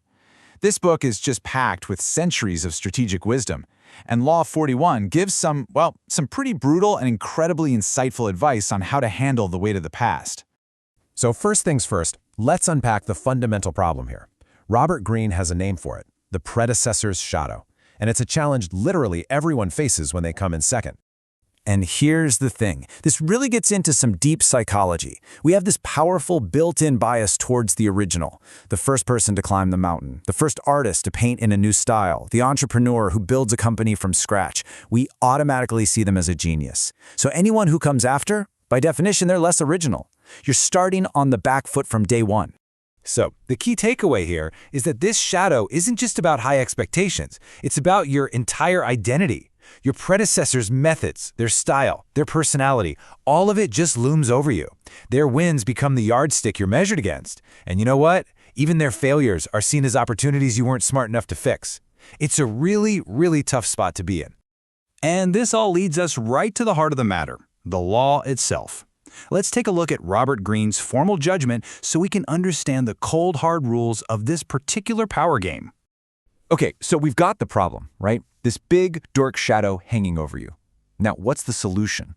You might think it's about being patient, working harder, or, dutifully honoring the legacy that came before. But the answer, as you're about to see, is something way more radical. Wow, that is incredibly direct. Greene is not telling you to gently tweak what came before. He's saying you have to accomplish double what they did, just to be seen on the same level. And the path forward is a revolution, not an evolution. You have to change course, establish your own name, and, this is the really controversial part, slay the overbearing father, and actually disparage his legacy. It's about a total break. To really get why this advice is so extreme, let's look at what happens when you do the opposite. What happens when you ignore this law? Well, you end up on what's called the path of the follower. And let me tell you, that path almost always leads to being forgotten. And this right here, this is how you slowly fade away into irrelevance. It starts out innocently enough. You respectfully continue their work, using their methods. That seems like the right thing to do, doesn't it? But pretty soon, you're just a tenant in a house they built. Any success you have, that's just a natural continuation of their genius. And before you know it, you're nothing but a minor character in their biography. You filled the shoes, sure, but you never once made your own tracks. This chart just lays it all out, crystal clear. You've got two paths, and they couldn't be more different. The follower tries to squeeze into shoes that were made for someone else, but the creator, they make brand new shoes. The follower is trapped by the past, the creator smashes the past to build a new future. And the result is totally predictable. One path leads to less power, less influence. The other leads to more. Okay, so we've seen the road to failure. Let's flip the script. How do you actually do this? How do you walk the path of the creator and become a true successor, someone who builds their own base of power? So Greene's advice is basically a 4-step guide for a hostile takeover of a legacy. First, you have to visibly, dramatically change course. Don't just make small adjustments, be completely different. Second, you have to consciously build your own name, your own identity. Third, and this is so important, you must symbolically slay the father figure. This means you find the flaws in their work and you make a public show of moving beyond them. And finally, you create your own spotlight, forcing everyone to see you and judge you on your own terms.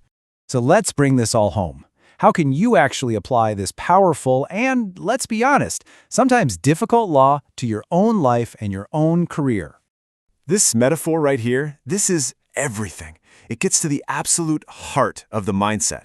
Think about the gentle son. He dutifully maintains what his father built, but he never actually creates anything himself. To apply Law 41, you have to completely reject that passive role.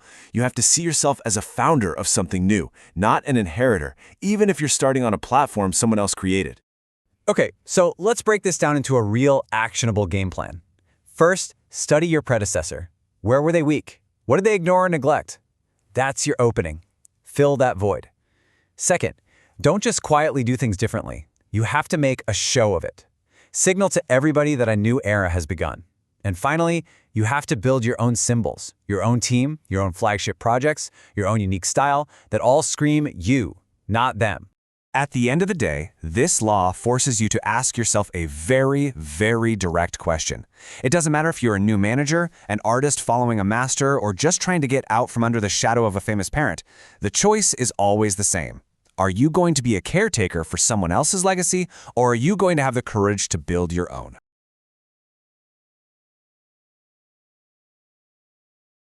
All right, let's talk about Robert Greene's The 48 Laws of Power.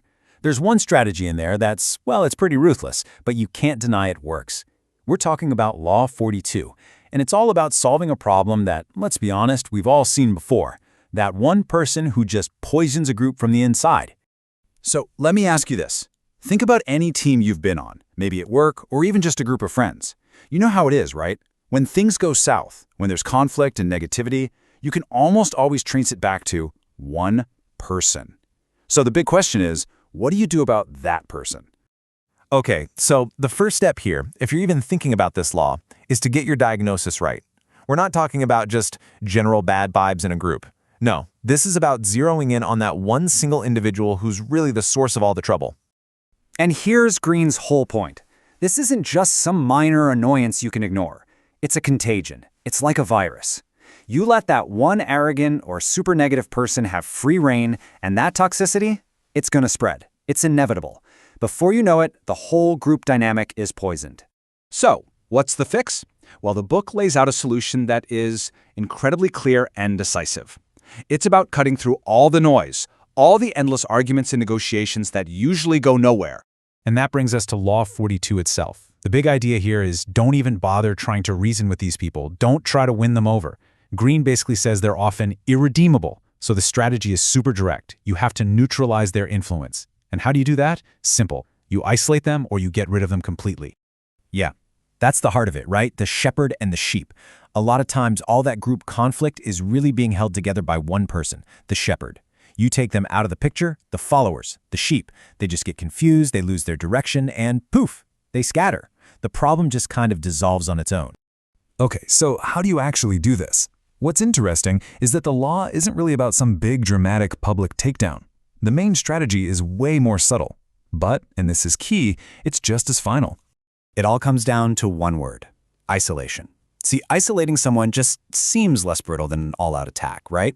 And that's smart because it helps you avoid backlash, you don't accidentally create a martyr, but don't get it twisted. The end result is exactly the same.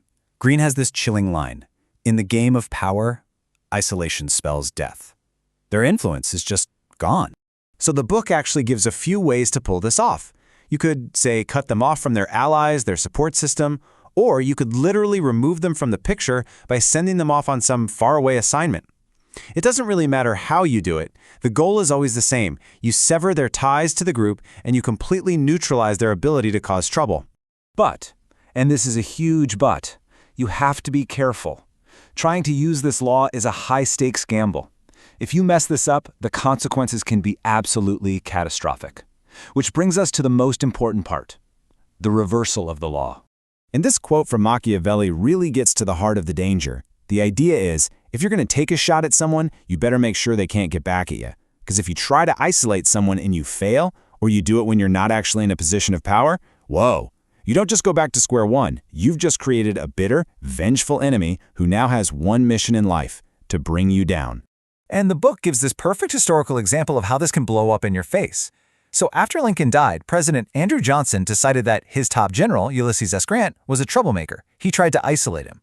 Big mistake. It just made Grant, who was already super popular, furious. So what did Grant do? He used that attack to build up his own power base, became the Republican nominee, and then became the next president, absolutely crushing Johnson in the process. So here's the bottom line, the most crucial point of all. If you're going to strike the shepherd, you absolutely must do it from a position of overwhelming, unshakable power. You have to be 100% sure they have no way to get revenge, because a weak attempt, a half-hearted shot, that is so much worse than doing nothing at all. You literally turn a minor annoyance into a mortal enemy. And I want to leave you with this final thought, which comes right from the book. The law says that in the game of power, isolation spells death. It makes you really think about how final that is, right? If you manage to cut someone off from their network, from their source of power, have you just hit the pause button on them? Or have you completely ended their relevance for good? Something to think about.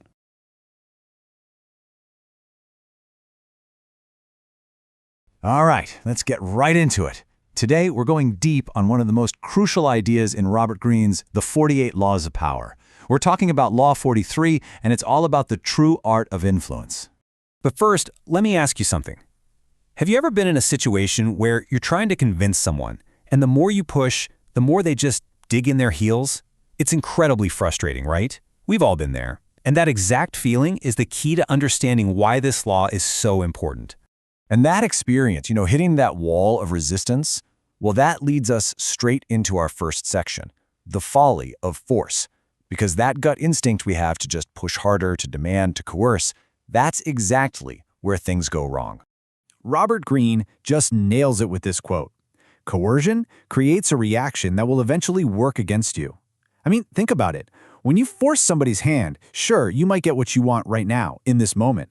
But underneath the surface, you're planting seeds of resentment. And trust me, that resentment always finds a way to grow back and work against you later.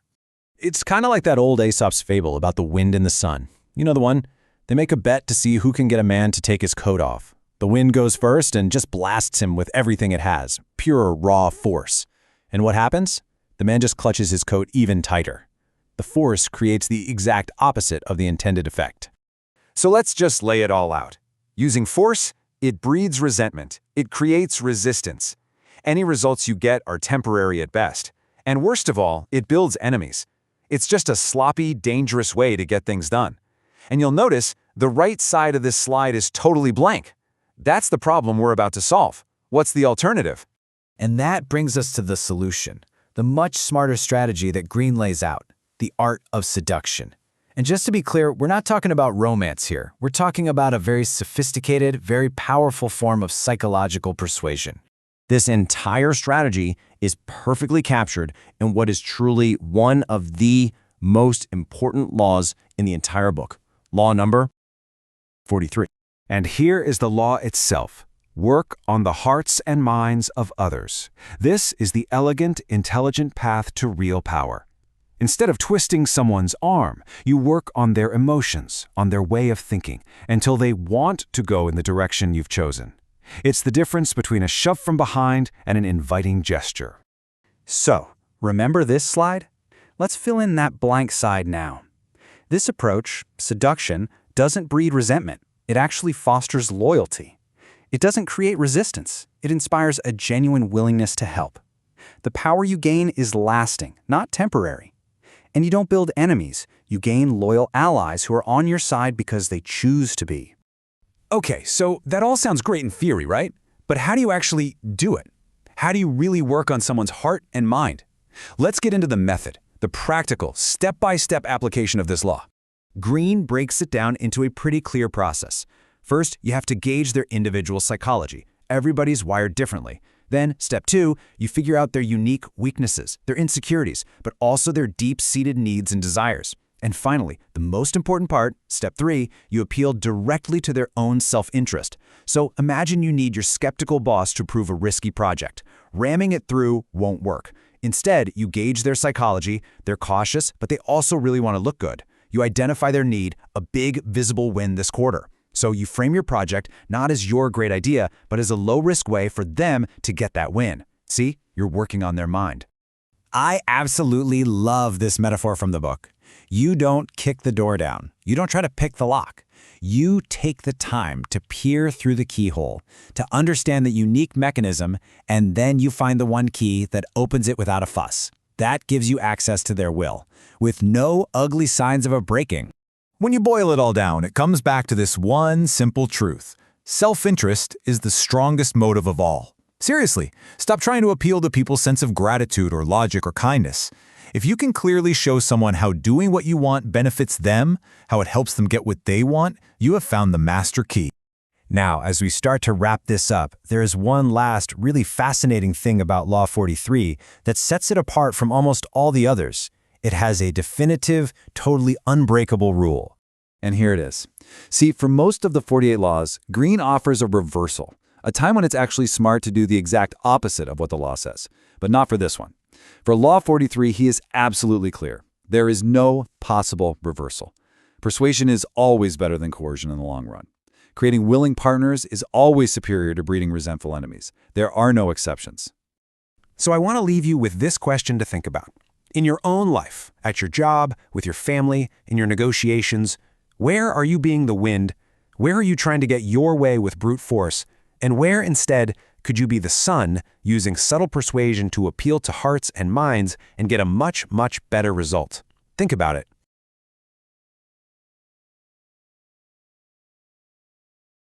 Welcome to The Explainer. All right, today we're jumping into one of the sneakiest and maybe one of the most dangerous strategies from Robert Greene's infamous book, The 48 Laws of Power. Okay, let's get right into it. We're talking about Law 44, disarm and infuriate with the mirror effect. And really, at its heart, this is all about pure psychological warfare. I mean, you're literally using someone's own identity against them. It's all about reflection, deception, and ultimately control. So how do you do that? How do you take someone down without them even seeing you as a threat? Well, that's the million-dollar question, right? And Greene's answer is fascinating. He says the tool is the mirror. And no, not the one on your wall. We're talking about a psychological mirror. Something that doesn't just show what's there, it can create a whole new reality. A perfect, totally disarming illusion. All right, let's really break this down. What exactly is the mirror effect? Like, what are we even talking about here? And more importantly, why is it so ridiculously effective on us humans?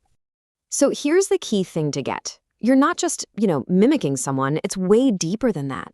You're building this incredibly convincing illusion that you're on the exact same wavelength, that you think what they think, you care about what they care about. And what does that do? It makes them feel comfortable, understood, even a little bit superior. And that's the trap. They're so relaxed, they are completely blind to what you're really up to. And this quote from Edgar Allan Poe, man, it just nails it. He basically points out that we can't help it. It's an almost involuntary reaction when someone reflects our own feelings back at us. It creates this instant, powerful, almost subconscious bond. And that right there, that's the vulnerability. That's the crack in the armor that Law 44 is built to exploit. Okay, so let's see this in action. How does this idea turn into a full-blown weapon? Well, for our first story, we're going all the way back to ancient Greece to look at a true master of manipulation, the Athenian general Alcibiades. I mean, just think about the stakes for a second. You've got Alcibiades, this flashy, charismatic Athenian, who has to go beg for safety from his sworn enemies, the Spartans. Can you imagine? He walks right into the lion's den with literally nothing but his wits. His only shield, the only thing that's going to keep him alive, is his ability to become a Spartan. And what's so wild is the total 180 he pulls. Back in Athens, this guy was the life of the party, charismatic, over the top, you name it. But to survive in Sparta, he does a complete personality transplant. He becomes the perfect reflection of everything they value: discipline, simplicity, toughness. He basically out-Spartans the Spartans. And this wasn't just an act, not on the surface anyway. He went all in. He started taking their freezing cold baths, eating that famously gross black bread they had. He got rid of every single luxury. So to them, he was holding up a perfect mirror to everything they believed in. And the result? It was absolutely devastating for Sparta. The Spartans were so in love with this perfect reflection of themselves, it made them feel so good, so understood. It was pure narcissism, and it made them totally blind. It let Alcibiades get their trust, learn all their secrets, and yeah, even seduce the king's wife, all while he was secretly playing them. But look, the mirror isn't just a weapon. It's not all about deception and warfare. In the right hands, it can be an incredible tool for influence and even for healing. So let's flip the script and look at a completely different way this law can be used. Okay, so fast forward to the 20th century, you've got this brilliant psychotherapist, Milton H. Erickson. He's working with a married couple that is just stuck, totally at an impasse. And he's smart enough to know that if he just calls them out on their problems directly, their defenses will go straight up and he'll get absolutely nowhere. So here's the puzzle. How do you get people to see their own behavior without making them feel attacked?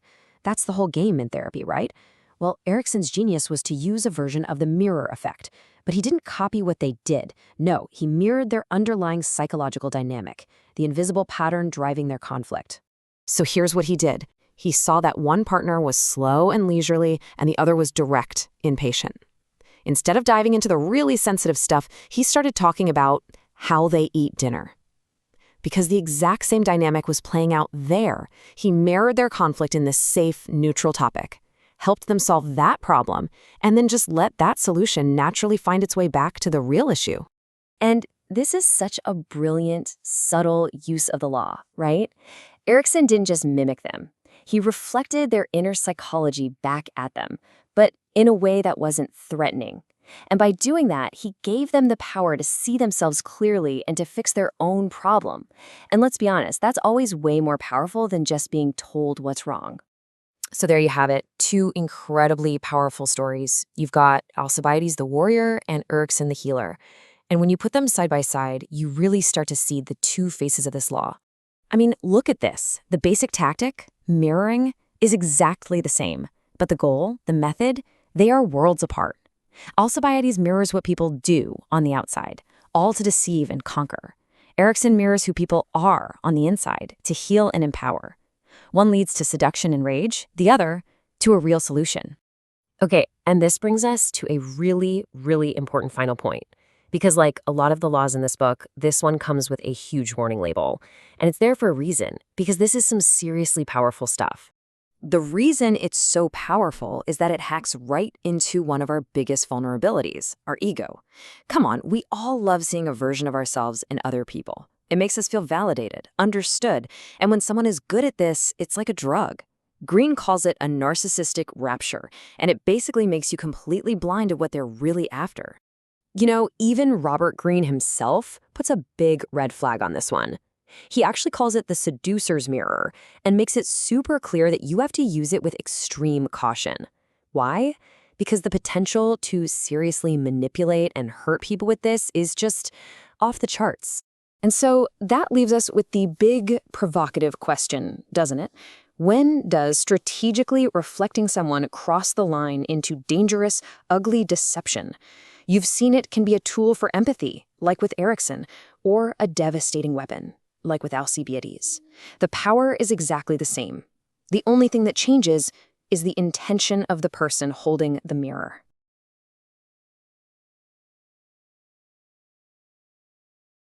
All right, let's get right into it. Today we're taking a close look at one of the most subtle and honestly one of the most powerful laws from a book that's famous for being pretty ruthless. We're talking about Law 45, The Art of Gradual Change. And of course, we're pulling this from Robert Greene's The 48 Laws of Power. You know, some people see this book as a brilliant guide to strategy, others see it as a pretty dark, Machiavellian playbook. But either way, the core idea is really simple. Power isn't some kind of magic, it's a game with rules. And this book breaks down 48 of them, based on thousands of years of human history. And Greene doesn't mess around. He puts it right out there in the preface with this quote. He's not saying these are just some good ideas or suggestions. Nope. He's arguing that these are fundamental principles, the bedrock of how people interact, and they've proven themselves over and over again. So here's our game plan for today. We'll start with the book's whole philosophy. Then we'll get into the nitty-gritty of Law 45 itself. After that, we'll explore the paradox of human nature that makes this law so necessary, break down the actual strategy it recommends, and then wrap things up by asking a pretty tough question about where this all leads. Okay, first up, the Book of Power. The whole idea here is that if you understand the raw, unfiltered dynamics of power by looking at history, at the big wins and the epic fails, you can navigate your own world so much better. It's really about seeing the invisible currents that are actually pushing things along. And that brings us right to the main event, unveiling Law 45. I mean, just look at that title, Preach Change, but Go Slow. It's brilliant. It immediately points to this deep, deep contradiction in how we, as humans, deal with any kind of progress. So here's the law in full. Preach the need for change, but never reform too much at once. What's the genius here? It's the understanding that big, sudden change, even if it's for the best, is really jarring for people. It's almost guaranteed to trigger a massive backlash. So this law advises a much, much smarter approach. So why do you need to be so tactical? Why can't you just make the change and get on with it?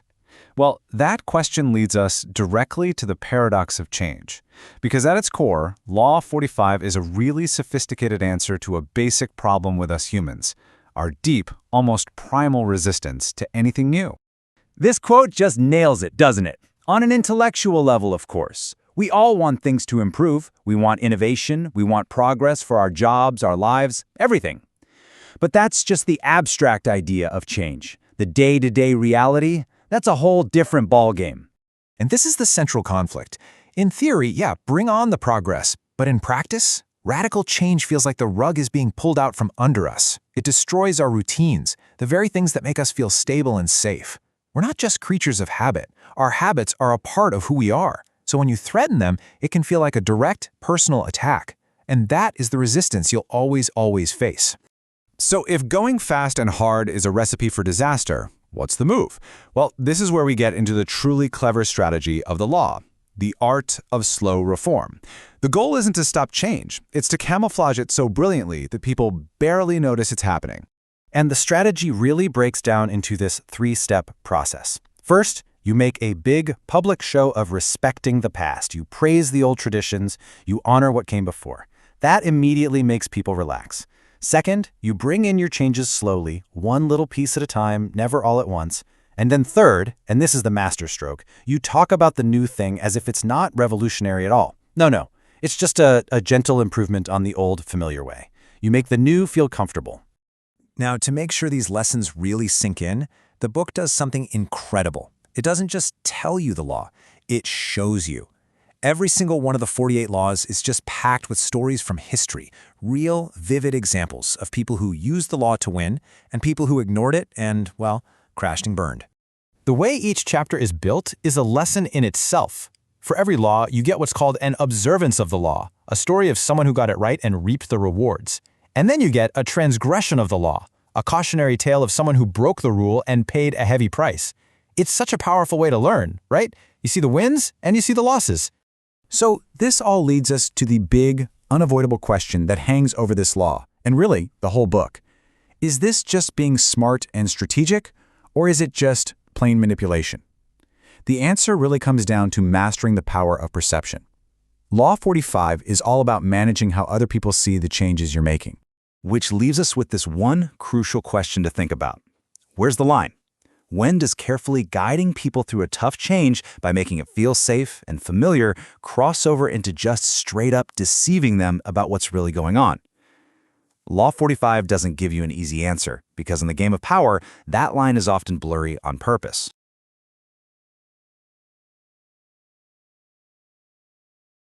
What if I told you that being perfect was actually the most dangerous thing you could possibly be?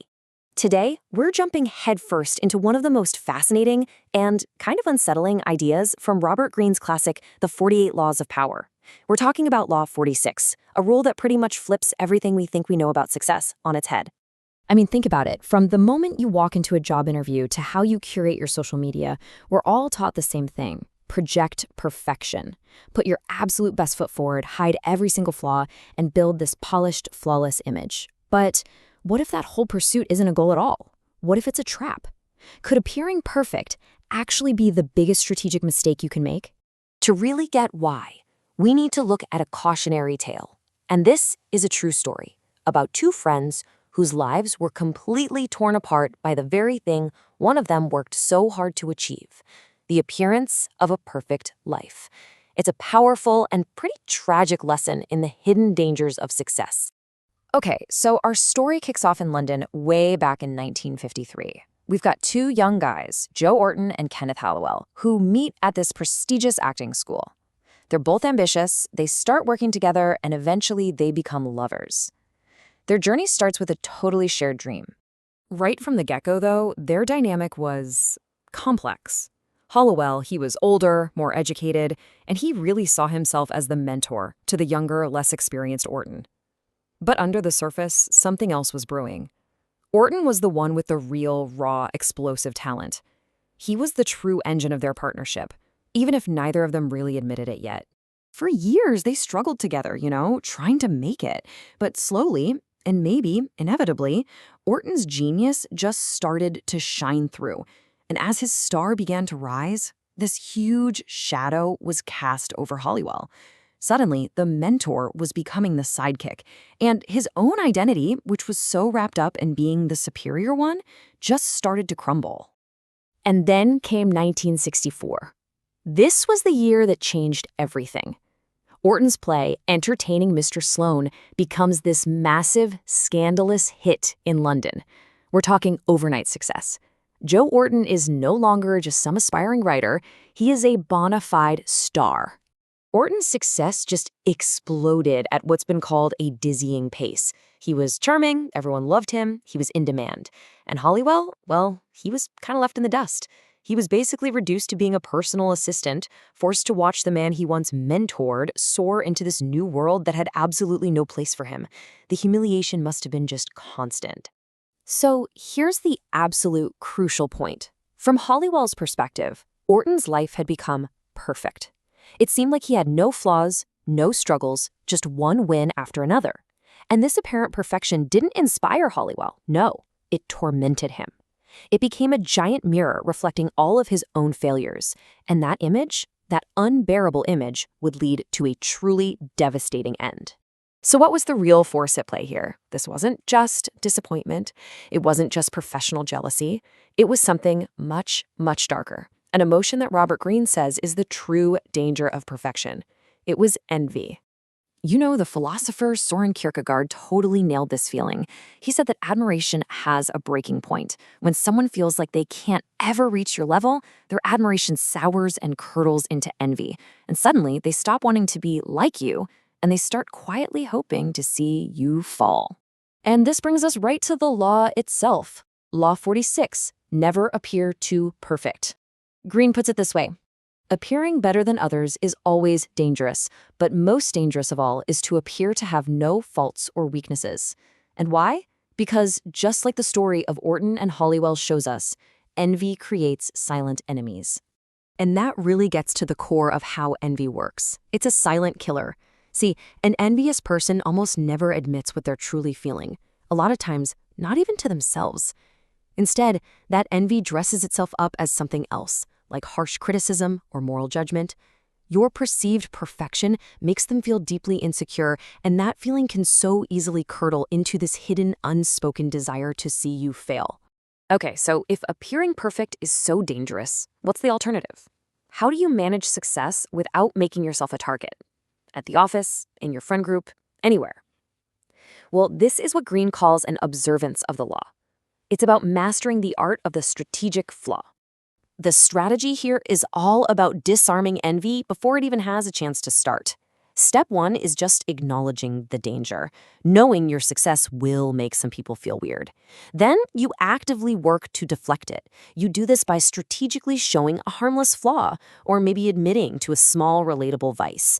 It's about consciously making yourself seem more human, more accessible, and less like some untouchable god. It's like a pressure release valve for all the social dynamics around you. Now, let's be absolutely clear about this. This is not about sabotaging your own success. It's not about pretending to be less than you are. The real goal is to be strategic about sharing your humanity. By admitting to a small weakness, maybe you're terrible with directions, or you have a weird superstition, you give people an opening. It lets them feel just a little bit superior, or at the very least, it creates a sense of camaraderie. And that simple human connection can transform that potential envy into something way more manageable, like pity or even friendship. So as we wrap up our deep dive on one of the trickiest laws of social dynamics, I just want to leave you with one final thought to mull over in your own life. We live in an age of curated perfection, right? Perfect Instagram feeds, perfect resumes, these perfect lives we're all supposed to have. But what this law suggests is that this whole performance might be creating silent enemies we don't even know exist.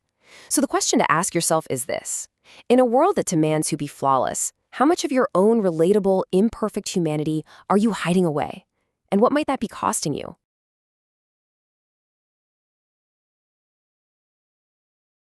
Okay, let's dive into a really powerful piece of wisdom from Robert Greene's The 48 Laws of Power. We're looking at Law 47, and this is a fascinating one because it's not really about how to get the win, it's about the much, much trickier art of what to do after you've won.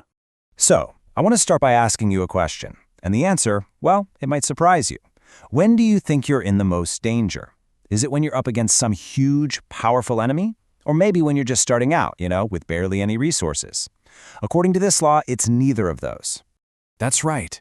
The very moment you succeed, that's often when you're at your most vulnerable. It's when you feel on top of the world, when that adrenaline is just pumping through your veins, that you are the most likely to make a huge, fatal mistake. It's a total paradox, but it's one you've got to understand. So let's really dig into this first big idea, the danger that's hiding inside of every victory, and the powerful, sometimes blinding emotions that come right along with it. I love how this quote frames victory. It's not the finish line. It's a critical decision point. See, Greene is warning us that arrogance and overconfidence, those become your new enemies. They just cloud your judgment, they push you way past the target you originally set, and you end up creating a whole new set of problems. The key, he says, is in the planning. You have to set a very specific goal, and the second you get there, you stop. So what happens when you completely ignore this law? Well, to see that in action, let's look at a cautionary tale about one of the greatest conquerors in all of history. This is what Greene calls a perfect transgression of the law. All right, let's follow the journey of Cyrus the Great. This guy was a strategic genius. He built the massive Persian Empire, defeating ridiculously powerful kingdoms like Lydia and Babylon. But after all these incredible, calculated wins, he set a new target, the nomadic Massagetae, a tribe led by the fierce Queen Tamaris. And it was right here, at the absolute peak of his power, that he made one single fatal miscalculation. So here's where it gets interesting. Cyrus scores this big tactical win. He sets a clever trap, leaving behind a camp filled with wine. The queen's army, who weren't familiar with alcohol, got drunk and were easily captured. He even had the queen's son as a prisoner. The reasonable goal was met, right? But he was so consumed by the emotion of it all, by this arrogant desire to just completely crush his opponent, that he ignored the queen's warnings and went way too far. And the fallout. Well, it was brutal. Queen Tamiris was enraged that her son had been captured and then took his own life. She led her army into a furious battle. They completely annihilated the Persian forces, and Cyrus the Great himself was killed. Legend has it, the queen found his body and made good on her promise, plunging his head into a pouch filled with human blood. And that's the key takeaway, isn't it? His downfall wasn't a lack of skill or power, not at all. It was a complete failure of strategy. He let the heat of the moment, that rush of victory, just totally overwhelm his reason. He pushed right past the finish line he should have stopped at and paid the ultimate price for it. Okay, so that's what not to do. Now, for a complete 180, let's contrast Cyrus's epic failure with an example of pure strategic genius from the French court. This is a story about someone who understood exactly when to stop. Enter Madame de Pompadour. Now, she was in a very tricky position. All of her power, her influence, it all came from being the king's official mistress. But she was smart. She knew that physical beauty and sexual allure, well, those are temporary things. As she got older and her health started to decline, she realized she couldn't keep fighting and winning the same old battle forever. So what did she do? Did she fight a losing battle against time? Nope. She did something brilliant. She stopped. And she pivoted. She totally transformed the very foundation of her power. She gave up on the goal of being the king's lover and set a new, much more durable one, to become his indispensable friend and advisor. And this is just masterful. Look at how she played this perfectly. She never once tried to get her old job back. Instead, she made herself essential to the king's emotional life, becoming his most trusted advisor. And get this, she even encouraged him to take other lovers. By doing that, she removed herself as a rival and cemented her new role. And the result? She stayed the most powerful woman in France for almost 20 years, right up until her death. So what's the ultimate lesson we can pull from these two incredibly dramatic stories? We have an empire builder who lost everything and a courtier who managed to secure everything. I mean, this table just lays it all out so clearly, doesn't it? Cyrus, driven by pure emotion and arrogance in his victory, pushed too far and met a disastrous end. Pompadour, on the other hand, used reason and strategy. She recognized her particular victory had a time limit, so she stopped, she changed the game, and she achieved real, lasting power. And this gets right to the core of the law. Think about it. When things are going badly for us, we tend to be cautious, we're realistic, we're strategic because we have to be. But success is intoxicating. It can make you emotional, overconfident, and totally blind to the new dangers you create by going too far. And that really leaves us with a final thought to mull over. For whatever you're trying to achieve, it's so easy to focus on just how to win. But true mastery, real strategic genius, lies in knowing the precise moment your goal has been reached. So you have to ask yourself, do you just know how to win? Or more importantly, have you defined exactly where you need to stop?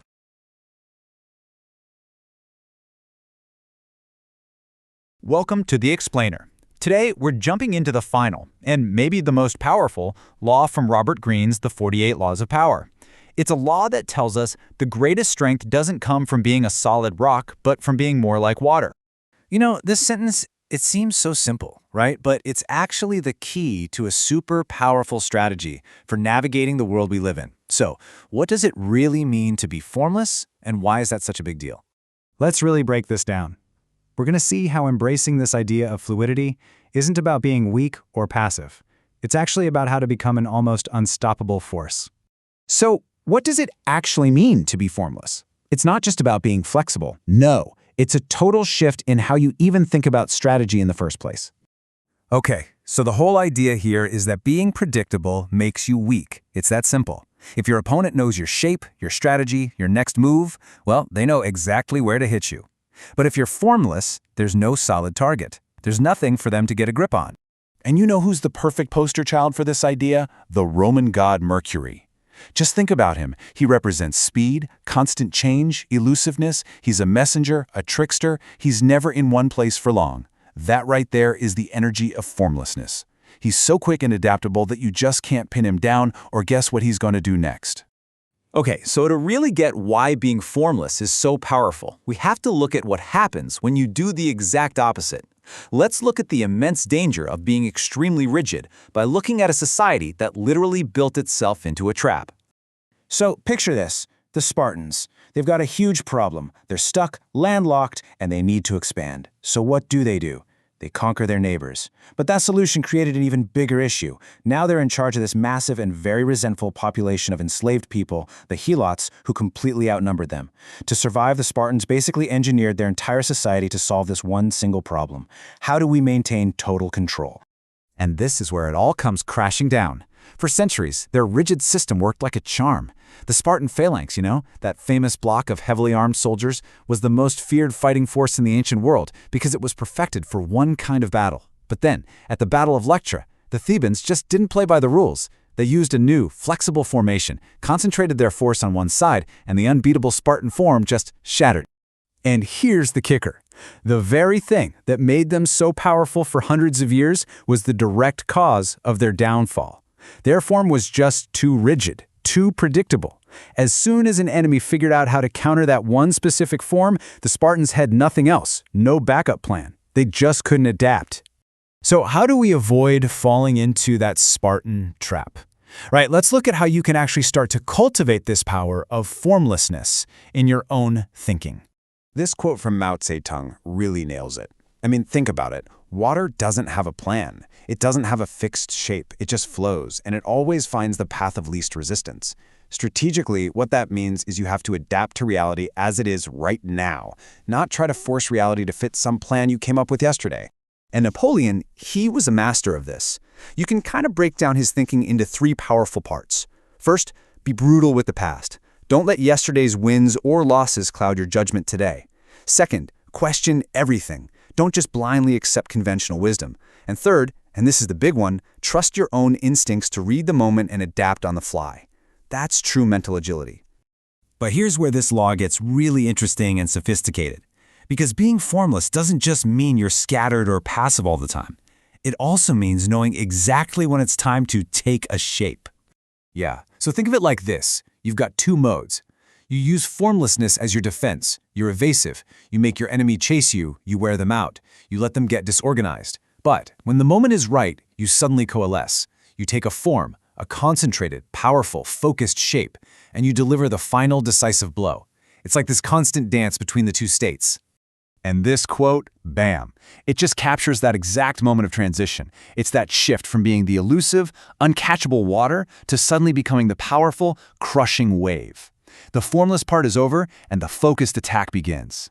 So we've seen the trap of being too rigid and the power of being fluid. What's the bottom line here? How do we actually apply all of this? So here it is.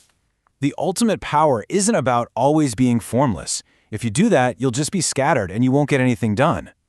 The real power is in mastering the dynamic between the two. It's knowing when to be water and when to be the rock. It's having the wisdom and the agility to consciously choose your state to perfectly match what the situation demands. And that's really the thought I want to leave you with. Think about your own life, your career, your relationships, your big projects. Where have you become too rigid? Where are you being the Spartan? In a world that is changing faster than ever, being more like water isn't just a cool strategy for power, it might just be the most essential skill for survival.